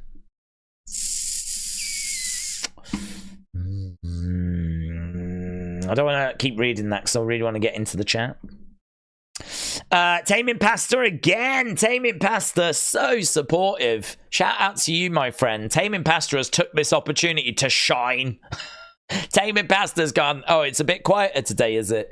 A lot of people in America at work, are they? Let's go. So Taming Pasta said the background is a small image that has been repeated multiple times.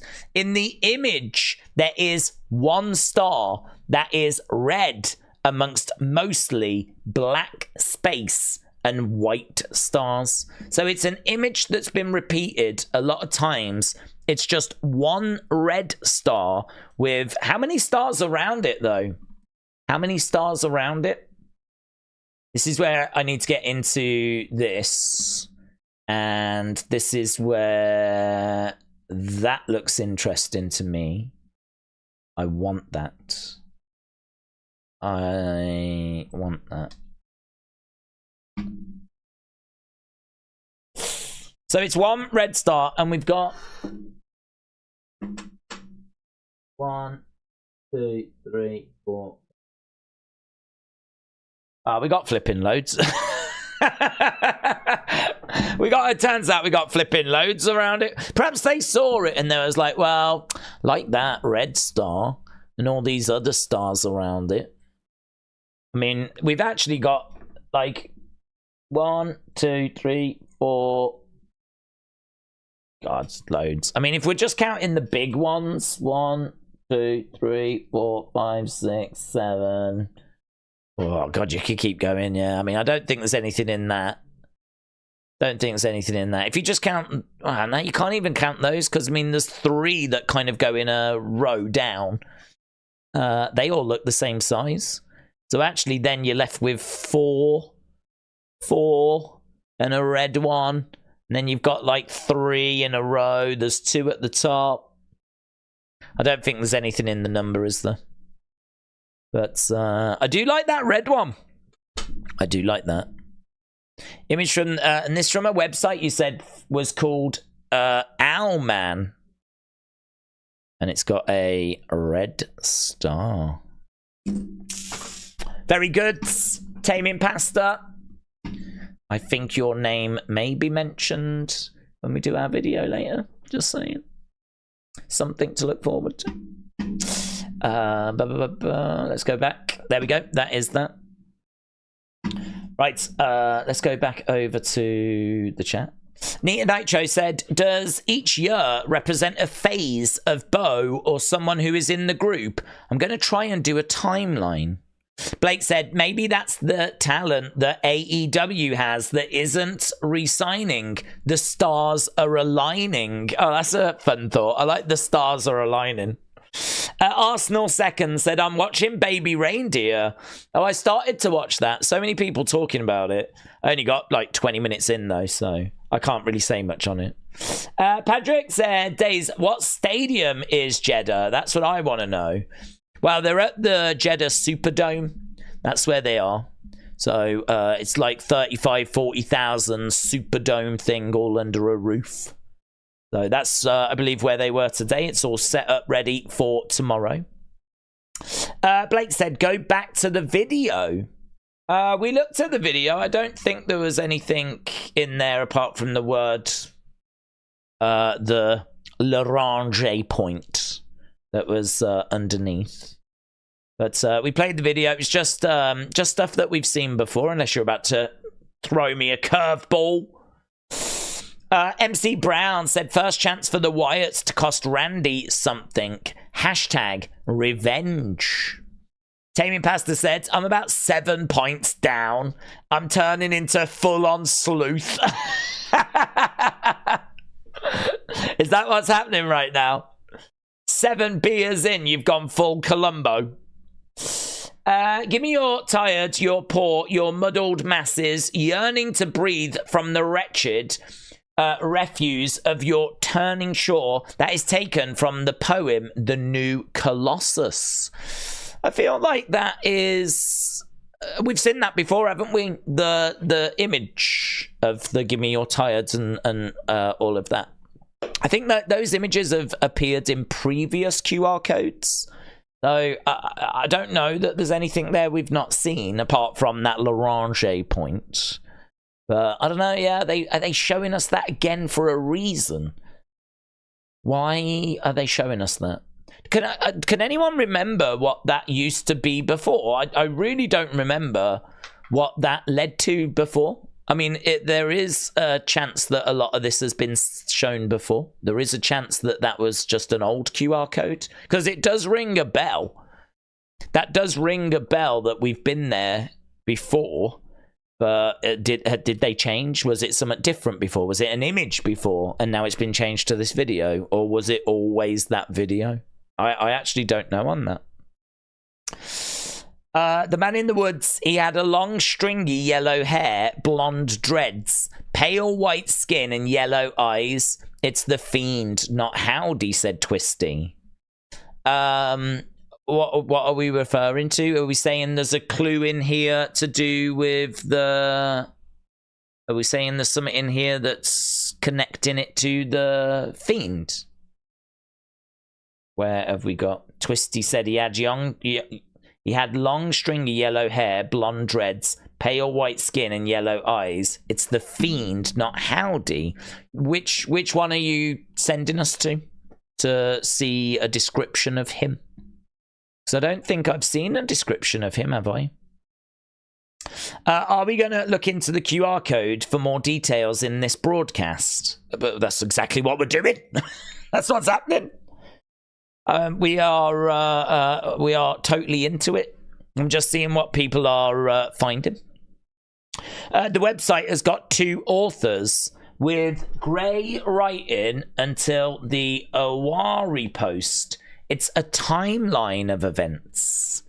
The website has got 2 authors. So this one with grey writing until the Awari post.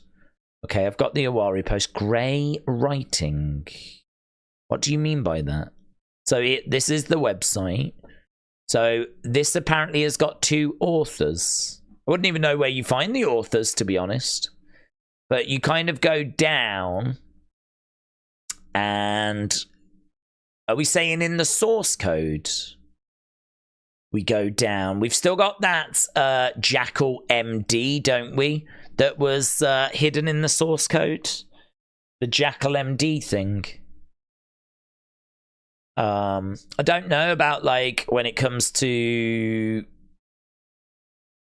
this. I mean, all of this looks normal. So what do we mean about the grey writing? What do we mean about that? Sean, let us know.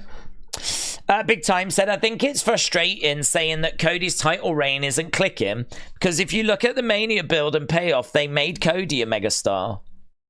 Yep, I agree. I mean, the only thing I'll say is it doesn't bother me too much because I'm enjoying the QR code stuff at the moment.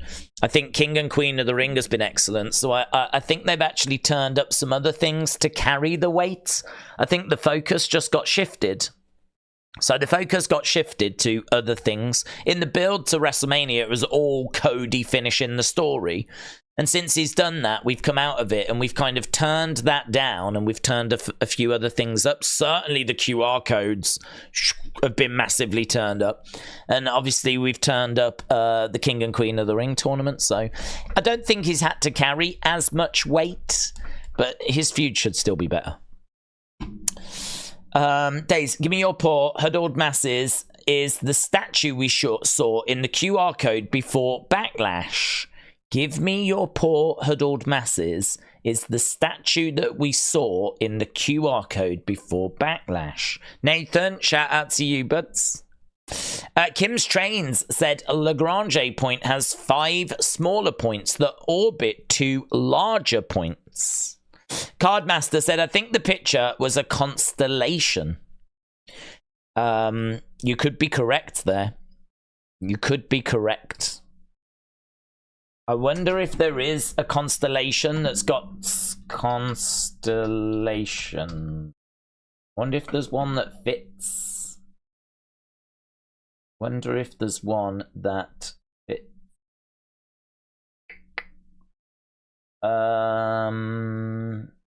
It was like an arrow with 2 legs that came down.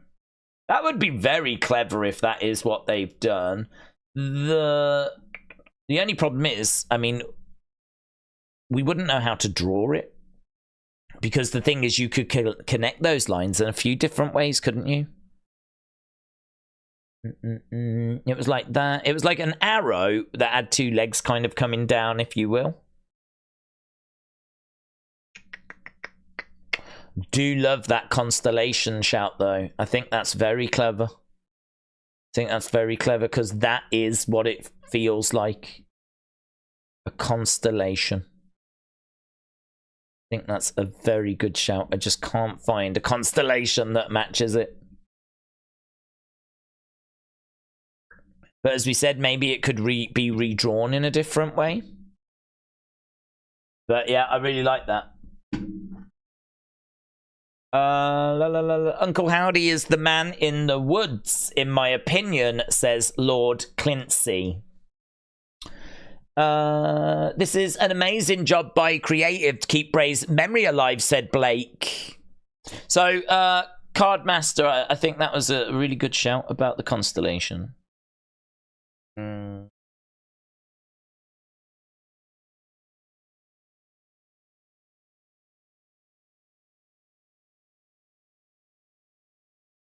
I like that. I just can't find the one it fits. How do we get to a source code? On a computer, click the window, the tab, and then press Control and U. And then that should open it. The Lagrange point refers to the gravitational forces of 2 large bodies and the centrifugal force balancing each. I think it refers to 2 leaders balancing each other out in the group. Sean, shout out to you. Felix said, spoiler, Dom will interfere in the Liv and Becky match. You could see him in the background rehearsing his entrance in the Nia Jax vlog. That's interesting. Puff Dutch said, Newport, that's all I have to say. I hate on it and troll the stuff, but I wish they would leave his legacy alone. Kintrell said, wait until Uncle Howdy is going to be like the Fiend. He's going to go around with others beating up people. MC Brown said, wasn't Howdy at one point supposed to be the ghost of the Fiend? No, I don't. We never really established who Howdy is. I mean, that may have been a theory, but it was never anything more than that. Can you show us the drawings of the points again? Yes. I can do that. Can I do that? I can do that.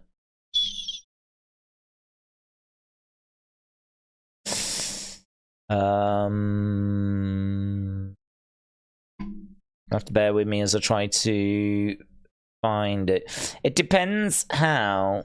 I mean, that was one that Hailstorm did, saying it felt a little bit like Pluto, but I like this constellation one. I think someone did a good drawing of it. Someone did a good drawing. That's where all the points are on the map. I think there's better though. Or have we gone too far?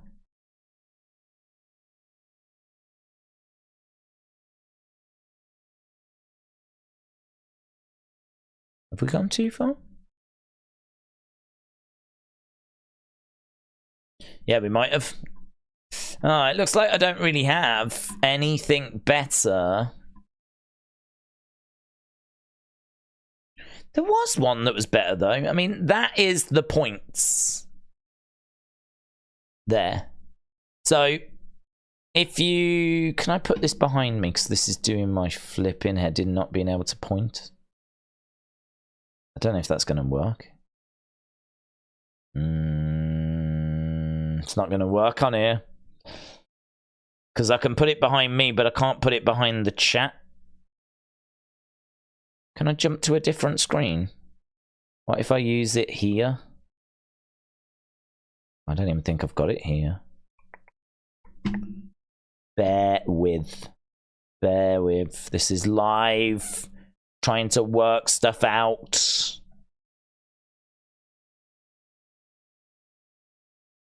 That's all right. So, oh, it's still in front of me though. Bear with. Still bear with. Talk amongst yourselves. There we go. There we go. Pop that over there. Pop that over there. So, welcome to my presentation, guys. So, here we can see the markings. I feel like a teacher. Here we can see the markings. I need one of those extendable things. So, here we can see the markings. Now, people think that you draw a line there, right? There to there. And then you keep going. And it might make it to there, but it seems to go up, you know? This was my problem with the arrow argument, was that an arrow would mean that that has to go down to about here, but it's actually up here, and there's 2 points up here as well. So this kind of goes to here, and then, I don't know, do you go up there, do you go there, do you go here? I mean, how do these connect? And then you've got these 2 legs that just seem to be at the bottom. So you've got these 2 legs here. But again, how does this connect? I mean, you could go from there to there to there to there, or you could go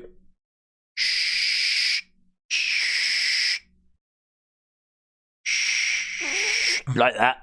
So you could have that there, you could have that there, you could have that there, and then you go to there, to there, to there, and you have a bit of a head here. I mean, it does feel like an animal with a back leg, a front leg, a body, and a head.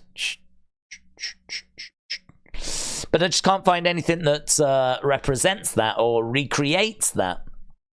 So, and these 2 being over here, quite close. I mean, that is actually 2 that are very, very close. So, drawing those lines definitely makes it feel like a constellation.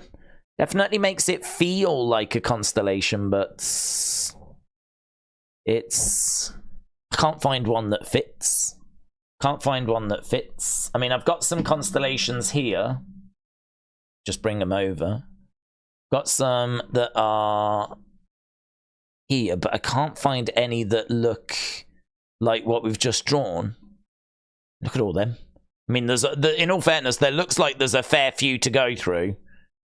But I mean, some of them are quite simple, like this Libra one. I mean, that's quite straightforward. I mean, you got the Capricorn one. It's just got a bit too much going on, hasn't it? And it's facing the wrong way. So, I don't know. I like it, though, because, I mean, look at some of these. I mean, look at that one there. That drunk horse. That looks pretty good. Or the penis. You know? Or the 2 Peter Pan and Tinkerbell flying in the sky. I mean, there. Or the deep sea diver. Or the diving mouse. You know, there's some really good ones that are quite simple. Lots there to explore. I do think if you look at the lines that get drawn, right? I do think what they're meant to represent is quite ambitious, you know? It's like, this is the goat, and you look at it and it's just like that. It's just a squiggle. And you go, that's a goat. And then they go, yeah, look at this. And you're like, that's a lot of extra features and details that are clearly not there. But, there we go. Well, that was quite nice, wasn't it? Let's go back over. Well, that worked all right, didn't it? We got somewhere with that in the end. I didn't know that we would, but we did. Cody, Dry, Seth, Punk, Rhea, injured, Roman and Dwayne gone. What to do? I know. QR codes. Now, it's worked well. People have really enjoyed them. Right, we're up to date with the super chats.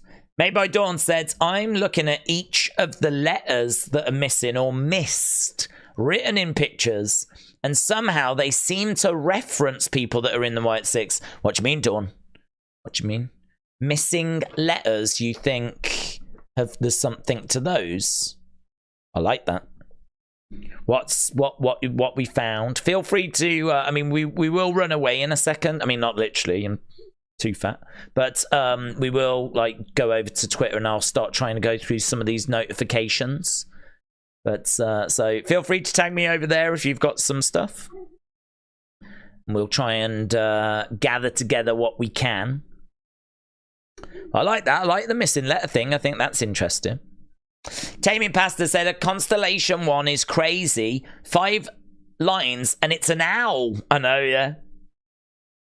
Days, Ursa Minor, aka Little Bear, is linked to the North Star, just for your information. Ursa, how do you spell that? Ursa, does it look anything like that? Ursa Minor. Don't think that's what they're trying to do. I mean, it is a straight body. I need to move over to this one. Man, I've got so many tabs open. I don't even know how we haven't crashed. Can you see it over here on the right? I mean, sort of a straight body with a head, but it's not the same one, is it? It's not a bad shout. I mean, there's it's a bit more in line with what we've had, in all fairness, but still not quite right. It's got those 2 legs that kind of come off it as well. Is there like an evolved Ursa Minor? Is there an Ursa adult? Or an Ursa major? I can see the Ursa Minor, but I might need it to be a little bit older. Because the one we're looking at has got legs. Adam, shout out to you, buds. Jamie Dodger said, have you got a PS5? I don't have a PS5 now. I got a PS4, but I never use it. What are your thoughts after watching the Spivey interview? I haven't seen it for a long time. I saw it when we were going through White Rabbit, the Dan Spivey interviews. The one that he did by his pool. I can't remember what he said in it, to be honest. I don't know if there's anything there that links towards what we're doing now or if there's been any references to it. But I remember watching those interviews when we were going through White Rabbit because there was obviously a lot of thought, a lot of theory that Dan Spivey might be part of it, might connect in some way. We know that he was Waylon Mercy. We know that that inspired Mercy the Buzzard. So they are interviews that we've looked at before, but I don't know that they connect to anything now. Sean said, notice how the she entry is separate from the numbered ones that appear to be numbered. Notice how the she entry is separate to the numbered ones that appear to be numbered. I mean, I've got these here, but the other ones aren't numbered. Like, I don't have a number for truth unless... No, I was going to... That doesn't do anything, does it? It just takes me to that. I mean, I don't have a number for any of these. I think the family one is interesting. That doesn't have the Pluto symbol next to it. Besides, has obviously got a different one as well. I think, is that the word new? that's flashing, but all these other ones have got Pluto next to them. So you've got these are numbered, I suppose. 1, 2, 3, 4. That suggests that they're connected. Could those be for the 4? I wouldn't be surprised if these were for the 4 people that we've tried to recruit. That wouldn't surprise me. And then, I don't know, is the prodigal son maybe for Harper? Could she be for Alexa? That's tricky. I don't know if anyone's sat down and kind of gone through and gone, this is for this. I mean, that's what I need to run and do in a second. I've just dropped 2 apples for your first day as teacher, said Mr. B. Mr. B, you're in my good books. Adam, shout out to you. What was the QR content? All of this, buds. I mean, it was a whole website. So it's www.com/archive_recovered. And it feels like it's maybe Bo talking about Uncle Howdy. But I'm very interested to know if that's what people are seeing as well. Big Time said, what are the thoughts on Bloodline 2.0? For me, it feels a bit recycled. Civil War intrigued me, but it's how they're getting there that feels that we're just doing the same thing as before.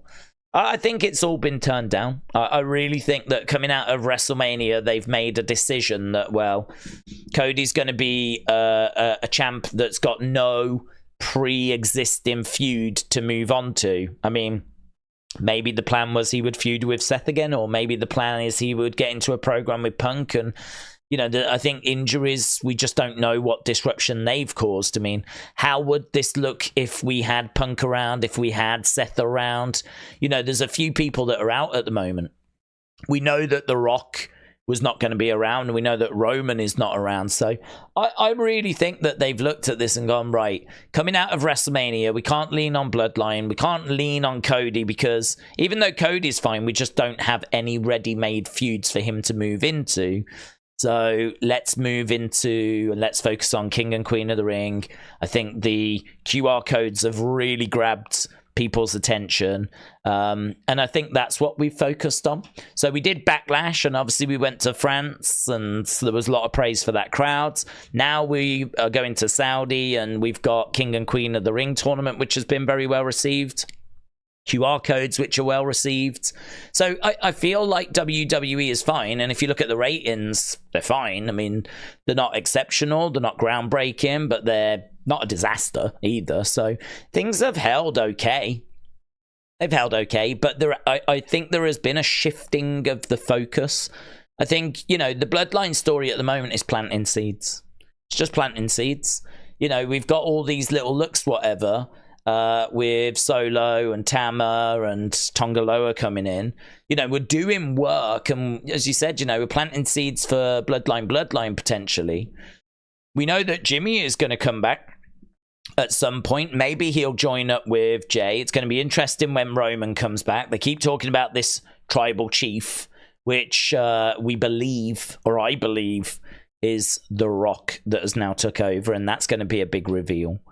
So I just think that we're going through a bit of a rebuild, a bit of planting seeds, and it just hurts not having like some charismatic people around. There's no Roman, there's no Rock, there's no Sammy. Jay's moved on to something else. Jimmy, who provided humor, has been booted out. And now we're just left with Gorillas of Destiny, who we don't really know and don't really say much. Solo, the quiet one, is now having to do some heavy lifting. You know, Paul Heyman is having to provide a lot of the reaction, a lot of the shock, a lot of the horror. He's having to provide the counterpoint. So it's a rebuild period. I think that, to be honest, I think they served their purpose.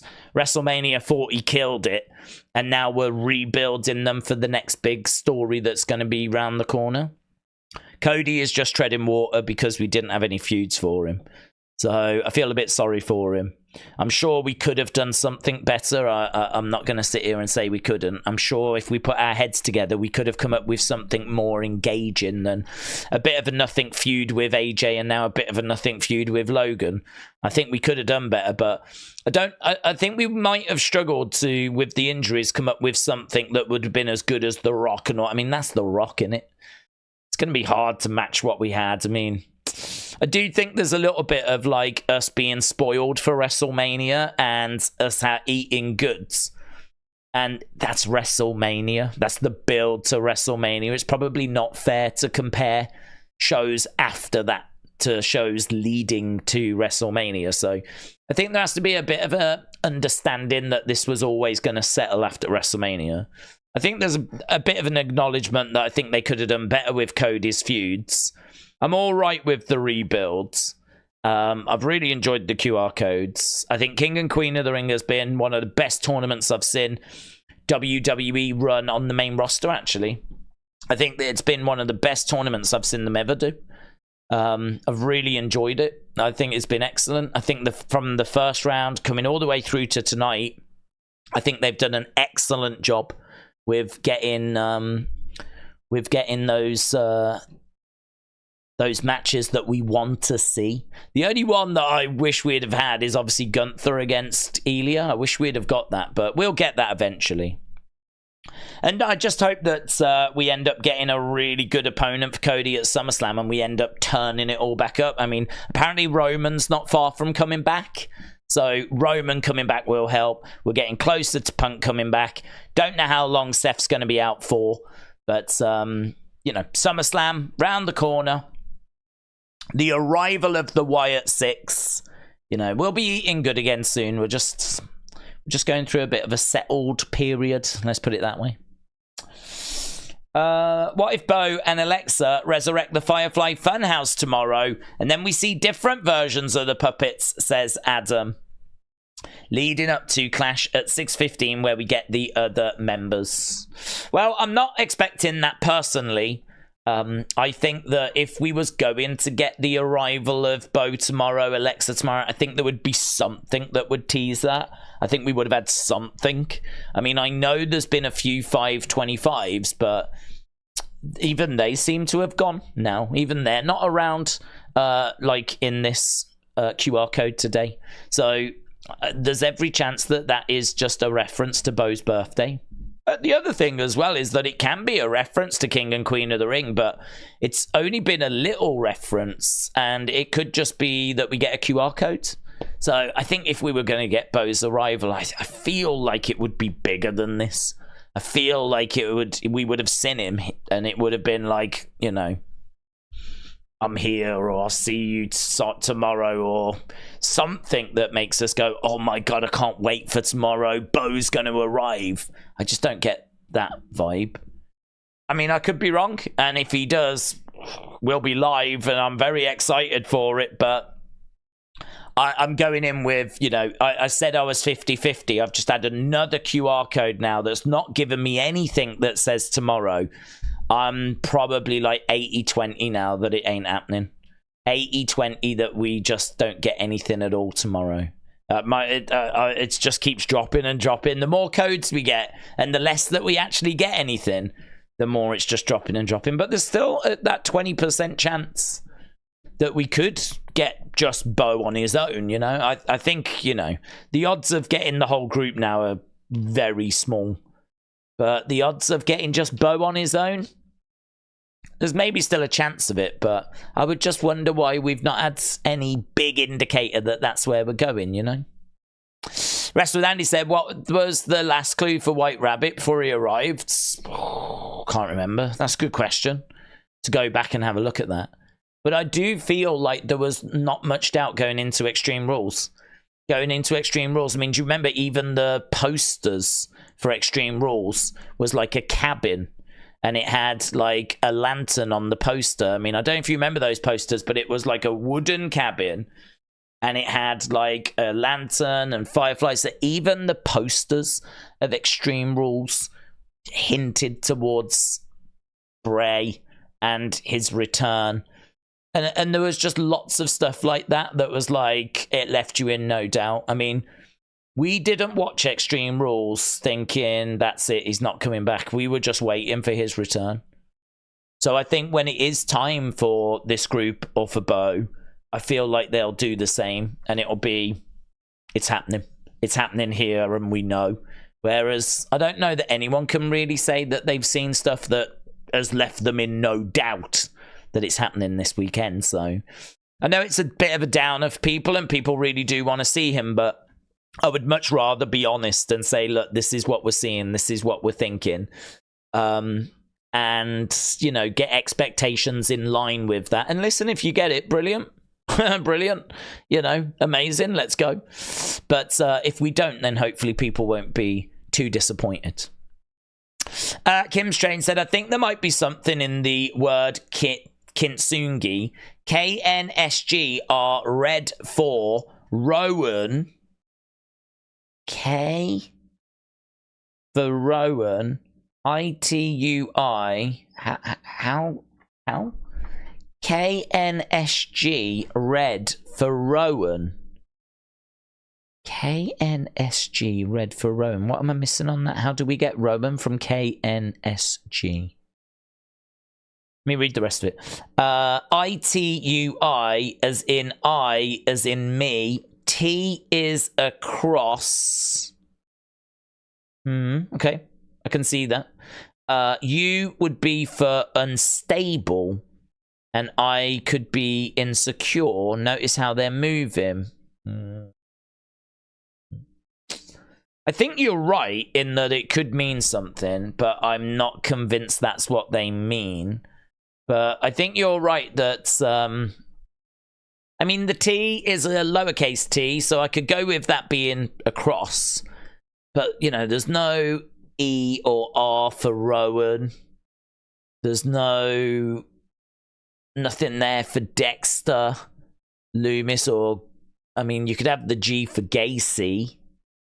But I don't know. I agree with you that the way that it's been set up feels like there could be something there, but I'm struggling to see what that is at the moment. I'm struggling to see what that is. Bit more thought on that one. Can you keep a secret? No. Right. I think it would help if Bo introduces his new Wyatt name. Bo Dallas or Taylor Wyatt says, guy in. Tim said, I think it's a mistake. Dragging this out is not good. People will lose interest. Well, the positive thing is that the next show's not that far. I mean, if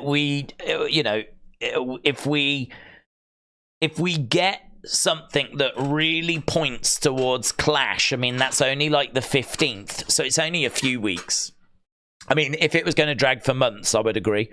But if we're pointing towards Clash, you know, that's not too far. So they'll show in time. We've just got to wait till then, said Ice 140G. Give me your tire, give me your ports. Lost to me, left my lamp by the golden door. Other unhinged, shout out to you. I tweeted you some I found. I don't think anyone has noticed. Well, I am going to run away and have a look at those tweets now. If you've got thoughts, theories that you want me to have a little look at, ping them over. I know that in America, this goes live at about 1.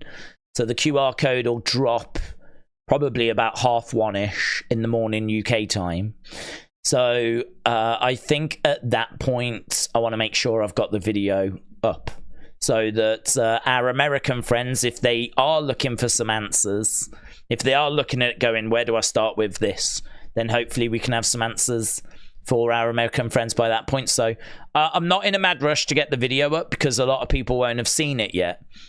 So I'm not in a mad rush to get it up, like, oh, I've got to go up in the next couple of hours. I know there'll be channels and stuff that have already put stuff up and put up, like even just what was in the QR code.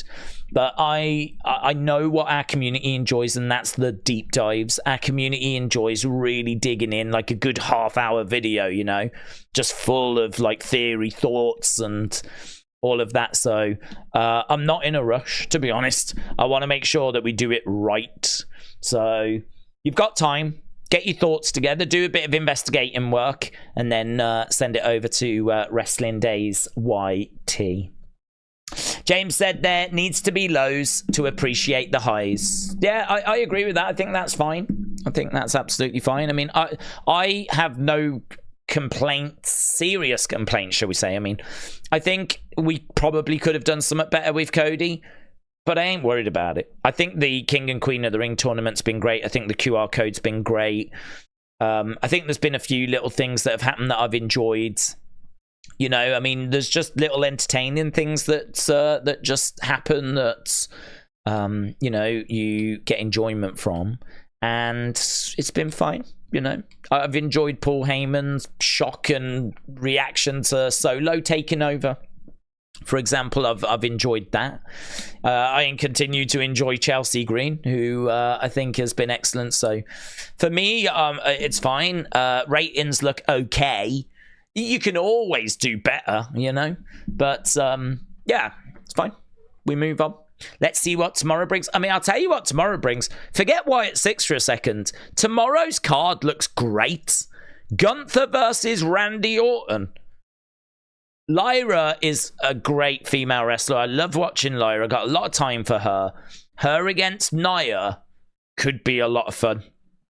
So Lyra against Nia. Don't know that match is going to bang, but it's a match that I'm interested in seeing.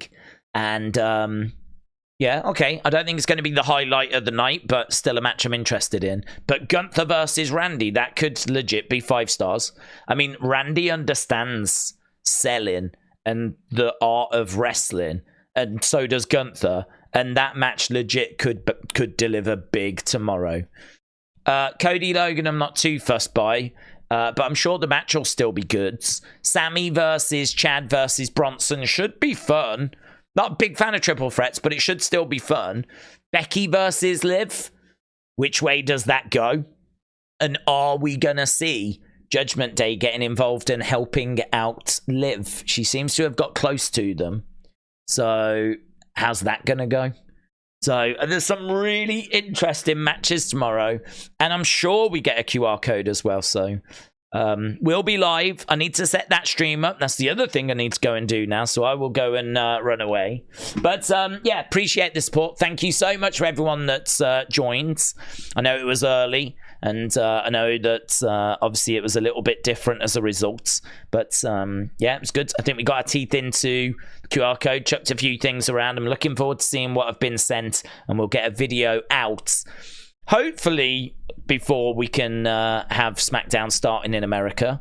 But no rush. We'll take our time. We'll get a good video out. And I will then see you tomorrow for King and Queen of the Ring. Thanks for watching. Bye for now.